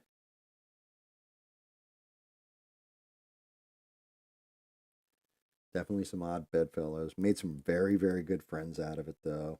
Like, to this day, I don't even talk to Twisted all the time, but we're still like brothers. Like, anytime I have an issue or something down here, especially when it comes to, you remember, Twisted was always amazing with construction stuff. I just call him up and say, hey, Twisted, like, my toilet was leaking or whatever. Like, can I fix this? He's like, oh yeah, just do this, this, this, and the other thing. He's like, you got it. And like, I'll go fix the toilet or whatever. Just awesome the way that all worked out.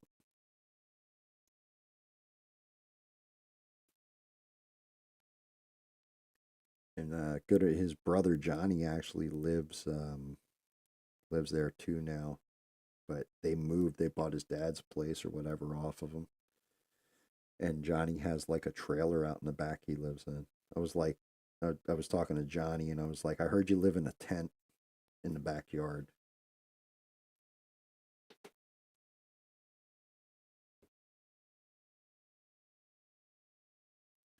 Yeah, but I mean, so that's just it. Like, I don't know. I had that stupid luck when it came to Atlas for some reason. Like, finding you on an island in Lawless, uh, who just wanted to be left alone and bred bears, had no idea of like your skill at the game, no skill at the game, whatever. Turns out to be the number 3 captain in the entire game. right? And just happened to say, like, well, you can breed bears where I'm at. So if something happens down here, you can just come up. And then 2 days later, the Chinese come and raid you and lock you in and screw you all up. That happens. And then you're like, hey, you still good on that invite to the island? Yeah, man, I got you. You can settle on my island, not a big deal. And just stuff like that. You had that shit, and then Twisted, I met in the Lawless and invited him back, and he set everything up.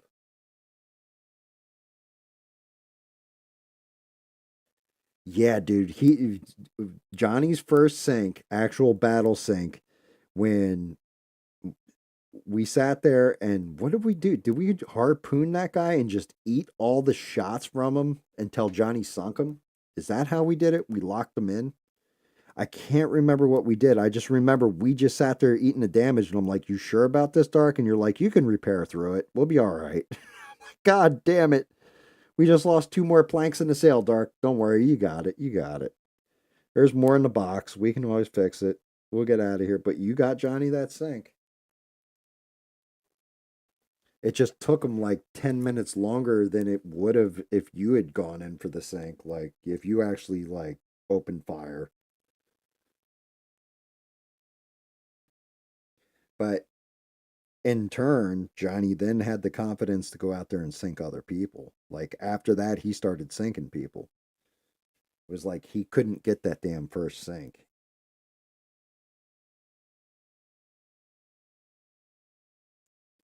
My mistake was accidentally sinking an unleveled schooner of TPG that I ran into. Yeah, it wasn't good. But you know what? We repaired through it. We didn't lose the boat. Johnny got a sink and everything was great. And you were right. You were like, it's psychologically building for Johnny because Twisted, had it in his head that his brother was inferior. And unfortunately, Johnny was the shittier tactician and the better sailor or better captain. Twisted was a better tactician than Johnny, but since Johnny always curtails to his brother, like, man, it's just crazy how the strategies we had to come up with, or any of us came up with, to combat. Because like Twisted went in there and fucking finished off one of the strongest groups in the entire game. Like that was all him. That entire strategy and everything else. He Twisted came up with that strategy. Also, if you could get Twisted and I like in any land location, and it was the two of us fighting back to back, we just like were unstoppable for some reason. That Bash Brothers shit was no joke. Like I knew that if somebody was going to, take me out from behind, Twisted would kill him before they get in. Same thing on his end. It was just the reverse. Like, oh yeah, you're coming in at me. Gam's got my back.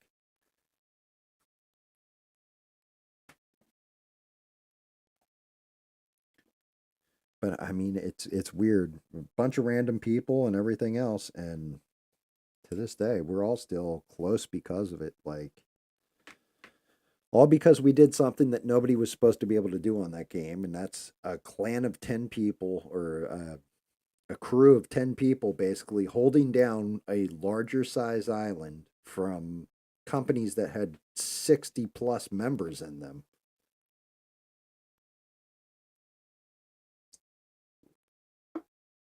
Just crazy. Crazy, crazy. All right. I'm just going to tighten his ass up. What am I going to do? I think I am going to go into an orange in the wings. Snake is going to be green, but we're going to go. Wow, really? I don't believe I did. What the hell?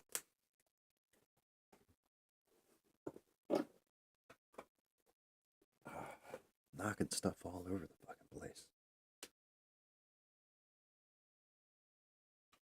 Oh, dude, if we had if I had the PC I have now back then, that shit would have been over. If I had the internet that I have had now back then, remember I used to have to play like a minute or two ahead of what was actually happening because I would lag so bad because my internet was terrible at the time. So just even the improvement in my internet, I would have been so much better. And I was still pulling off crazy shit.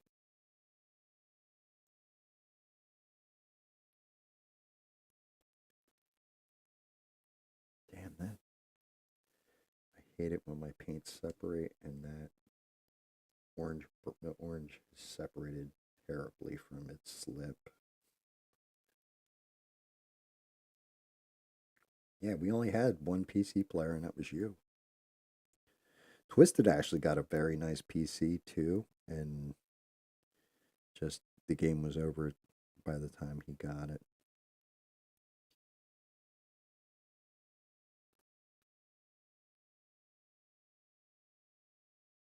Can I see what, Dark?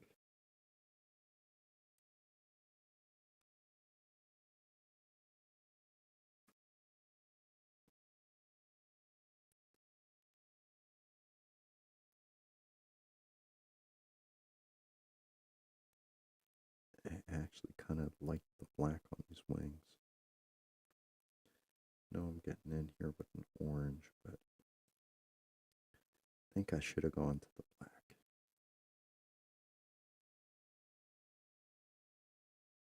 Maybe I will keep the black. In chat? Or on Discord or in chat?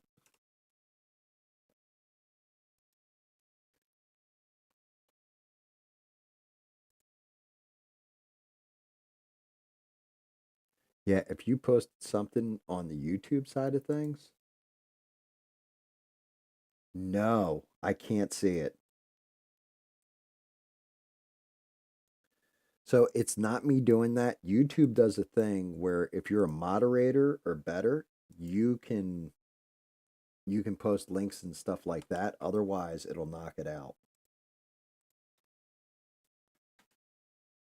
Yeah, it's not me blocking it, it's YouTube. Was it a link to like Atlas videos? Because there's quite a few of them. There's one if you go to Scrandy Squad and search for Greeks, they show all of us like on the mortar tower fighting and everything, and you can actually listen to the battle. And it's funny because he actually put the Immigrant song as like the main theme on it, and that was like, yep, that works. You know, I don't know what it is about these wings. I actually like them better black than like a leather look to them. The leather does not feel right to me. Like doing these out as an orange leathery kind of feel. Let's see.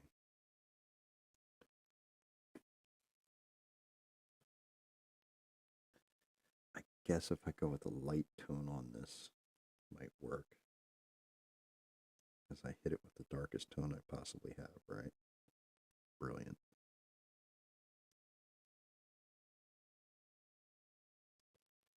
Let's see.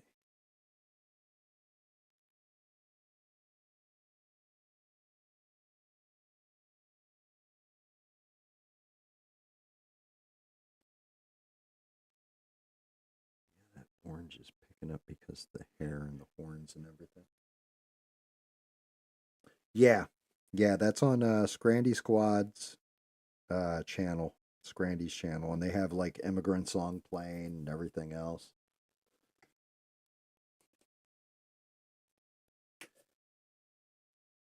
That was the day the 6 companies attacked us. One of the funniest things was you had 6 companies come in and hit us as hard as possible, threw everything at us. We rip all their ships. One gets out of the harbor, and then my back was real bad. Like my arm had gotten real bad because I was lazy and just playing that damn game all the time. And I had to take that month break. And when I came back, Twisted was like, let's go hit these guys. I'm like, oh yeah, those are the guys that hit our harbor. And Twisted and I would show up at their place every day, every time the raid timer would go off to go kick the hell out of them. And the guy's like, I don't understand. What did I ever do to you? Why are you guys coming here and hitting us every day? And I'm just like, I put in the chat, I was like, oh, you showed up my harbor and, you tried to harbor run us. You thought you were tough. We sank your ship and I'm here for my revenge. He's like, that was like 2 months ago. I'm like, yeah, I haven't played in 2 months. And he's like, oh, like just end the conversation. Oh, like, yeah, you fucked up. You fucked up. I was on break. I took a vacation and I'm back. And now it's your ass, Mr. Postman.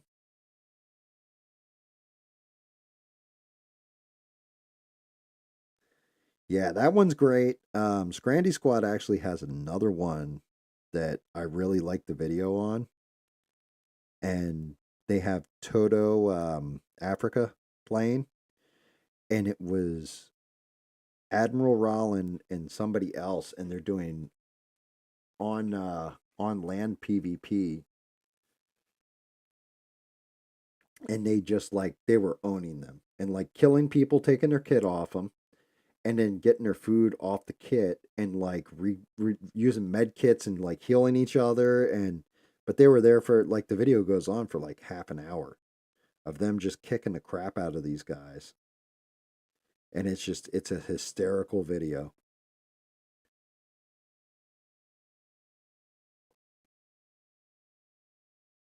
That one was a good one. It's weird how that, like I said, definitely a strange little game that was just fantastic even for its time.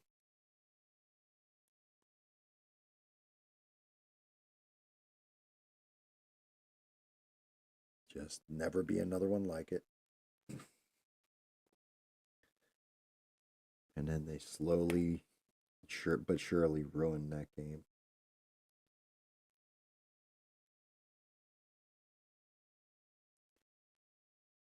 Like, it is a shame because even running the server was, shit was like $200-300 a month just to have the server for it when Twisted had his own. Even though it was generating money, still like just out of pocket was expensive. I'll pay for the server. Yeah, I mean, well, and that's just it. Like, if everybody in the Greeks had the knowledge that all you guys did from playing season 1 and 2, we probably would have been dominant. But instead, we all had to learn as we went. But we got fortunate because the people that we had on our side that were teaching us how to play the game were some of the best in the goddamn game. Like, and it just was all happenstance that it happened that way. Like I said, I can't imagine what would have happened had I not, me and Smurf stopping out there trying to get the discovery points or whatever, and then you had built that base and you're like, yeah, there's guys attacking me, and that's why we built it. If we hadn't like died or whatever, and I can't remember what you gave us. You gave us something, and Smurf was like, "Yo, that was like whatever it was you gave Smurf." He's like, "This is 6 times better than what I had to begin with." He's like, "That was generous as hell of that guy and everything else." We didn't realize how vicious you had it until you ended up getting wiped out by the Chinese.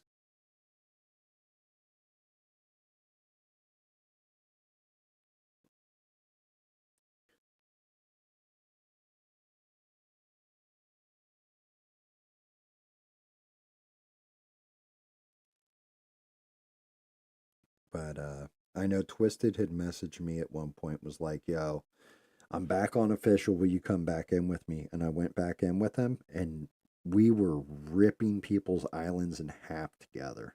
Like, it was not even funny how bad like how bad people were getting their asses beat. People were getting sunk at sea. Like, we were just dominating for it. Like, it was unreal. Like, people are like, "Yeah, can we ally with you? We don't want to get sunk by you." And Twisted's just like, "Yeah, I'll think about it, bud. I'll think about it, bud." I was like, you can build whatever base you want now, Twisted. I got a Series X and gigabit internet, so ain't gonna slow me down.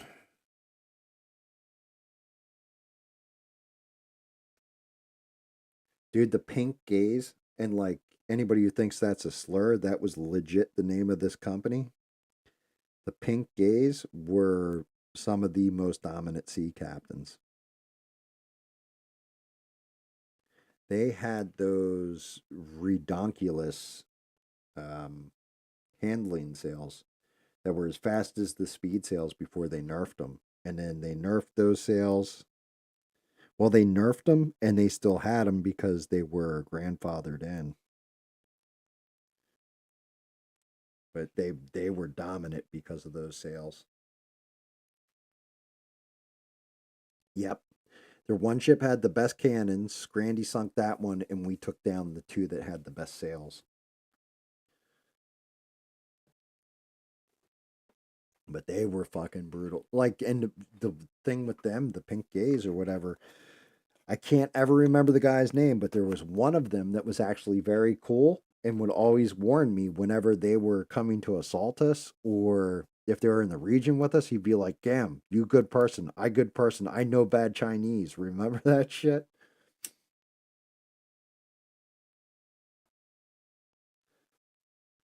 That I can't remember the dude's name, but he always would type in, and his English was broken, but he'd be like, "I know bad Chinese every time. I good Chinese. I know bad Chinese. Other Chinese, very bad. Like to hurt Americans. I know bad Chinese." And he'd always like watch our backs, basically. I know if his squad mates could read English, they would have been pissed.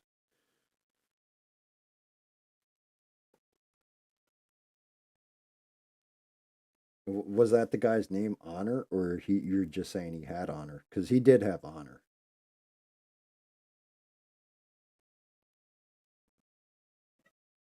Like the one server we had gone to, um, after when we were just like, we want to take it kind of easy and go unofficial. I think it was Black Butterfly, the one Chinese company, showed up on there while we're fighting them.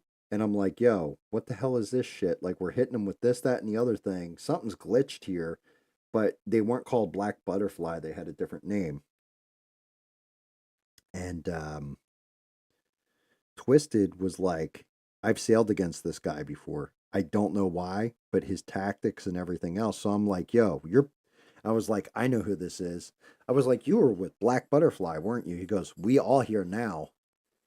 And because it was one of those servers where you could make a donation and get like best sales, best planks, whatever. Twisted flat out said to the server owner, like, look, we've bought stuff from you and everything else.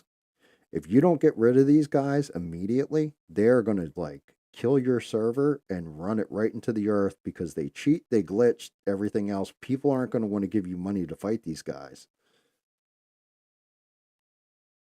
And sure enough, you know, like they got on one of their ships. They had the grills and the cannons and like built into the planks and all that kind of cheesy stuff. And like Twisted sending screenshots to the server owner, like, look, you got to fix this shit. Got to get rid of them now. He's like, oh, they already spent like $200.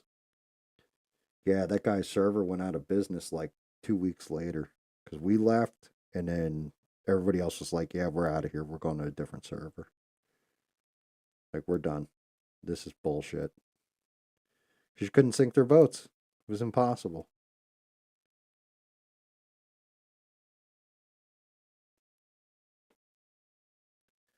I mean, it was bad enough on like official, they would glitch everything, let alone on like one where you can actually just buy and have the best stuff put on your ship. On what really killed that dude's server and was hysterical.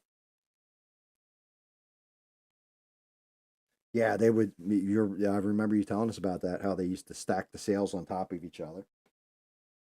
Um, what was really hysterical to us was all the money they spent. they put in for a refund from like PayPal or whatever they sent it through and bankrupted them. Basically, like bankrupted the server on top of all the other people leaving. Like they killed off an unofficial server.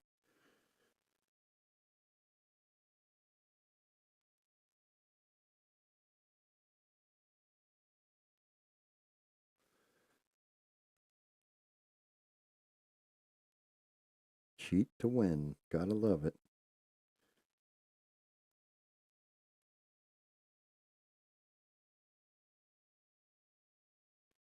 That's a damn shame. Definitely a damn shame.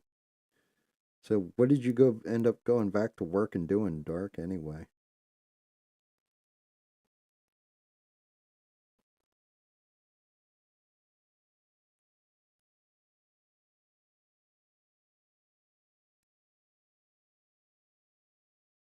like I know that it was screwed up when you're like, yeah, I got to go back to work. Like what? Like, yep, yeah.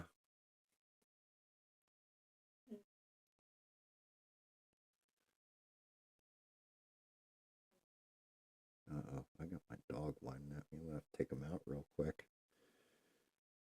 I was not planning on this being this long of a stream, to be honest with you. But Jack Skellington, fuck Jack Skellington, he screwed me all up, that bastard. Can't believe that shit cracked in half.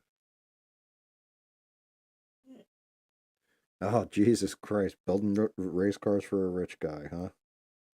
Well, you're good at that, so I don't see why not. Like going old school with it, or are you going more modern tech like, yes, I built an electric race car this time.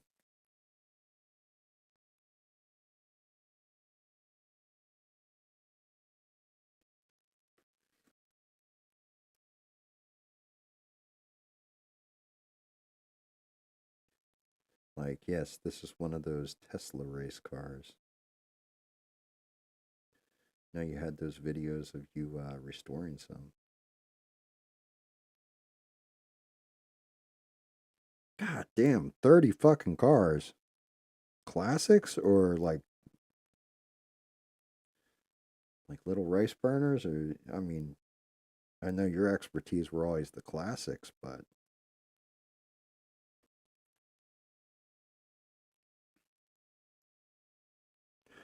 your client isn't Joe Rogan, is he? Fuck.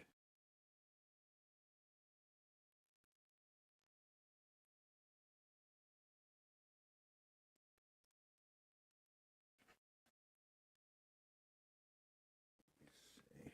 How do those wings look? Yeah, they're coming out all right.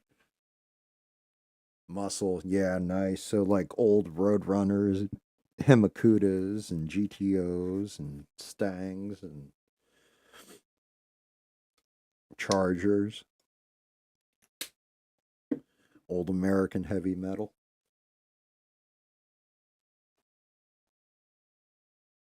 New stuff in old cars. Gotcha, gotcha. Um, Give me 1 second. I'll be right back, Dark. I gotta walk my puppy. He's like whining. He's been a good boy. I'll be right back.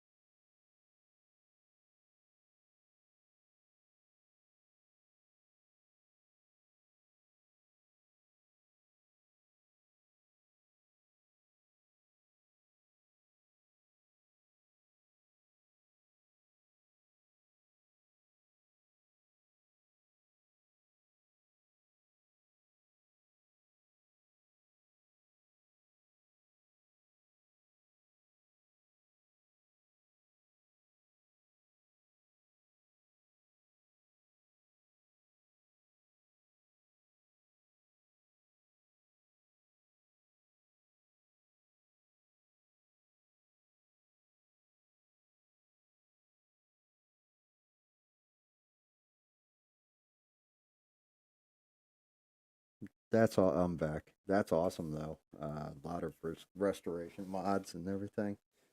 That's pretty cool. I know you're like handy with that wrench and all that. I still never told the guys what you know. A couple of them asked me like, "Well, what was Dark's you know, real name and all that?" And I'm not telling you. He'll tell you if he wants you to know, you dick.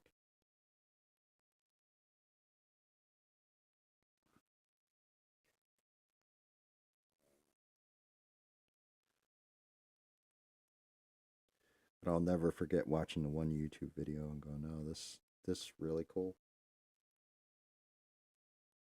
Um, shit. What was I going to ask you? Oh, yeah. Here's a simple one for you. What do you think, Dark? Do you think Trump wins this election, or do you think he loses?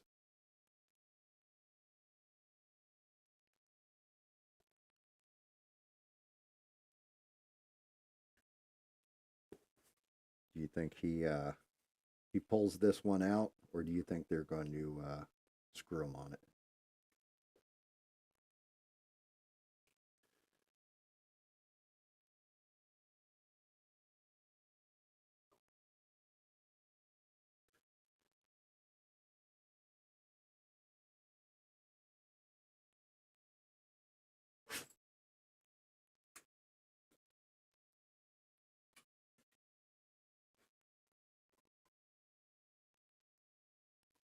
You think he's way ahead? I do too, but I have a concern. And my concern is this. So, the way he got beat last time was because of mail in balloting. And all the Republicans basically showed up on election day to vote. This time, like they legit showed up on actual election day. This time, it seems like everybody has gotten in their vote early. They're done with the election. They've had enough of it already. I'm wondering if he loses because people don't show up on election day. Like if it cannibalized election day for him. So, in other words, it's more relegated to early balloting.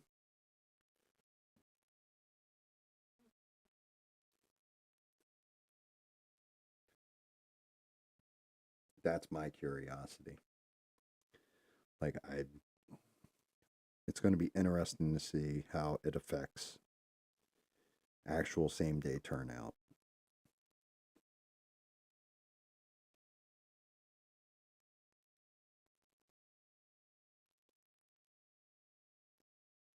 Because I think, I don't know. I think there's a lot of people who are pissed off about the economy, about immigration, about the important stuff, really. Um, it's just a matter of how pissed off they are because he's definitely outperforming with people he's never performed with at this rate before. But getting somebody to get off their couch and go vote, even if they're like, yeah, I want that guy to win, is a different matter.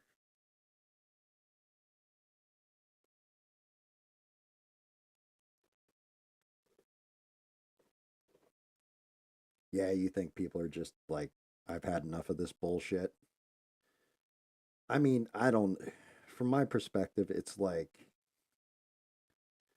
I would have just been sick of if I believed in something and found out I was lied to the whole time. Because my whole thing is I watch everything. Like I watch all the mainstream media. I've always got something going in the background unless I'm streaming myself.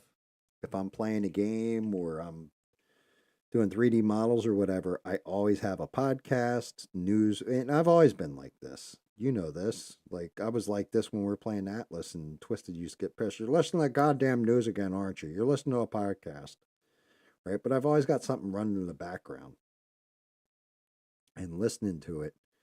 And I started listening to both sides of the argument.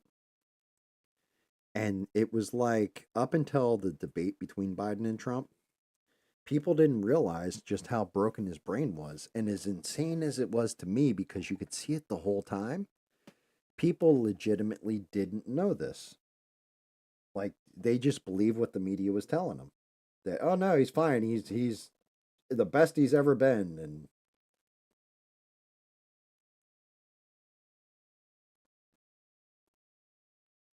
wow, that long and that bad. Well, I mean, that's just it. Where you know, were they more in support of one than the other? Like on those 3 days, was it like, oh yeah, we're all voting one way, or was it like a mix? What did you actually like encounter? Or were people just like quiet about it?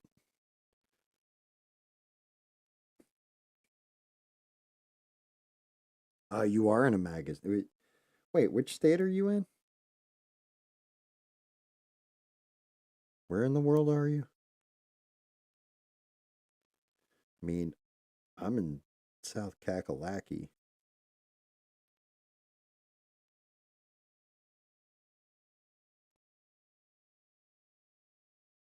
Yeah, it would have been awesome if you're like, yeah, I'm in Pennsylvania.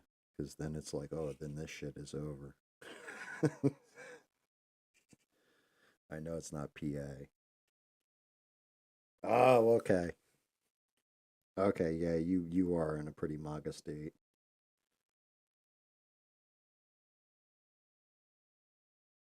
Yeah, I was looking at road signs that people had put up, and it's like 4 or 5 to 1 Trump to Harris. That people were actually like willing to go out and get the sign and put it up. So that made me a little hopeful. I just I don't know. People are people are definitely stressing out over it very badly, and it's not healthy for them. I feel bad for them actually. It's like, I mean, what did you want? Just like a guarantee, like, oh, it's 110%. This person's going to like. It's kind of the neat part is we're not entirely sure, but everybody's so afraid that if it goes the wrong way or it goes to the left or what have you, that's pretty much it for America because they've conditioned everybody that way. Same thing for if it goes to the right. There's other people that are like, oh, that's going to be the end of our democracy and all that. Well, we live in a constitutional republic, number one. Number two, it's not going to be the end of anything. Like, if anything, it'll just be rougher for another couple of years. And then either people will wake up or it'll break completely.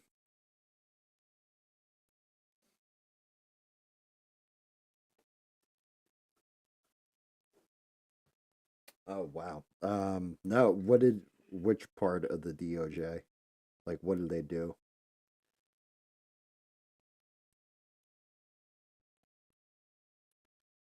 I mean, they're all like, yeah, we're going to lose our fucking jobs. We need to do shit because Trump's going to come in here and kill all of us off. Like, Trump isn't going after American citizens. He's going after government jobs. Like he's going after the people in government need to be afraid because he is going to do away with their jobs or relieve them of their duties.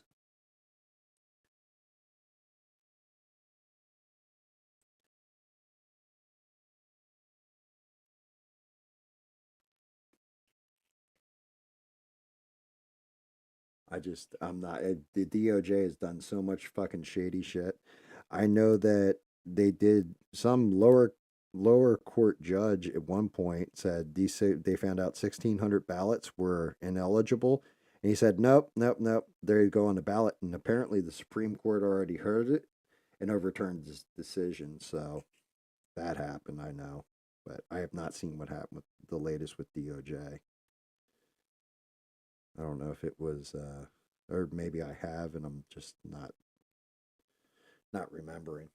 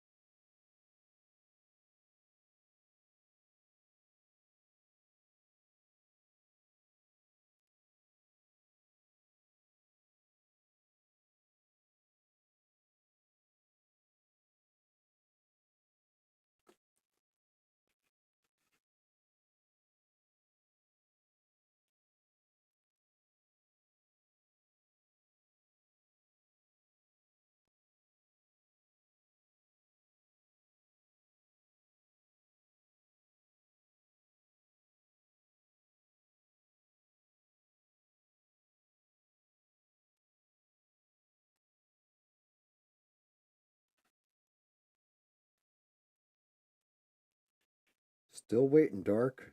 What did the DOJ do? My God, it's got to be a lot to type out.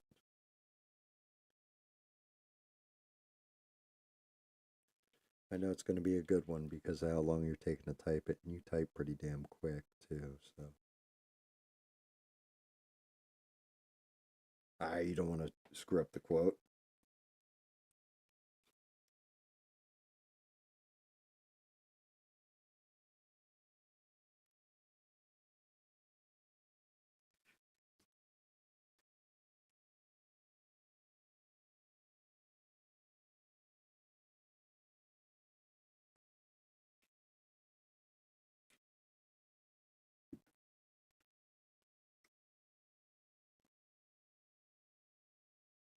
Yeah, I mean that's just it. I'm the same kind of way. Like, I get nervous at times because, like, so touchdown Timmy thing that was fucked up. Like, apparently he did stuff with a 14-year-old that wasn't correct, but I've never really gotten into it because it's never been 110% proven. You know, like I don't want to be out there, be the one that's sitting there saying something that's just false. I lose credibility then.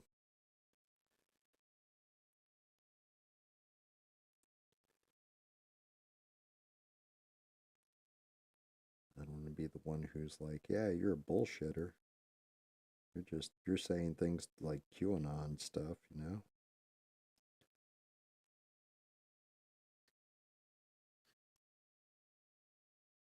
Like there's enough fucked up truth to go around.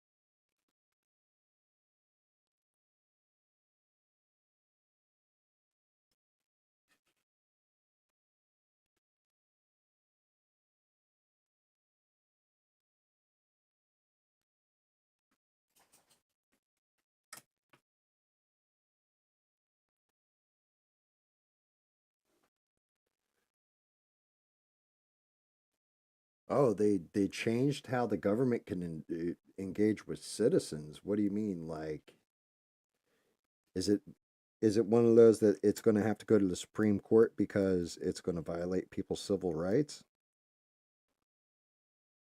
Are there inalienable rights, constitutional rights? Like one of those, like, oh, you guys are overstepping your bounds.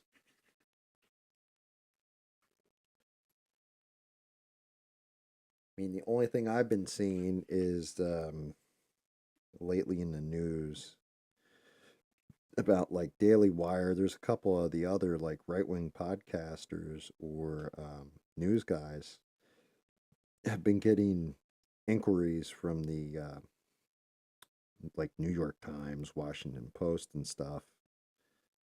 Like they're trying to run stories on them for some reason, and like something's just shady with it. I had seen that. I think Ben Shapiro was talking about it the other day or something. Can't remember where I saw it exactly, but I know it was shadiness. All right, our wings are looking all right. Once I do the scaling on everything and turn the red into shiny, it'll be look badass. Lion's face still needs to get fixed. Goat's face still needs to get fixed. His horns need to get done. Dragon's horns need to get done. And the snake tail is the next big layer it up. The laws, yeah, you think so? All right.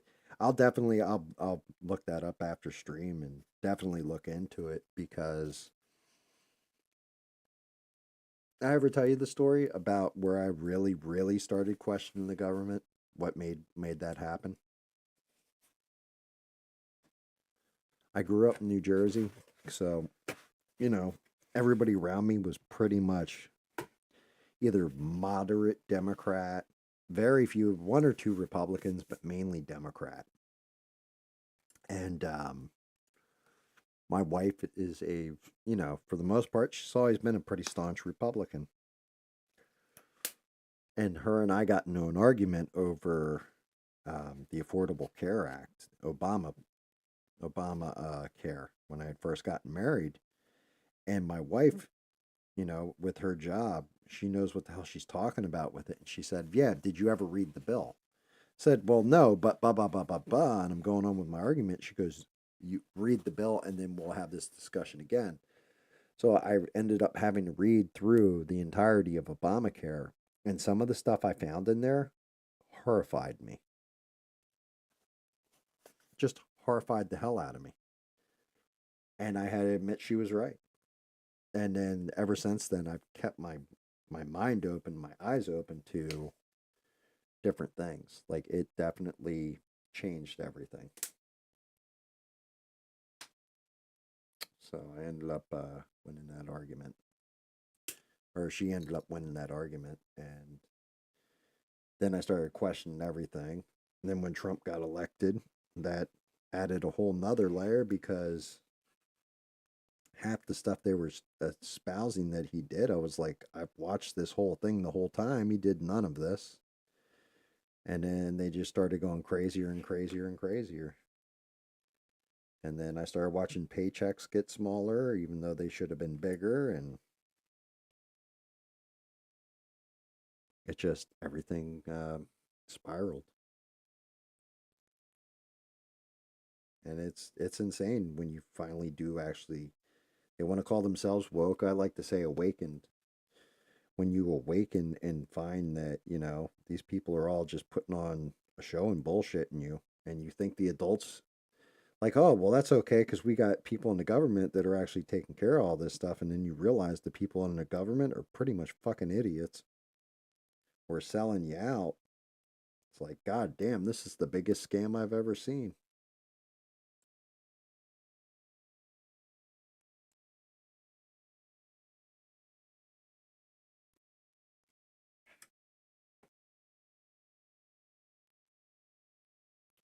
Right.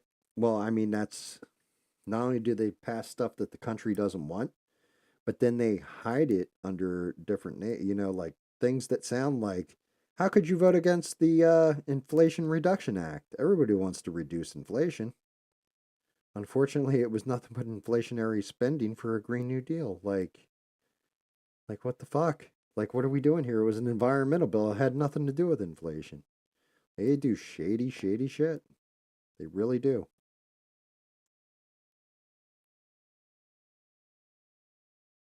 Oh, I'm going to. I'm going to paint the teeth white. I got to go over this. I'm just working on the second coat and fixing different blowouts, stuff like that, real quick on the body itself. But like the dragon, I got to go into it with a metallic. But I'm basically prime. Well, and if you've done body work on a car, I'm basically just hit it with its primer coat, and now I can actually go in there and clean her up. Like actually get a good coat going, which is why I'm using like shit, and then I do stuff like that. I'm using a smaller brush so I can get in tighter and focus more paint in one spot or another. because I still got to get in there and hit the tail again. But the body, for whatever reason, needed at least 2 coats to clean it up. Like the first coat, maybe it's because the paint's older. I mean, what sucks is one of these days I should just bust out my actual, $4 a bottle fucking Vallejo paints and paint one of these things, because it would do it in like one coat would be it. It would just be like bloop done. Instead, I'm using like cheap craft paints, but and I don't know how long you've been watching Dark. The whole point to me doing all this was I got a 3D printer and everything. And then I went and found out the cheapest like airbrushes and everything just to learn how to do it, because I didn't want to go buying the best of shit if I didn't enjoy it. So I did all that. And then when I started putting together the stream, it was like, I want to show that anybody can do this. Like, I'm an idiot and I can do this. And I did it on the cheap. And if you're not sure, it's going to be for you and you want to do things on the cheap, here it is. Here's like, I'm using a $5 set of paintbrushes. You know what I mean? For the entire set, where they sell brushes that are like 20 bucks each or whatever. They built 8 of them for what did they build? 8 of them for $7 billion, and 3 of them don't work. So they built 5 working ones, and all the rest don't work. Yeah, yeah, stuff like that. It's not just that. Where are you going to get the power to power those charging stations? So I was curious of this fact, right? Because I was like, okay, so you get a Tesla or, whatever fucking electric car you can actually afford. Maybe you can afford a Tesla, maybe you can't. Maybe you can only afford like, the GM version of it, or the Ford version of it or whatever. But okay, yeah, you're saving all this money on gas. But how much does it actually cost to charge up one of them damn batteries, especially when you get it home? Because it's not like you can just pull up to a charge station and, like, oh, look, free electricity. If that were the case, then none of us would be paying an electric bill. So I got curious and looked into it. Yeah, your electric bill immediately goes up to 600% if you own an electric vehicle. So if you're paying $200 a month in electricity, you're paying $1,200 a month with that electrical vehicle. Like, unreal.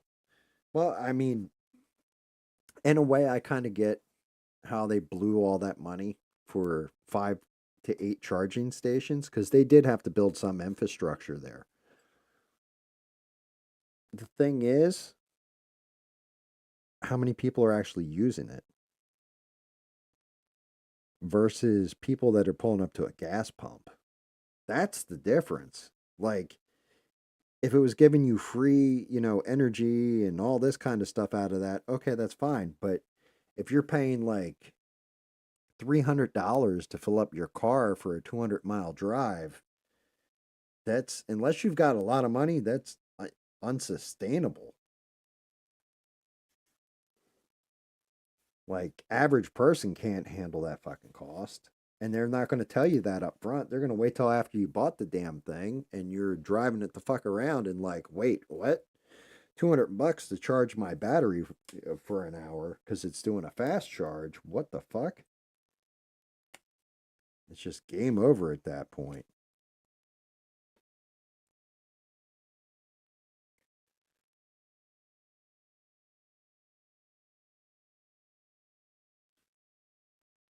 Getting in there with that high green, see if I can't pull some of the scales out of this thing.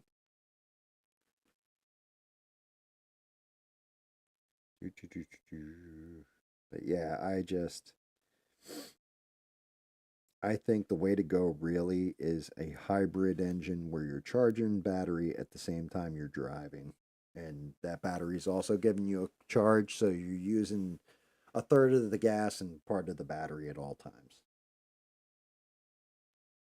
Yes, fusion, fusion or fission. I'm not sure which one it is. That is the way of that nuclear is the way to go at this point. They even have it where there's not zero nuclear waste, but it's not like 5,000 toxic barrels every day or something. It's a very very small modicum amount compared to what it used to be back in the day.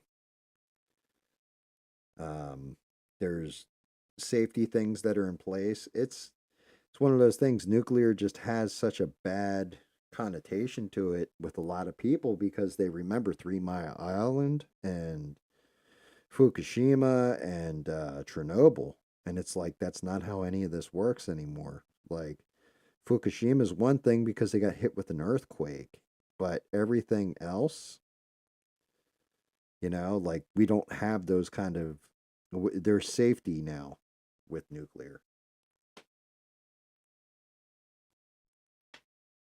Yeah, and that's just it. I think that's what they do with the nuclear waste now. They actually figured a way of recycling it back into energy. Something with the atoms decaying in it or what have you, like the runoff from the control.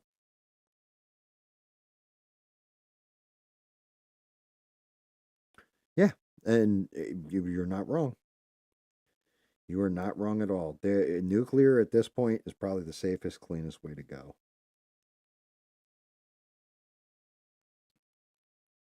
But here's the problem with that, Dark. Who's making money off of it? So if well, there's no money to really be made because you're running efficient, you're generating tons of power, all this stuff. So where are you making the money off of it? And that's the part of the problem. It's always been part of the problem with when it comes to energy is that somebody wants to make the money off of it. I mean, Tesla was trying to create energy where it would be free and wirelessly transmitted for people. And JP Morgan pulled all his money out of it because he realized all his cabling and everything else that he had investments in would have bankrupted him. So he was like, oh, no, no, no. You know what? I'm going to pull your funding now. I know you're close to the end, but can't give this shit away for free. What's wrong with you?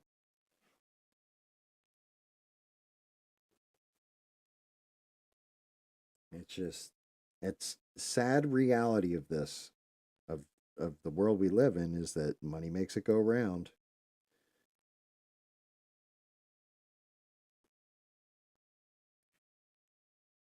And if there's no money to be made or no profit, very little profit, there's very few people who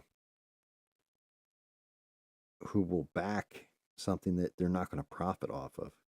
Like, I mean, look at I mean, you can say like Elon Musk buying Twitter. My God, that changed everything, right? But Elon's already made his money. He's got FU money. So he could buy Twitter and not be completely 110% broke and go out on ideals. Average person can't do that.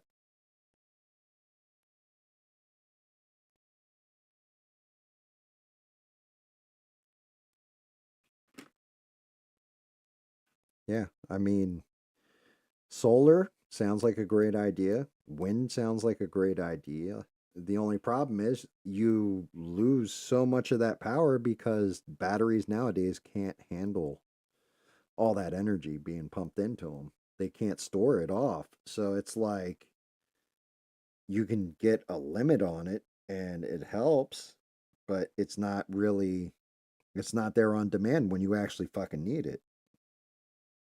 I mean, what was it? Texas got hit with that snowstorm and all the electric froze?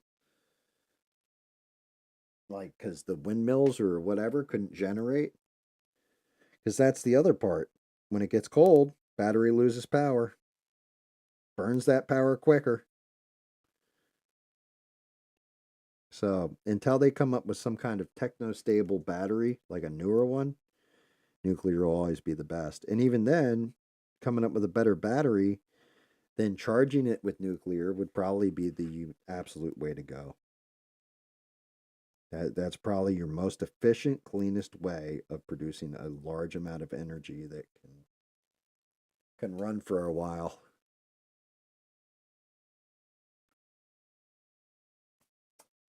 Yeah, it was a selfless act, but I also think so. Make no bones about it. Elon Musk has his own reason for being against the left because he was very much kind of on the left up until recently. And I don't know if you know why. I've watched an interview with him. What really switched him over where he got pissed off at them was because one of his children, and I know he's got like 12 of them, came out as transgender. And then he's like, my son's dead to me. Like, not because he's different from everybody else, but because when he transitioned, I disagreed with him on it. And so now his name, I understand why they call it dead naming, he says in that interview. Yeah, you saw that one? Yeah, it's screwed up. Screwed up the way that goes. But it's true. Like, it, personal grudge. Like, and then now it's become hold my beer. Um, One of the things I really liked watching the Rogan interview with Trump was Trump admitting that when he first got there, he didn't understand who he could trust or how the game worked. I really enjoyed that part of that interview. If he was like, "Yeah, I know I was doing from the beginning," and bullshit his way through it, because it really showed a vulnerability with Trump's first term. Because I always wondered why the hell he put Bolton in there. I'm like, isn't that the guy who's like, he looks like a little old man, but he's really like a fucking terrible warmonger? And it was like, yeah, that's him. Why would you take him? And he kind of explained all that. It was like, oh, now he's got the right people though.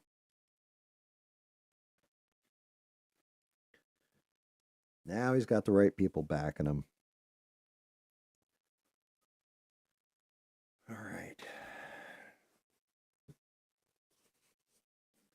See what we're looking at now. I got to get into the horns. See these ears. Oh, yeah.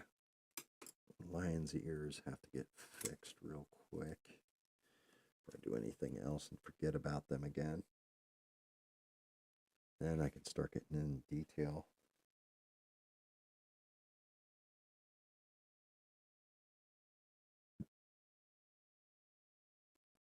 Then I can get into more of the detail work.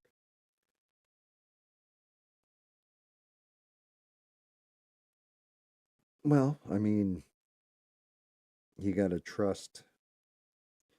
You get into something like that, it's like he just trusted the wrong people to give him advice. Then he found out I trusted the wrong people to give me advice, got screwed on it. But now he's rectified that mistake, in my opinion, by having people like RFK Jr., Tulsi Gabbard, Elon Musk. Like, he was like, no, these are the right people. They're doing things for the right reasons. Like, they're doing stuff because they love the country, not because they're getting bigger paychecks. I mean, I'm sure they're getting something out of it, but not like the other people were, where that was their whole career. Yeah. And so, I mean, that's just it. Can make the case for Donald Trump. Um, I feel bad in a way that I can't make a case for Kamala Harris, like why she would be amazing or why people should swing that way, because I do like to find a balance and I don't want it to be lopsided, like, or all one-sided. And it's like I can't find a case for Harris.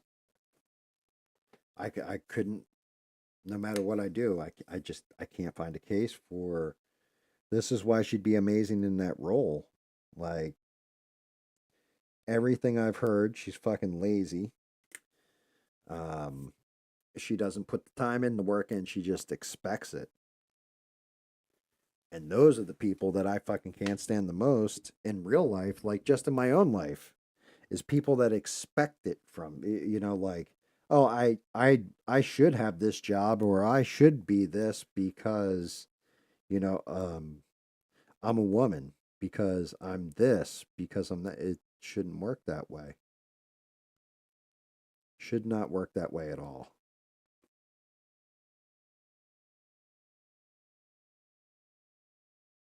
That is brassy as hell.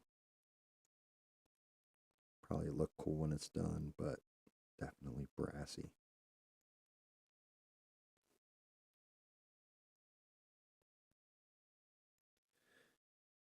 Yeah, I mean, I feel bad. Like even Joe Biden, I kind of understood why people would want Joe Biden to go into the office.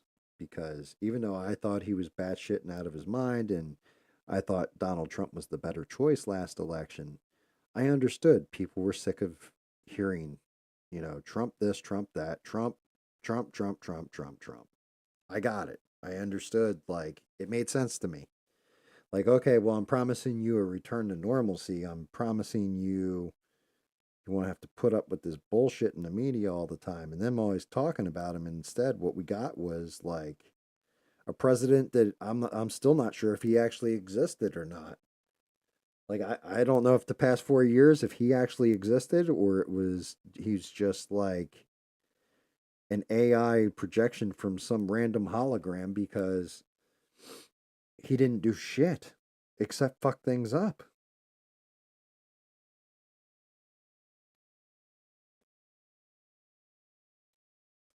Never press briefings, never any of this like fun stuff. Just fuck things up. Oh yeah, well, so that's the dual side of Trump, right? He his biggest asset is that he's brash and lets his mouth run, and you know exactly where he stands on things. His biggest detriment is he's brash, he lets his mouth run, and you know exactly where he stands on things. He puts it out there. He doesn't hold it back. He keeps his mouth running.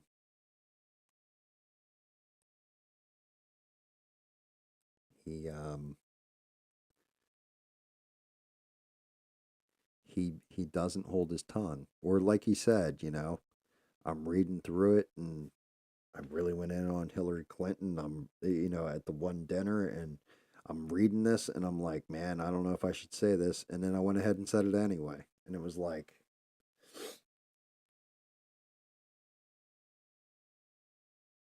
yeah, well, AI is terrifying. I'm not going to lie, a little bit dark. AI terrifies me. I tried using it for 3D modeling, didn't work out so well. But for making like pictures, music, stuff like this, because you can pretty much just tell it like I want a song about a guy named Dark who's a pirate and who does this, who does that, who does the other thing, and and you pick the style. You can say like rockabilly, and it'll put that music together. It's pretty impressive. Like it'll write the lyrics out, it'll print you, and you can download it and everything else if you know what you're doing, without having to pay them. Like definitely amazing tech. But it's terrifying at the same time because say you want a picture of Donald Trump, I don't know, molesting a child, it can give you that picture. That's terrifying. So many implications from it that are good and positive and medical diagnosis and stuff like this. And then you have the other end where you can do some really horrific things with it and really ruin someone's life and have none of it be true. I mean, I guess I'm screwed up in that way where I look at everything like, what's the worst goddamn thing you could use this thing for? And guess that that's what somebody's going to come up with it.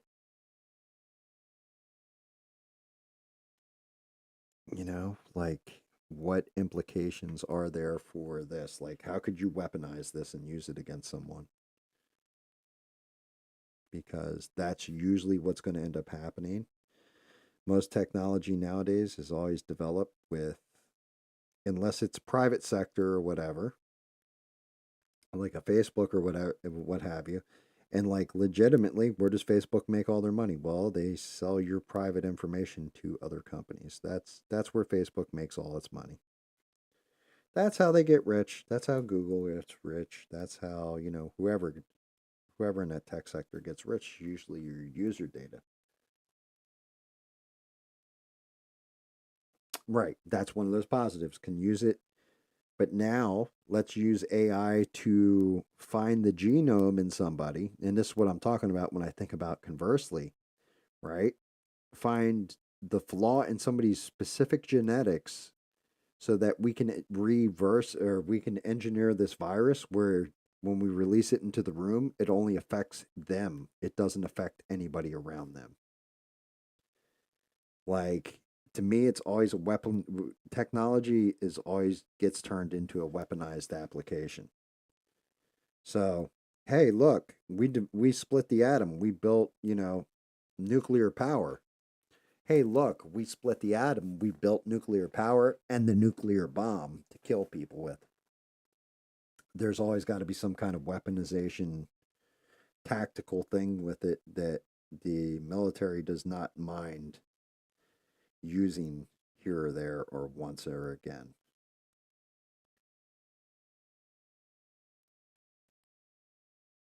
Yeah, I don't know if they tried, they failed pretty bad because if it were me and I was going to mutate COVID, we'd say, we'll just type, we're talking in a hypothetical here, but if I were to do it with COVID, then it would not have infected anybody in China if that was my intent. It just would have affected Anglo Americans, African American, or well, African heritage, and Hispanic heritage. It would not have affected Asian heritage.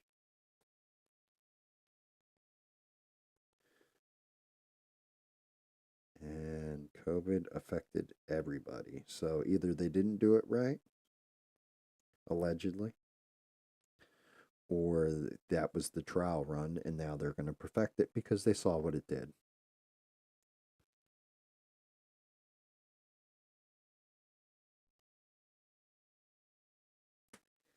Yeah, I mean, it could have been. It could have been the target to hit old people. Um, it's just, but the whole thing is, I've noticed this too, and I don't know if anybody else has.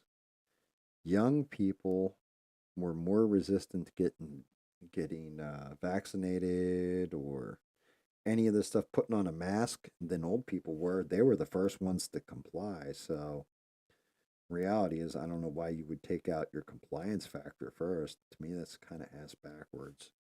Like, I guess if you're trying to cut down, what we spend out every year on Social Security, yeah, that kind of makes sense. But why would you want to wipe out old people first? I would want to wipe them out last.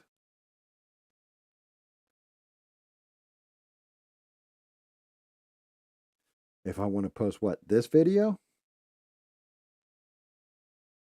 I mean, we're talking in hypotheticals. I'm not stating this is medical fact or anything. Um, I'm not worried about the government showing up at my door. What are they going to show up and say? Well, you thought about things? I'm not telling anybody to go take over the government or our medical people are lying to us or even our government's lying to us. It's just theories, you know? But yeah, I can be part of being an American. You can be critical of your government and they're not going to kick down your door unless you're doing calls to action or you're really, really overdoing it. Like that's when you're in trouble. Is when you're like, well, if Trump doesn't win, you should do this, that, or the other thing to the Capitol. Okay, well, then they should kind of kick in your door and take a good hard look at you to make sure one, you're not an asset, but also what the fuck is up.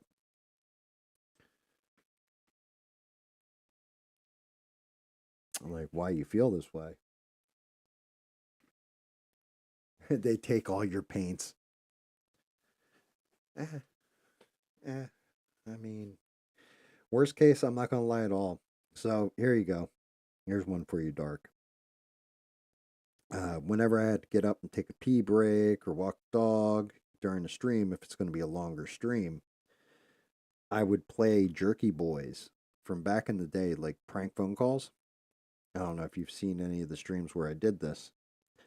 So I'm looking through on YouTube Studio because I'm still like, I'm not even really trying to get monetized or any of this, but every now and again I'll go in there and check, make sure I didn't miss a comment from somebody, or haven't interacted with somebody that tried to interact with me or what have you. Check, see, did I lose subscribers? Did I gain subscribers? Did people enjoy the show? Did they not enjoy the show? That sort of thing. So I go in there and I check, and all of a sudden I'm like, copyright, copyright, copyright on 4 videos. I'm like, what the hell's this? Do I got 4 copyright strikes? And it was like action to take and action taken. None, none, none. But we found copyrighted material in 4 of your videos. Well, it was the Jerky Boys stuff that had set off the copyright marker. So I'm so small potatoes, and I'm just pretty much like an asshole. Like I might as well be an old man on his back porch yelling up at the sky at this point, that they don't give a shit. If I'm calling people to, hurt other people or be a thorn in the side of, like, taking my free speech and violating it to a limit where I'm calling for, we should all go hurt this person in this way or something, that's a different story. That's really when they come for you, or you're going to get that knock on the door from a 3-letter agency saying, yeah, we just want to talk, you know. Outside of that, you can pretty much, as long as you're not, like, if I sat here and told you, oh yeah, if you eat a bunch of oranges and take this horse dewormer or something like that and pretended to be a medical expert, then they'd come after you. That's when they come after you. Espousing like Hitler-esque speech, will say. And I don't mean like how they call Donald Trump Hitler, but actual neo-Nazi rhetoric. They'll come at you, or they'll just literally kill your damn stream. They'll kill your channel.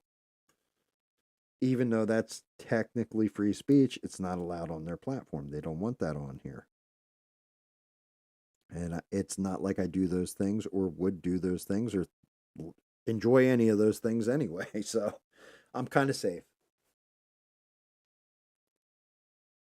Kind of safe. Just I hop on, tell the truth and facts, and tell people where you go find the facts. And I don't really talk, like, usually I don't really talk politics, but like I said, this is kind of a different occasion. I haven't spoke to you in, God, probably about a year. Um, there's only, outside of you, there's one other person watching the stream, and either they're enjoying it or they're not. They might even just turn down. I've said this before. I know one person messaged me like, "Yeah, I didn't really like what you were saying on your stream, but I watched your stream anyway, just see what kind of paint job you come up with." And they just turned down the volume on the stream. That's cool. I can appreciate that. Appreciate you just tuning in and watching. So the fact you're the only one going off in the chat, the fact I'm the only one who's like on the mic and talking, um,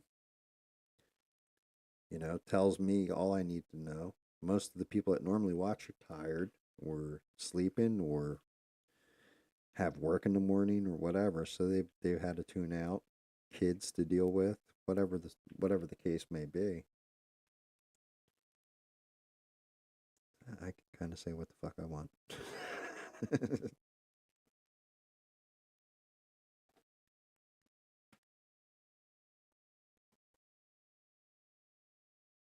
Yeah, I'm not even really trying to play it safe. I just kind of see everything up the middle. Like I see the good and bad and everything.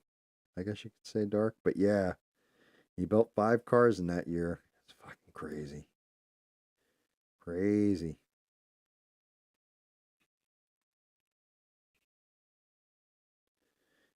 Insane to think. you know. Time just keeps moving forward. Like we are, it's November 1st now, isn't it? So in 4 days, there's going to be an election held. In about 2 weeks, we'll know the results of that election. I mean, now, unless it's a blowout one way or the other, then we're going to know right away, like, oh, yeah, yep, so and so called up and conceded. But I don't expect the one thing you're not going to hear out of Trump is that he concedes this election no matter what, even if he loses. You're not going to hear it.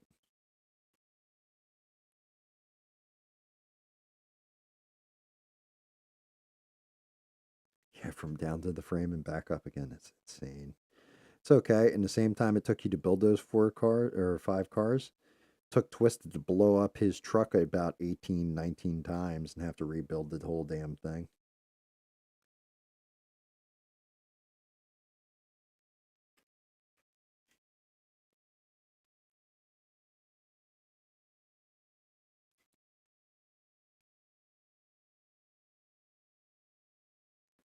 Like, that man blows up his truck so much, it's not even funny.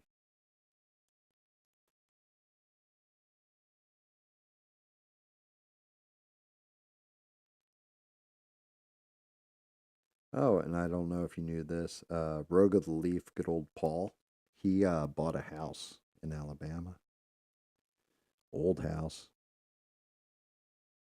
But he got his own house finally.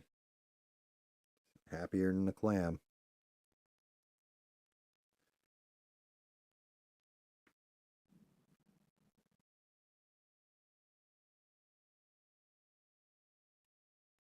Good Lord, this thing. Definitely kind of wish I got this at a bigger scale. There's so much little fucking detail in here. I think I'm done coppering out the red though. Giving it that pizzazz.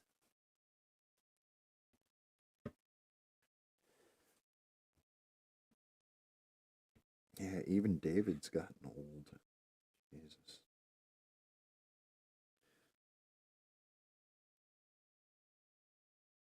I think we've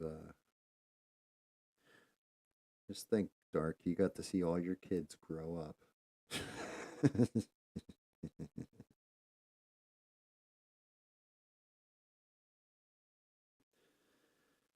Yeah, God.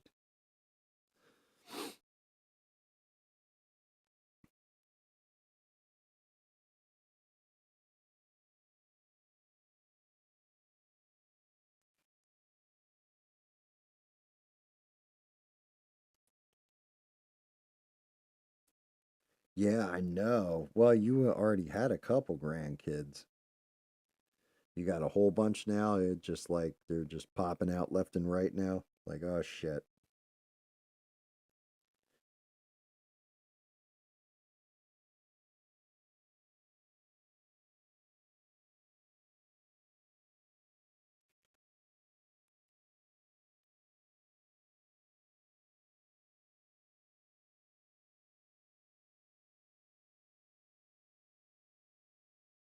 We all getting old. I've got no grandkids yet, so I'm safe there.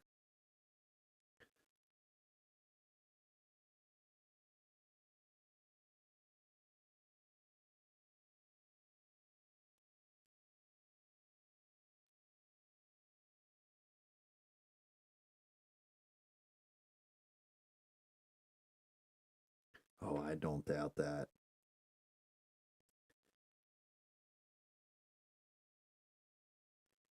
You're just going to start yelling, "Hey, you." You're not even going to start remembering names. Just, "Hey, you. Yeah, you. Get over here."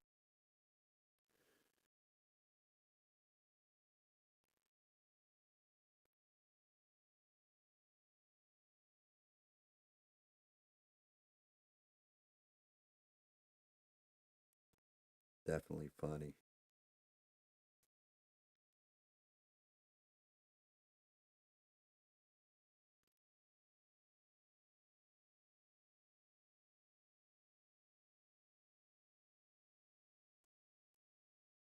Definitely crazy.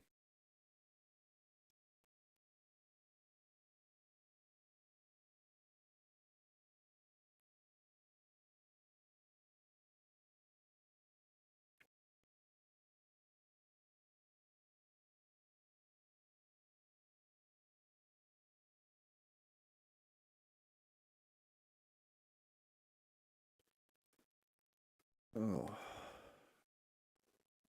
Alright, so I still got the horns on the dragon on the goat, the hooves on the goat, the teeth on the lion, the eyes on the lion, the eyes on the goat, or eyes on the goat, and the eyes on the dragon. But I swear to God, it's getting close to done.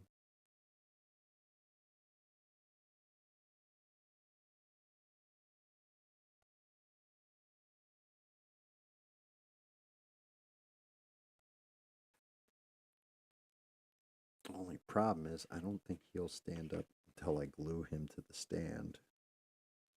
So I have to, when I display him for the video at the end, I'll have to put something behind him. Thanks, man. Appreciate that. Um, yeah, I don't know. I don't know how the hell I even got into this paint shit. I've never been the artistic type. I think it's your fault. I think because we started painting all those sails on Atlas all that time ago digitally, I got into it. The damn Spider-Man sails and shit. We had some cool sails though.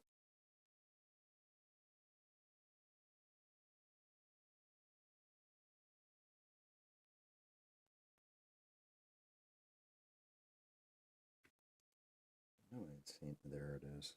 I knew there was a screw up somewhere in here where the paint blew out. I just fixed it. Stupid wings. I don't know why I keep painting things with wings too. The wings take forever. Either you're not getting a beat enough look into them, or color doesn't sit right on them.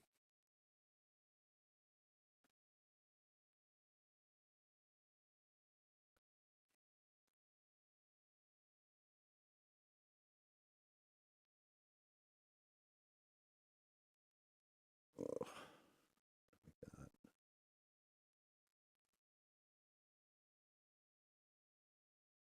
The painting that I do. Oh, God damn it. All right. Okay, so I missed a piece in there. Got to go in there and fix that. On the interior of the back wing, I've missed like a whole section of the paint.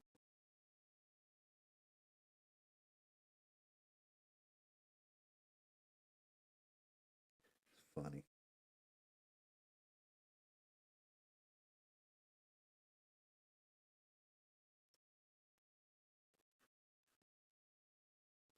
Same thing with like in here. Like I got this giant black void.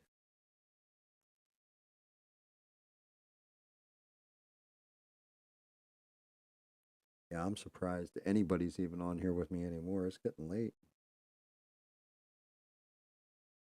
Actually, it's kind of been late, but I figured most people would tune in just for the damn ghost story. And then once I told it, they'd bounce right out.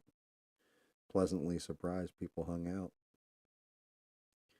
A rough story to tell. I was happy though. Everybody dropped in for it at least. As, yeah, I don't. I'll probably never play this episode back and never revisit that story ever again now that it's told. One of those ones for the history books, I guess, as they say.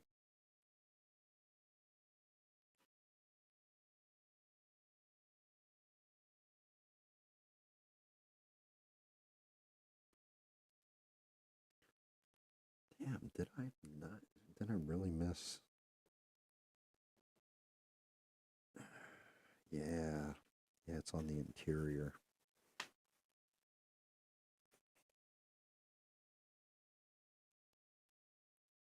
I mean, I appreciate that, Dark. I've said this. I don't angle this channel to ever get money. Like, there's certain things that I could do that would boost channel views and get more people in here and all that kind of stuff. Like, hell, all I'd have to do is title one of these streams Trump 2024, like GAM catches up live, happy accidents, Trump 2024, and I would probably get about 1,000 more views at this point, right? But to me, it feels like I'm grifting. Like, it feels like if I'm not just doing this and enjoying it and bullshitting with everybody, or I start pursuing it like it's a job and it's a business. Because in a business, you got to make business decisions, and language would have to change. Inauthenticity is what I'm really afraid of. Like, me not being me. Like, you've played games with me long enough to hear me go off on people for not doing something in a base in a video game. You know what I mean? Like it was life or death when really it's just a fucking video game. But just the same, right? Hearing me go off or whatever in real life, you know that I'm actually being authentic. Like I'm real deal, like who I am. And if that ever goes away, then the people that actually are here watching me now probably won't watch me anymore. Yeah, clickbait is, I've used this example. Like Tim Pool is the worst one I've ever seen with clickbaiting people. Like him, Jeremy from the quartering is also pretty terrible with it because he'll put in shit like, "My channel is under attack. I need your help," and it's like, dude, like you guys made so much money off of YouTube because not that you didn't work for it, not that you didn't break your ass, but you've made so much money off of YouTube and grown your channel so big that just the money you already made you should be grateful for, because you're not getting much bigger. Like you can't, because you've hit your ceiling. Like 1.6 million followers or whatever the fuck you got. That's amazing that you got 1.6 million people to actually like click on you and like you. But I don't know. For me, I just kind of feel dirty about it, like going for that shit or doing that kind of shit. Like I can't. I'm doing all right as far as finances right now are. I'm not like rich and I'm not poor. I'm right in that middle where I'm comfortable. And I've been trying to keep it that way.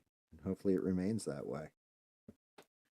Now, if ever it came to a point in time where this was like a job, where it's like, oh shit, I got to treat this like a job, then I'd be doing all kinds of different stuff. Like if I ever come out and go, I only I only paint with Played products, folk art matte. It's the only good paint that's on the market. You'll know something's fucked up.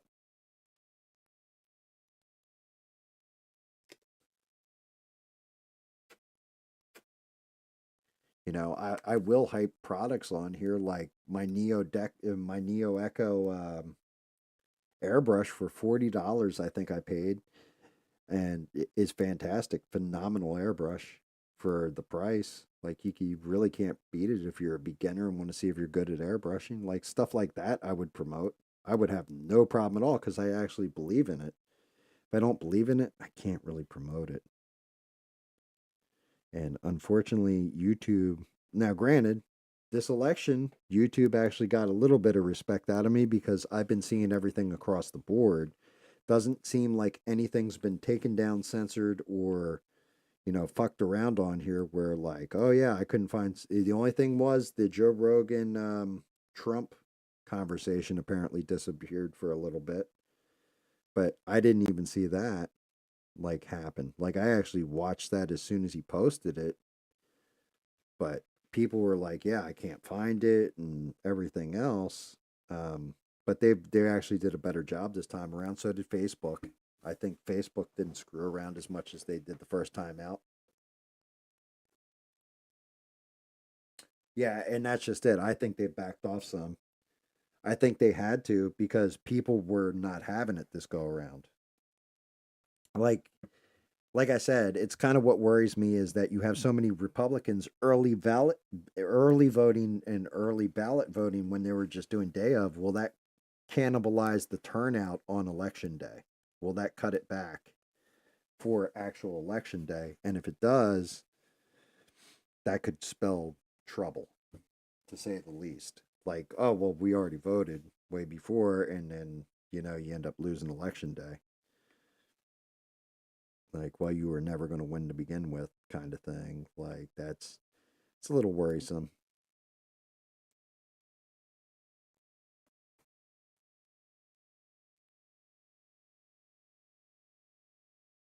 Dude, see, like, stuff like that.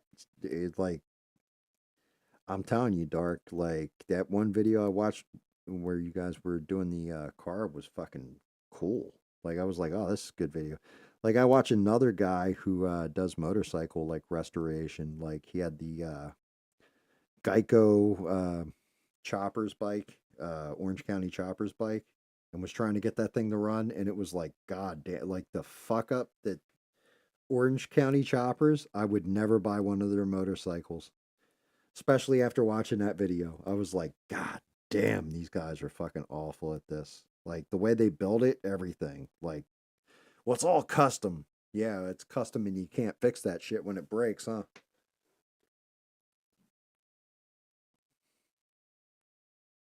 Like, they were way overhyped back in the day. I can't imagine who spent so much money on their motorcycles just to find out they're pieces of shit. Like, weird wiring to them, everything.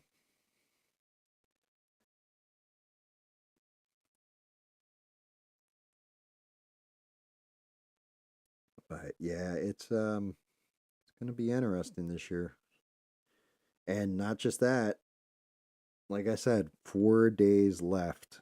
It's like waiting for a movie like a Star Wars sequel to come out. Like, will the Jedi return this time? Or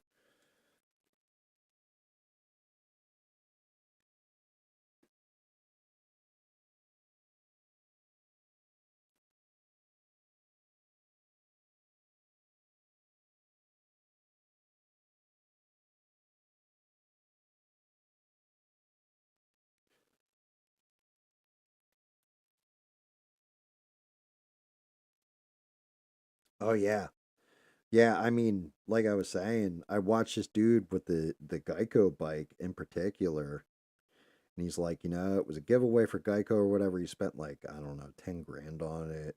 Came with a trailer and a whole bunch of other shit, and he couldn't get it running. He gave it to this other dude to get it running. I'm watching the other dude like trying to restore it, and like he just everything that can fuck up is, and it's not the guy who's doing the restoration. It's he's like, why would they put this here and do this with this? Like, this makes no sense the way this is designed. Like, it is just terrible. The whole concept, the whole design was like the bike was built to just show off real quick, run once, and then just be dead after. Like, they didn't even build it where, like, oh, this is going to be a cool cruising bike, whoever wins it. It was more like a display piece. It was just bad.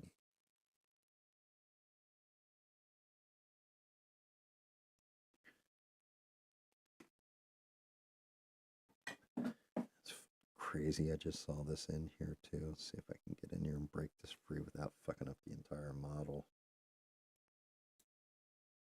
Got it. Little damn support in there. Must have hit it like 4 or 5 times when I was painting. I was like, is that a support or is that one of the horns? This is a support.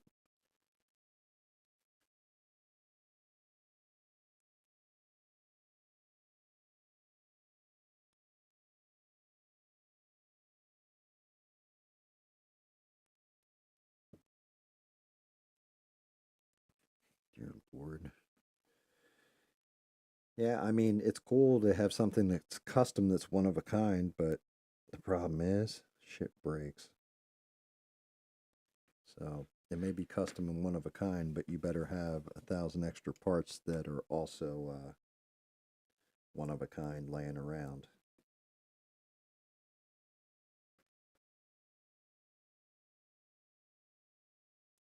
Or at least an instruction manual for it. Like, yes, part 42 is this type of ignition wire, which you can get off of this Honda bike.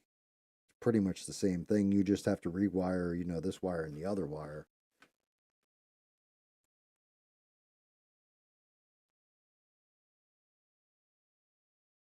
Yeah, I can imagine, especially if you're building like old muscle cars. They stopped making parts for shit a long time ago. Like even like Mopar's been gone forever. I'm surprised you can get any kind of Mopar part, like an original or even a customized one, because as time's going, those cars are going bye bye. Like you have only so many of them left.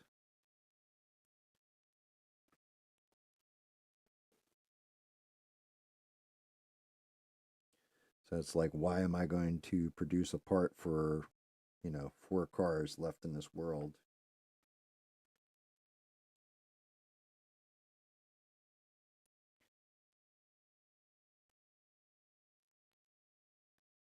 And I mean, I got a terrible thing for you, but they actually do sell metal 3D printers. And if you could have somebody actually do like 3D scans of that part, you could replace it. Like you could rebuild the actual part itself.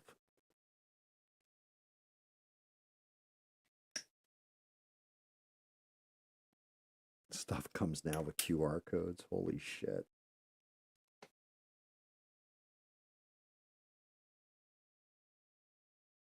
Yeah, I don't doubt that. I don't doubt that parts have gone down in quality. I mean, cars themselves have, for the most part, have better technology and better gas mileage and stuff, but the parts aren't that good. Like they wear out. They seem to wear out a lot quicker.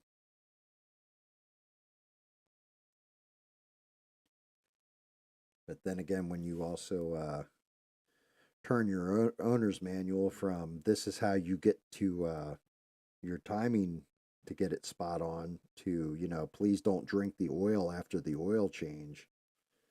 Things have changed in the car world.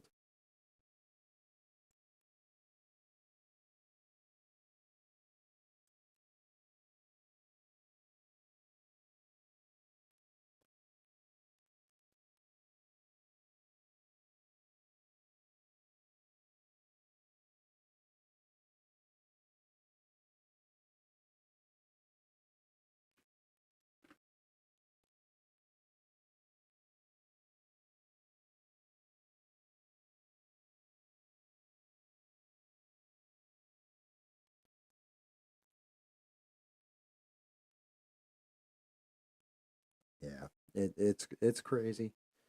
Um, I mean, computers are much better nowadays, but something breaks, you just tear it out, throw it away, and then just go buy another one. Back in the old days, we used to have to take all the chips off the old one, get the new board, make sure jumpers were set right, and everything else. But I still have computers that are 286s. I have one computer that's a 286. So a Pentium, when it first launched, was a 586. So you're talking three generations before it. I can still go over and throw the power on that thing and it fires right up. Crazy.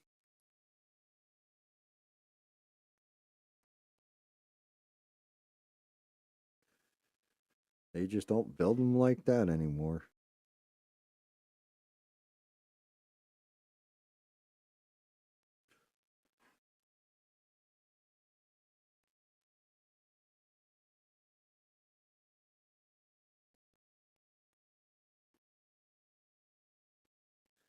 I know one of these damn things.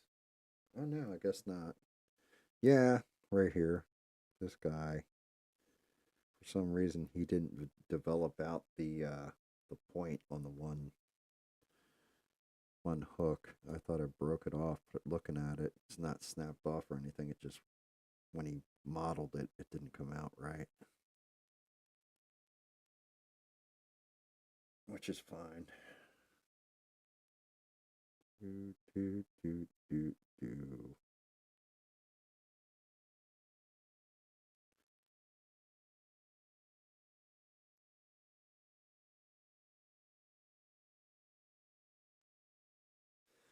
Yeah, does it Do you ever have to fire from the right side instead of the left when you're tuning that car with your laptop?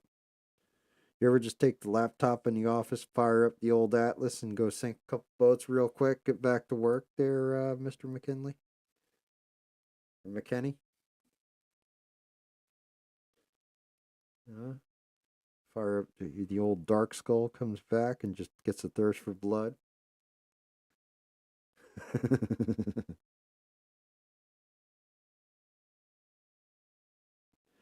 They came out with another pirate game, and it was called Skull and Bones.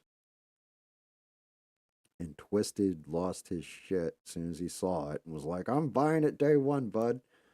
I went and read reviews on it, and everybody was saying the same thing. This game sucks, right? Like, it's fun for about a minute, and then you're gonna regret it if you buy it. So I told him, I was like, yeah, you should cancel the pre-order on it. No, I'm going full bore with it, bud. So I'll tell you. He goes, are you gonna pick it up? I said, I'll pick it up, Twisted, if you play it for more than a week. A week later, when I talked to him and he was playing a different game, I was like, yeah, thank God I didn't buy that fucking game.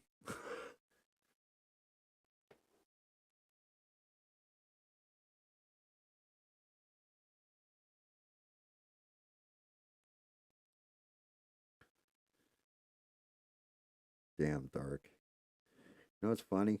Will your kids or your grandkids ever know just what kind of amazing captain you were on that water on that game?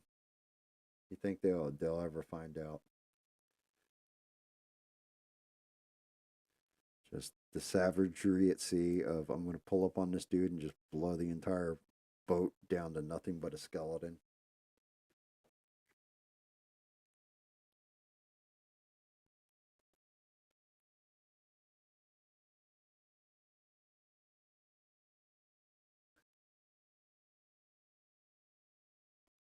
How many salty tears people have cried because Dark Skull sailed in and just took them out and ruined their dreams.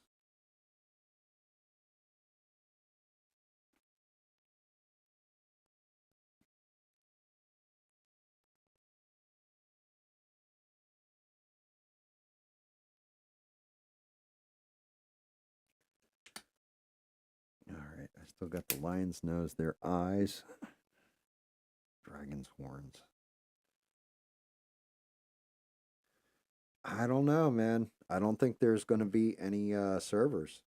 Like last I heard, there was maybe 500 players, and you the servers were pretty much gone for it.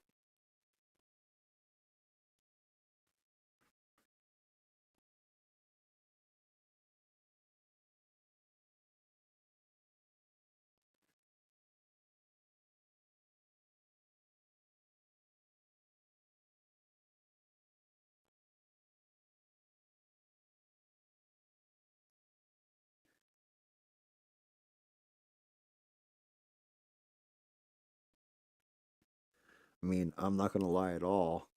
No matter the game, whenever Twisted messages me and says, I really need my Bash brother on this, I usually go and buy the game and we jam together.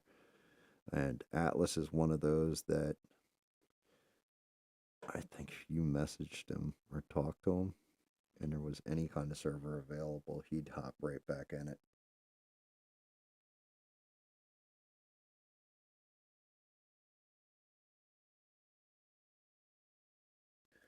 All I know is I will never lead a faction of people ever again.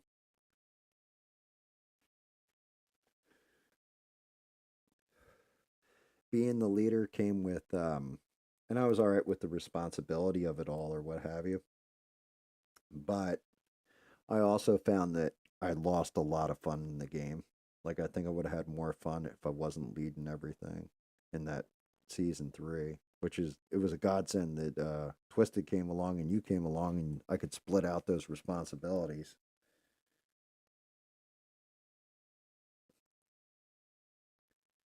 But I've also gotten to a point where my negotiation skills aren't what they used to be, I think.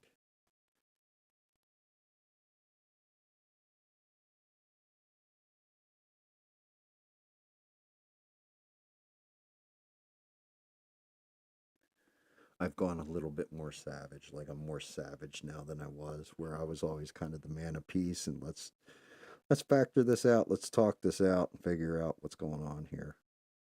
Has kind of morphed to, yeah, you know what, you're gonna do it or I'm gonna blow up your whole damn island on you.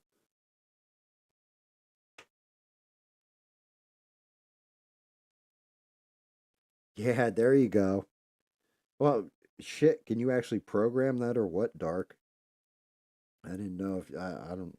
I know you did shit with crypto and stuff, but I don't know if you could actually program that game again.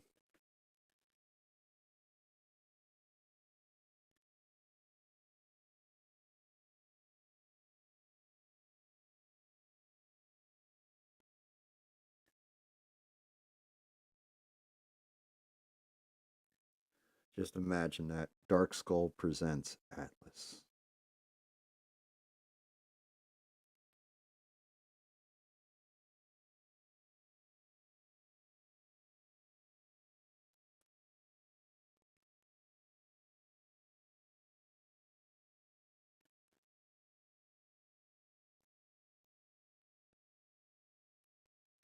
You know what? I think I'm gonna stick with the white.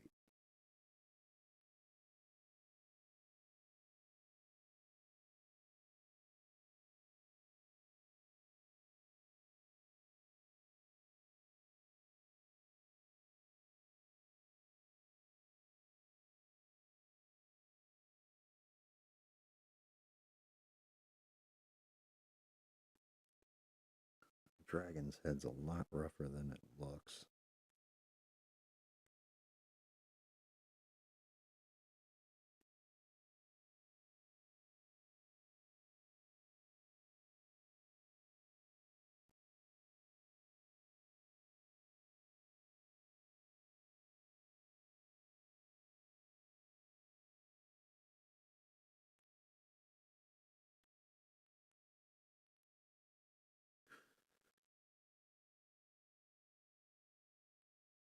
These two little spots too on the end of the wing, I didn't even notice them before.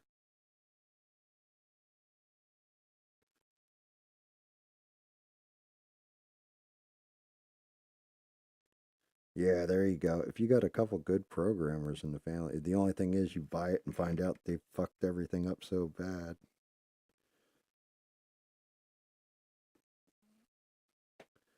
Nothing. My one buddy, he used to program for Samsung and probably has written most of the coding behind some of the modern cell phones. And he's always said to me that I've known him since high school. He's always said nothing worse than coming in and cleaning up somebody else's code because they just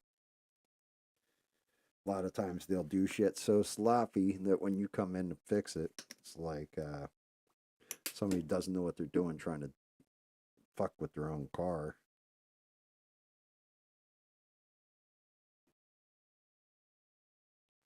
The fact that we popped up another viewer tells me that my one buddy Six might have actually joined in.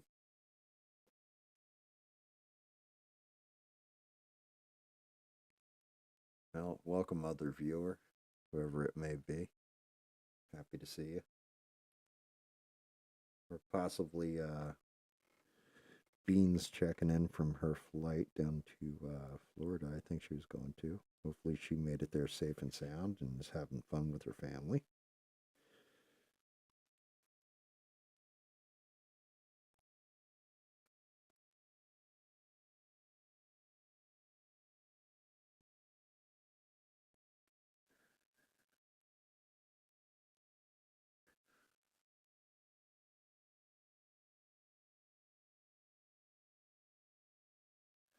Yeah, well, that's the problem. Whole game was supposed to be an expansion of Ark. So that's like 90% of their code, I'm sure.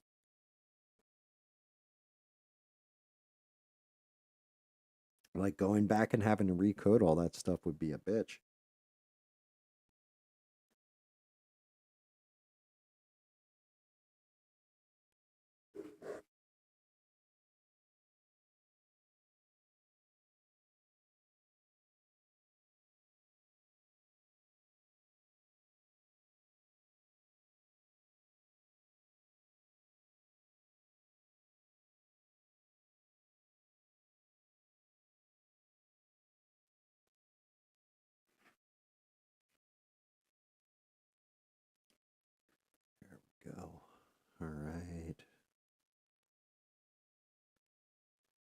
another spot I gotta kind of clean up on this upper wing too. Trying not to screw it up. I'll get in there with the brass and retouch it in a second, just in case I do.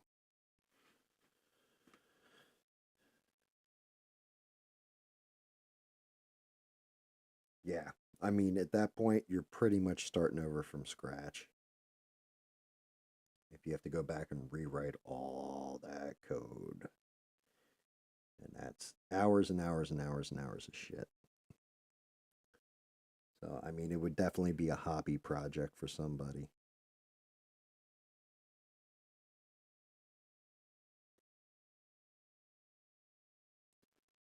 See, that's good. That's looking good. The dragon's face didn't look right, though. Right here.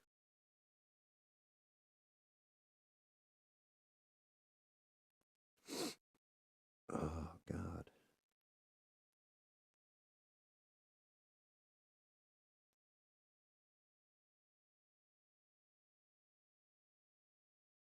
Chimera.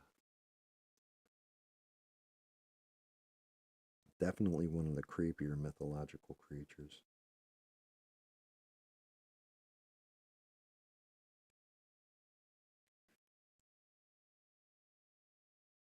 Alright, still got to get to here.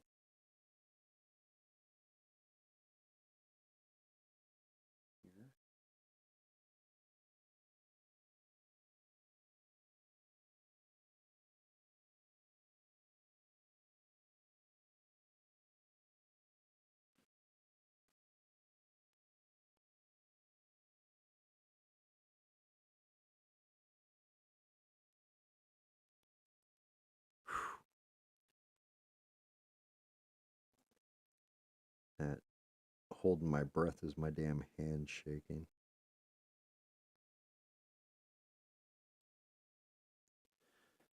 Worst part about neck injury, you can never recover from it completely.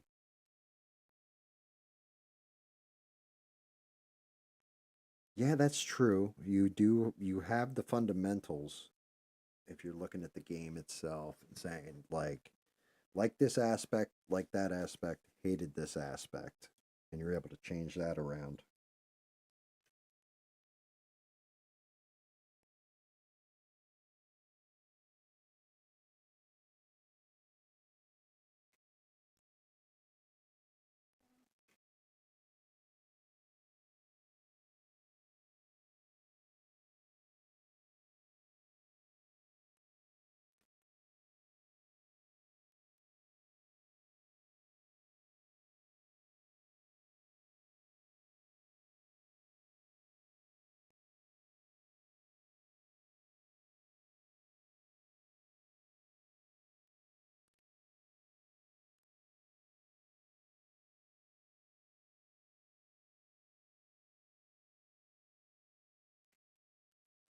Your lord, getting in there on those lion's teeth. What a rough little thing.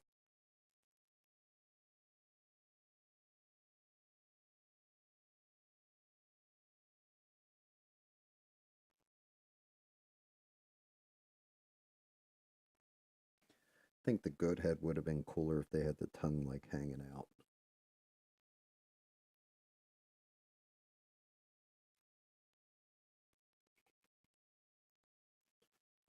All right. Oh yeah. Forgot. Got to paint the lion has little claws on his feet.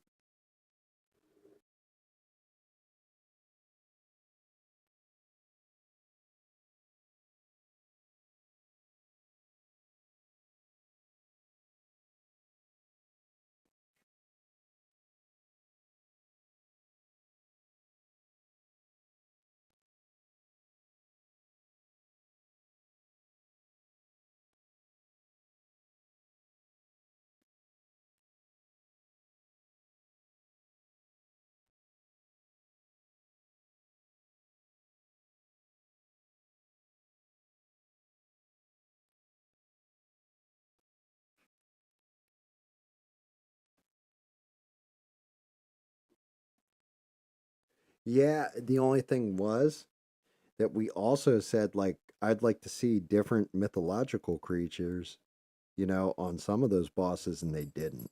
Like they could have done so much cool stuff. Like, could you imagine if there was a Chimera boss or but yeah, you're not wrong. We did say that we're like they should definitely like, just put different bosses. Why is it always like a Hydra or two of the islands had drakes? Like, what's the point? And then like also make it where that particular thing to unlock the stone for your compass was locked to whatever island you got the stone from. That was actually when Twisted and I were working on that server. That was the hardest part, was figuring out what stones were on what island and the coding behind them and all that. And like people were assholes with that. You would think you got a small community of server owners that are actually going to share their information, and yeah, they just wouldn't. The only one that would was the one that I ended up doing admin work for, which was Coastal Gaming. They actually sent me out a T-shirt and everything else.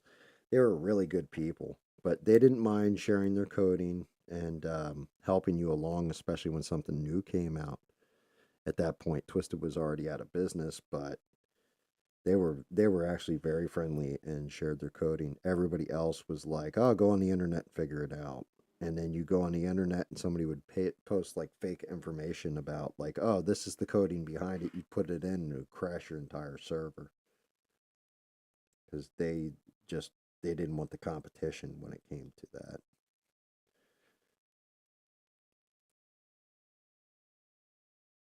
Damn, I gotta get in this little tiny spot right here. See if I can do it. Got it.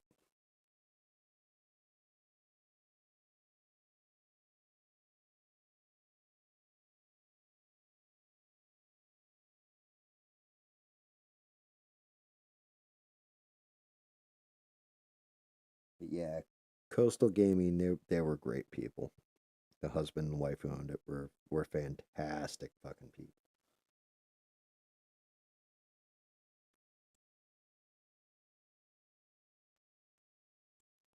The only reason they shut down their server was because it was unfair to the Xbox players certain things, and they were like, yeah, we're not we can't in good conscience take your money because you can't even log in right now, and there's nothing we can do to fix it.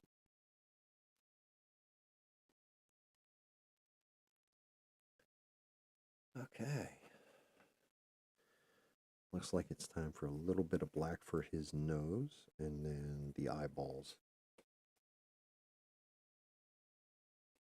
Yeah, I mean, that's just it. Open source, right? But I don't know.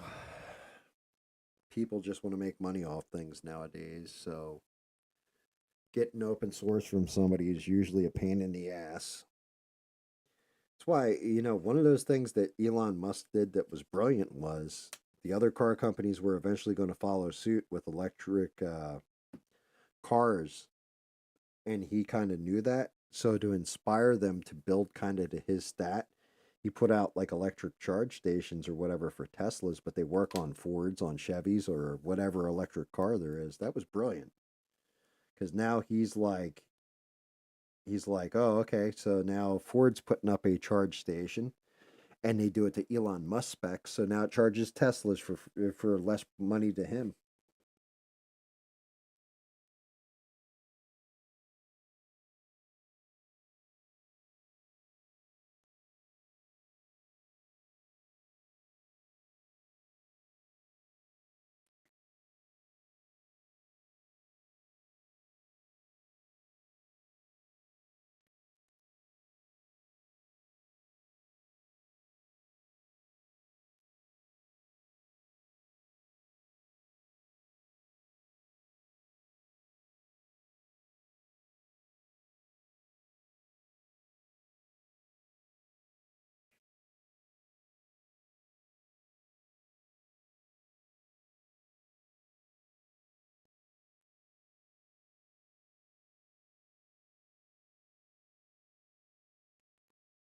Now I went in there with that heavy ass black paint.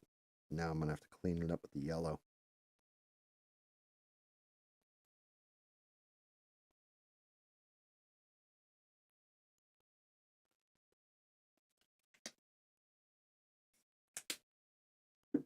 Oh,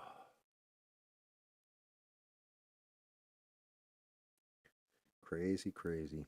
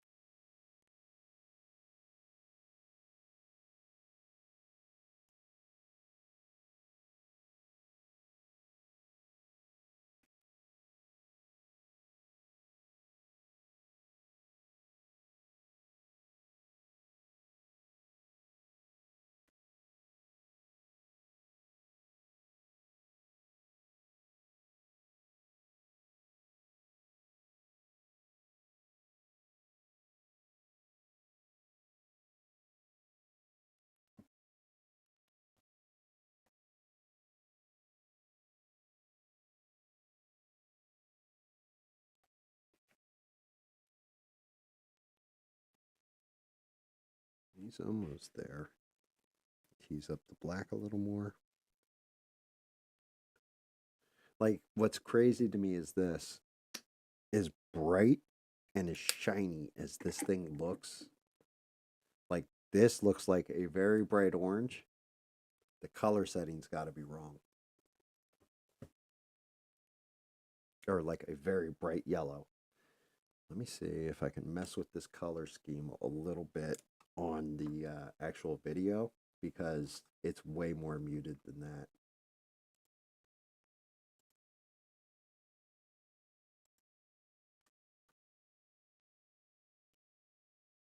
Maybe the contrast down a little. Contrast is fine. Gain, saturation. I think that's what it is. Yeah, this is way more. That's more what I'm seeing. Okay. Color is way more muted, so it's actually like that. It depends on the color dark. Some stuff, I painted it one way and expected it to come out, and it dries a completely different way, and I've had to shift the color. But after a while, you start getting used to like, okay, when this color dries on top of this color, it's going to pop out this way.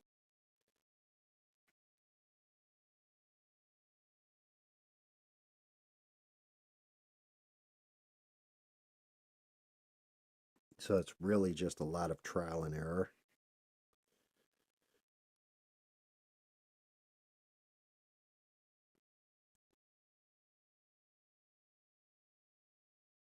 So like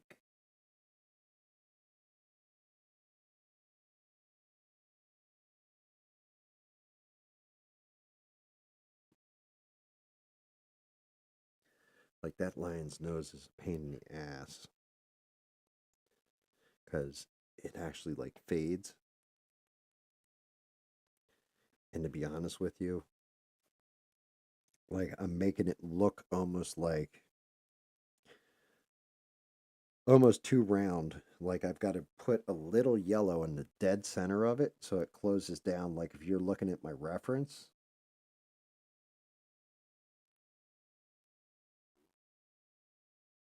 and I just have to hit like this little dot. But if I'm off by a little bit,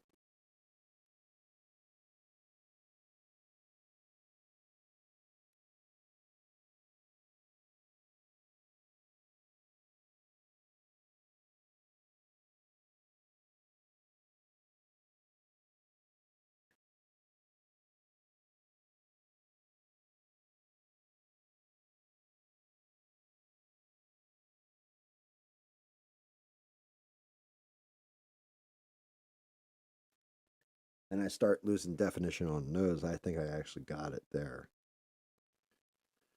But the nose is actually like very small on a lion. Like on a house cat, it's actually much bigger, believe it or not. Yeah, I know that. Like that's the thing. Car paint's the same way. Like you put on one coat, and then if you layer on that other coat a little bit lighter, maybe you. I'm not going to say dilute it because I don't know if you can dilute car paint, but if you dilute it with some water, maybe a little airbrush cleaner or whatever I'm using, if I dilute it just right, it goes on top the other layer, and then you can turn a green with a gray over it into something that looks completely different, something creepy or crazy looking. But I think I'm down to eyes, and I've got to decide what color I'm doing these eyeballs. Um, so the dragon, I would go with a yellow. Should I just go to a yellow? A yellow layer on there, nice. But since he's like copper, yeah, yellow would show up pretty damn good. So I think I'm going to go to a high gold.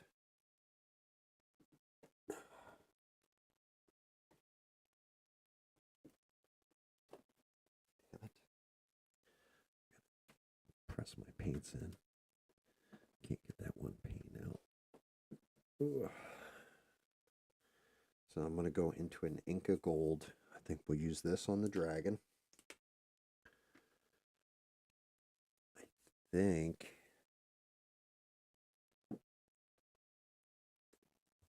a turquoise shimmer on the goat. And then I will go into a rose shimmer for the lion. That should give me the yellow, red, and blue across the eyeballs. So that should give it a little bit more dimension, I think is the word I want to use here. Maybe, sort of, kind of. Yeah, and the way you hold, like when I'm airbrushing, that's a whole different matter.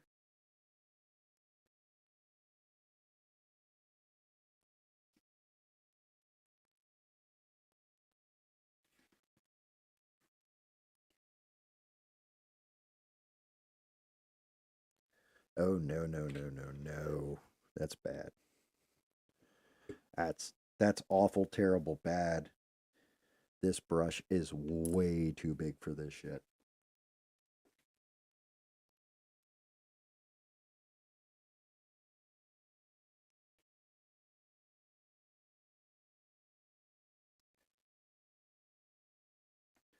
I mean, I was able to recover it a little bit.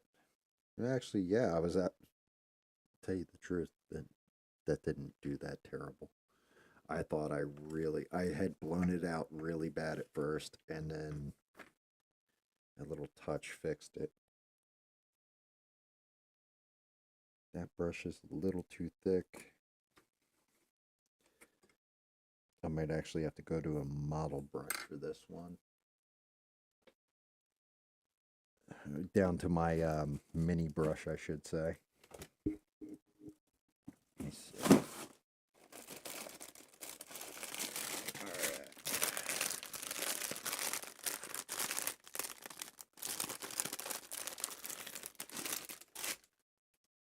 The mini brush.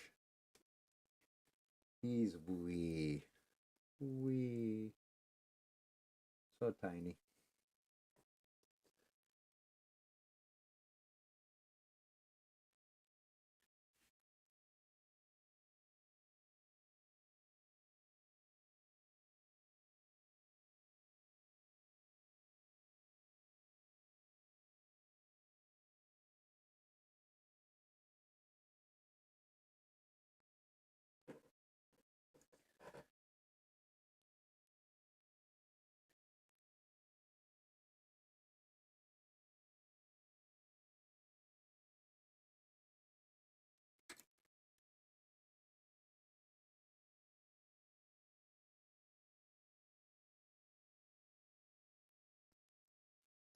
I'm actually going to sharpen that out with yellow in the center. My...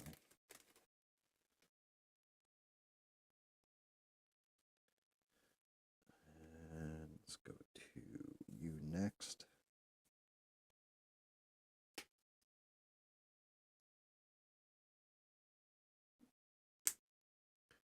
Barely need any of these metallic paints. They're really good.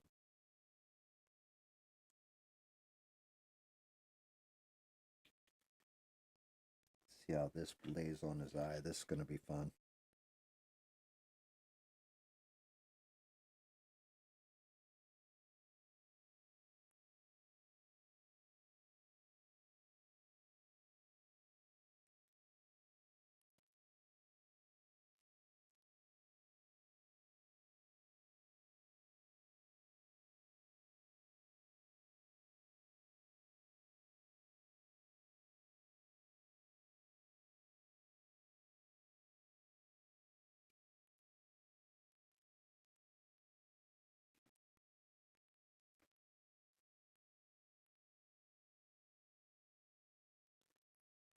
Two down.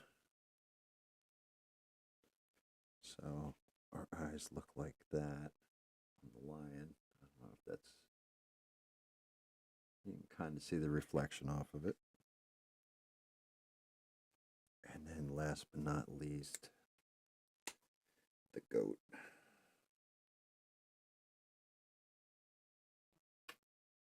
Oh, damn it. I squeezed that a little hard.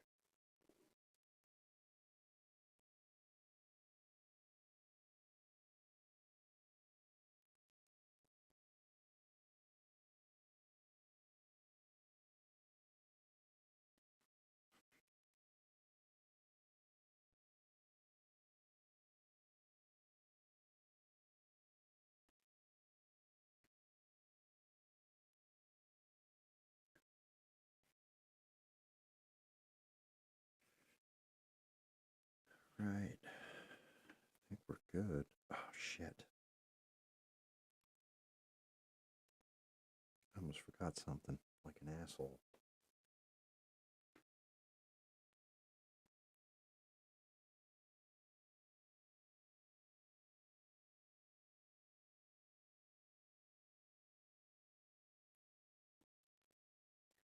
Little tiny ass eyes on that snake.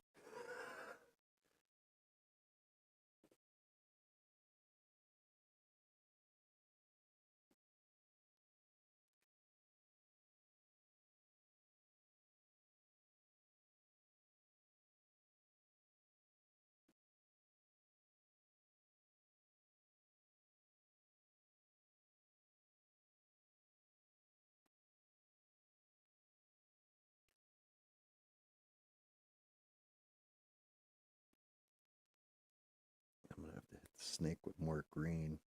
I hit that with way more paint than I wanted. Yeah, Chimera would have been a good boss fight because you could have done it multi-layered where, you know what I mean? You had to protect one way from from the flames from the dragon, the claws from the lion, and then getting slammed by the goat, depending. Where did I put that? You're putting away the wee brush because, oh god, I knew I was gonna do some dumb shit like that, and I did. The wee brushes are expensive as shit, and of course I dropped it. All right, I'll fuck with it later.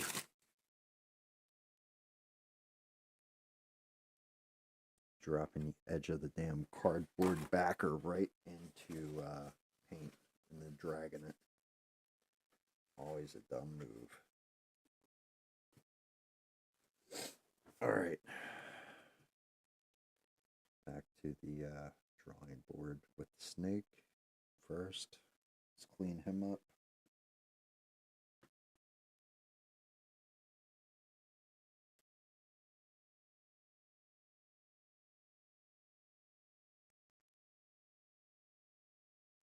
Okay, that's cool.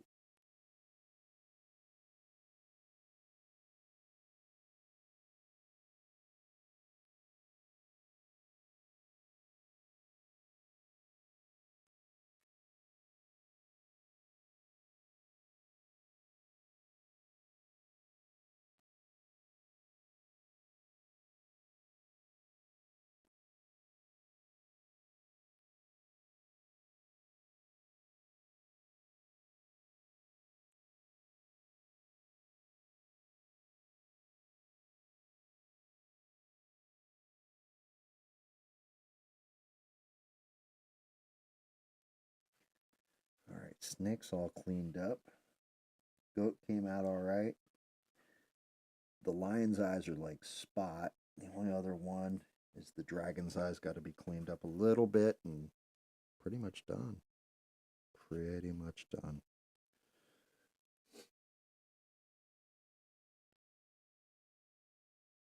Good night.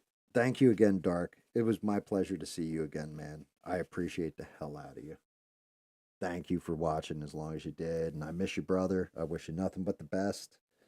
Hopefully everything works out for you. And, hopefully everything works out good for everybody. But yeah, man, always a pleasure to see you. Thank you.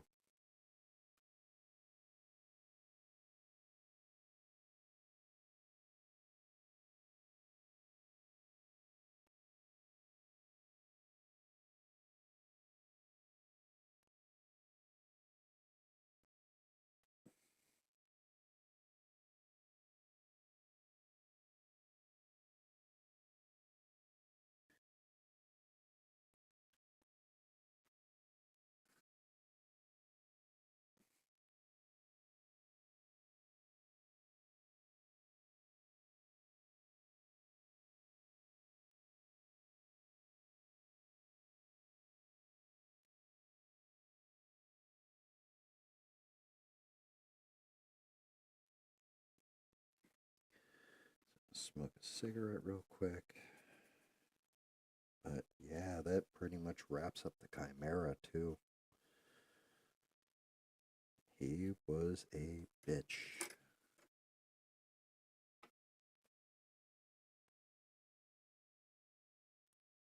Bring him in a little more. Let's get down in on that. Yeah. Yeah, look at that.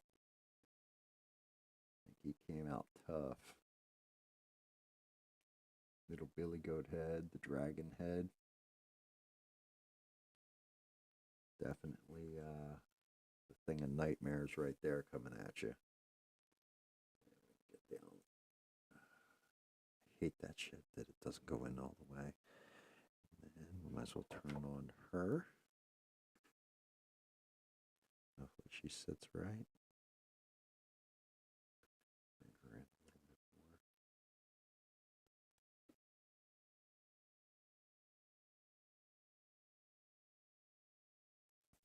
I gotta glue him after I shut down the stream. Let him cure overnight. Maybe drop the brightness.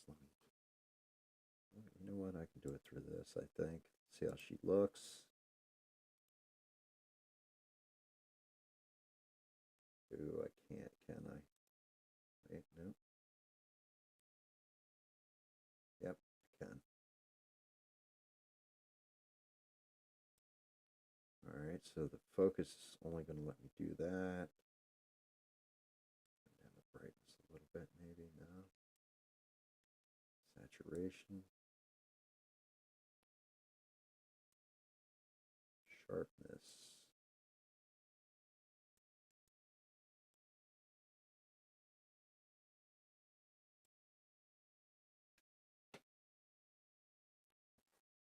What? See if that works better. Uh-oh. Okay, yeah, there we go. Actually, turning off that top light helped. So that you can actually see a little better what I'm looking at.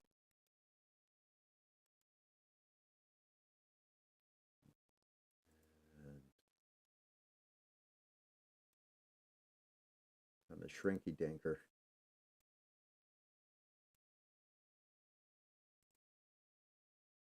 And I can do this.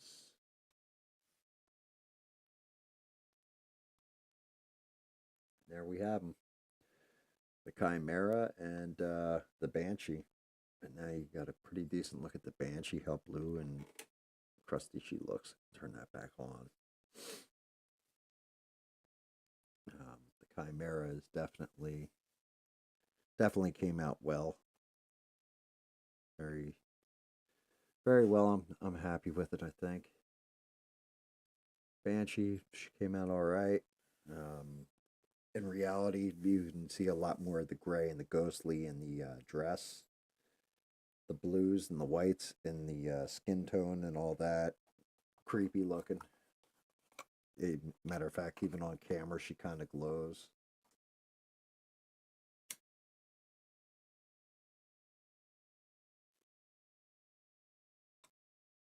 But yeah, I think that one's going to be it. Appreciate, everybody who watched me, taking the time out of their day to watch me listen to the ghost story. Definitely a decent Halloween. Appreciate all you guys just taking the time, and hopefully you had a good time. And if you made it this far in the video, which you probably didn't, but it's very late, and I'm tired. It's almost 3 in the morning. I'm pushing. Well, 2:30 in the morning. I'll see everybody again on Sunday, right around 8 o'clock. Thank you again. I couldn't do this without you. Everybody hang in there. Stay cool. Stay loose. And keep looking forward. Everything will be all right.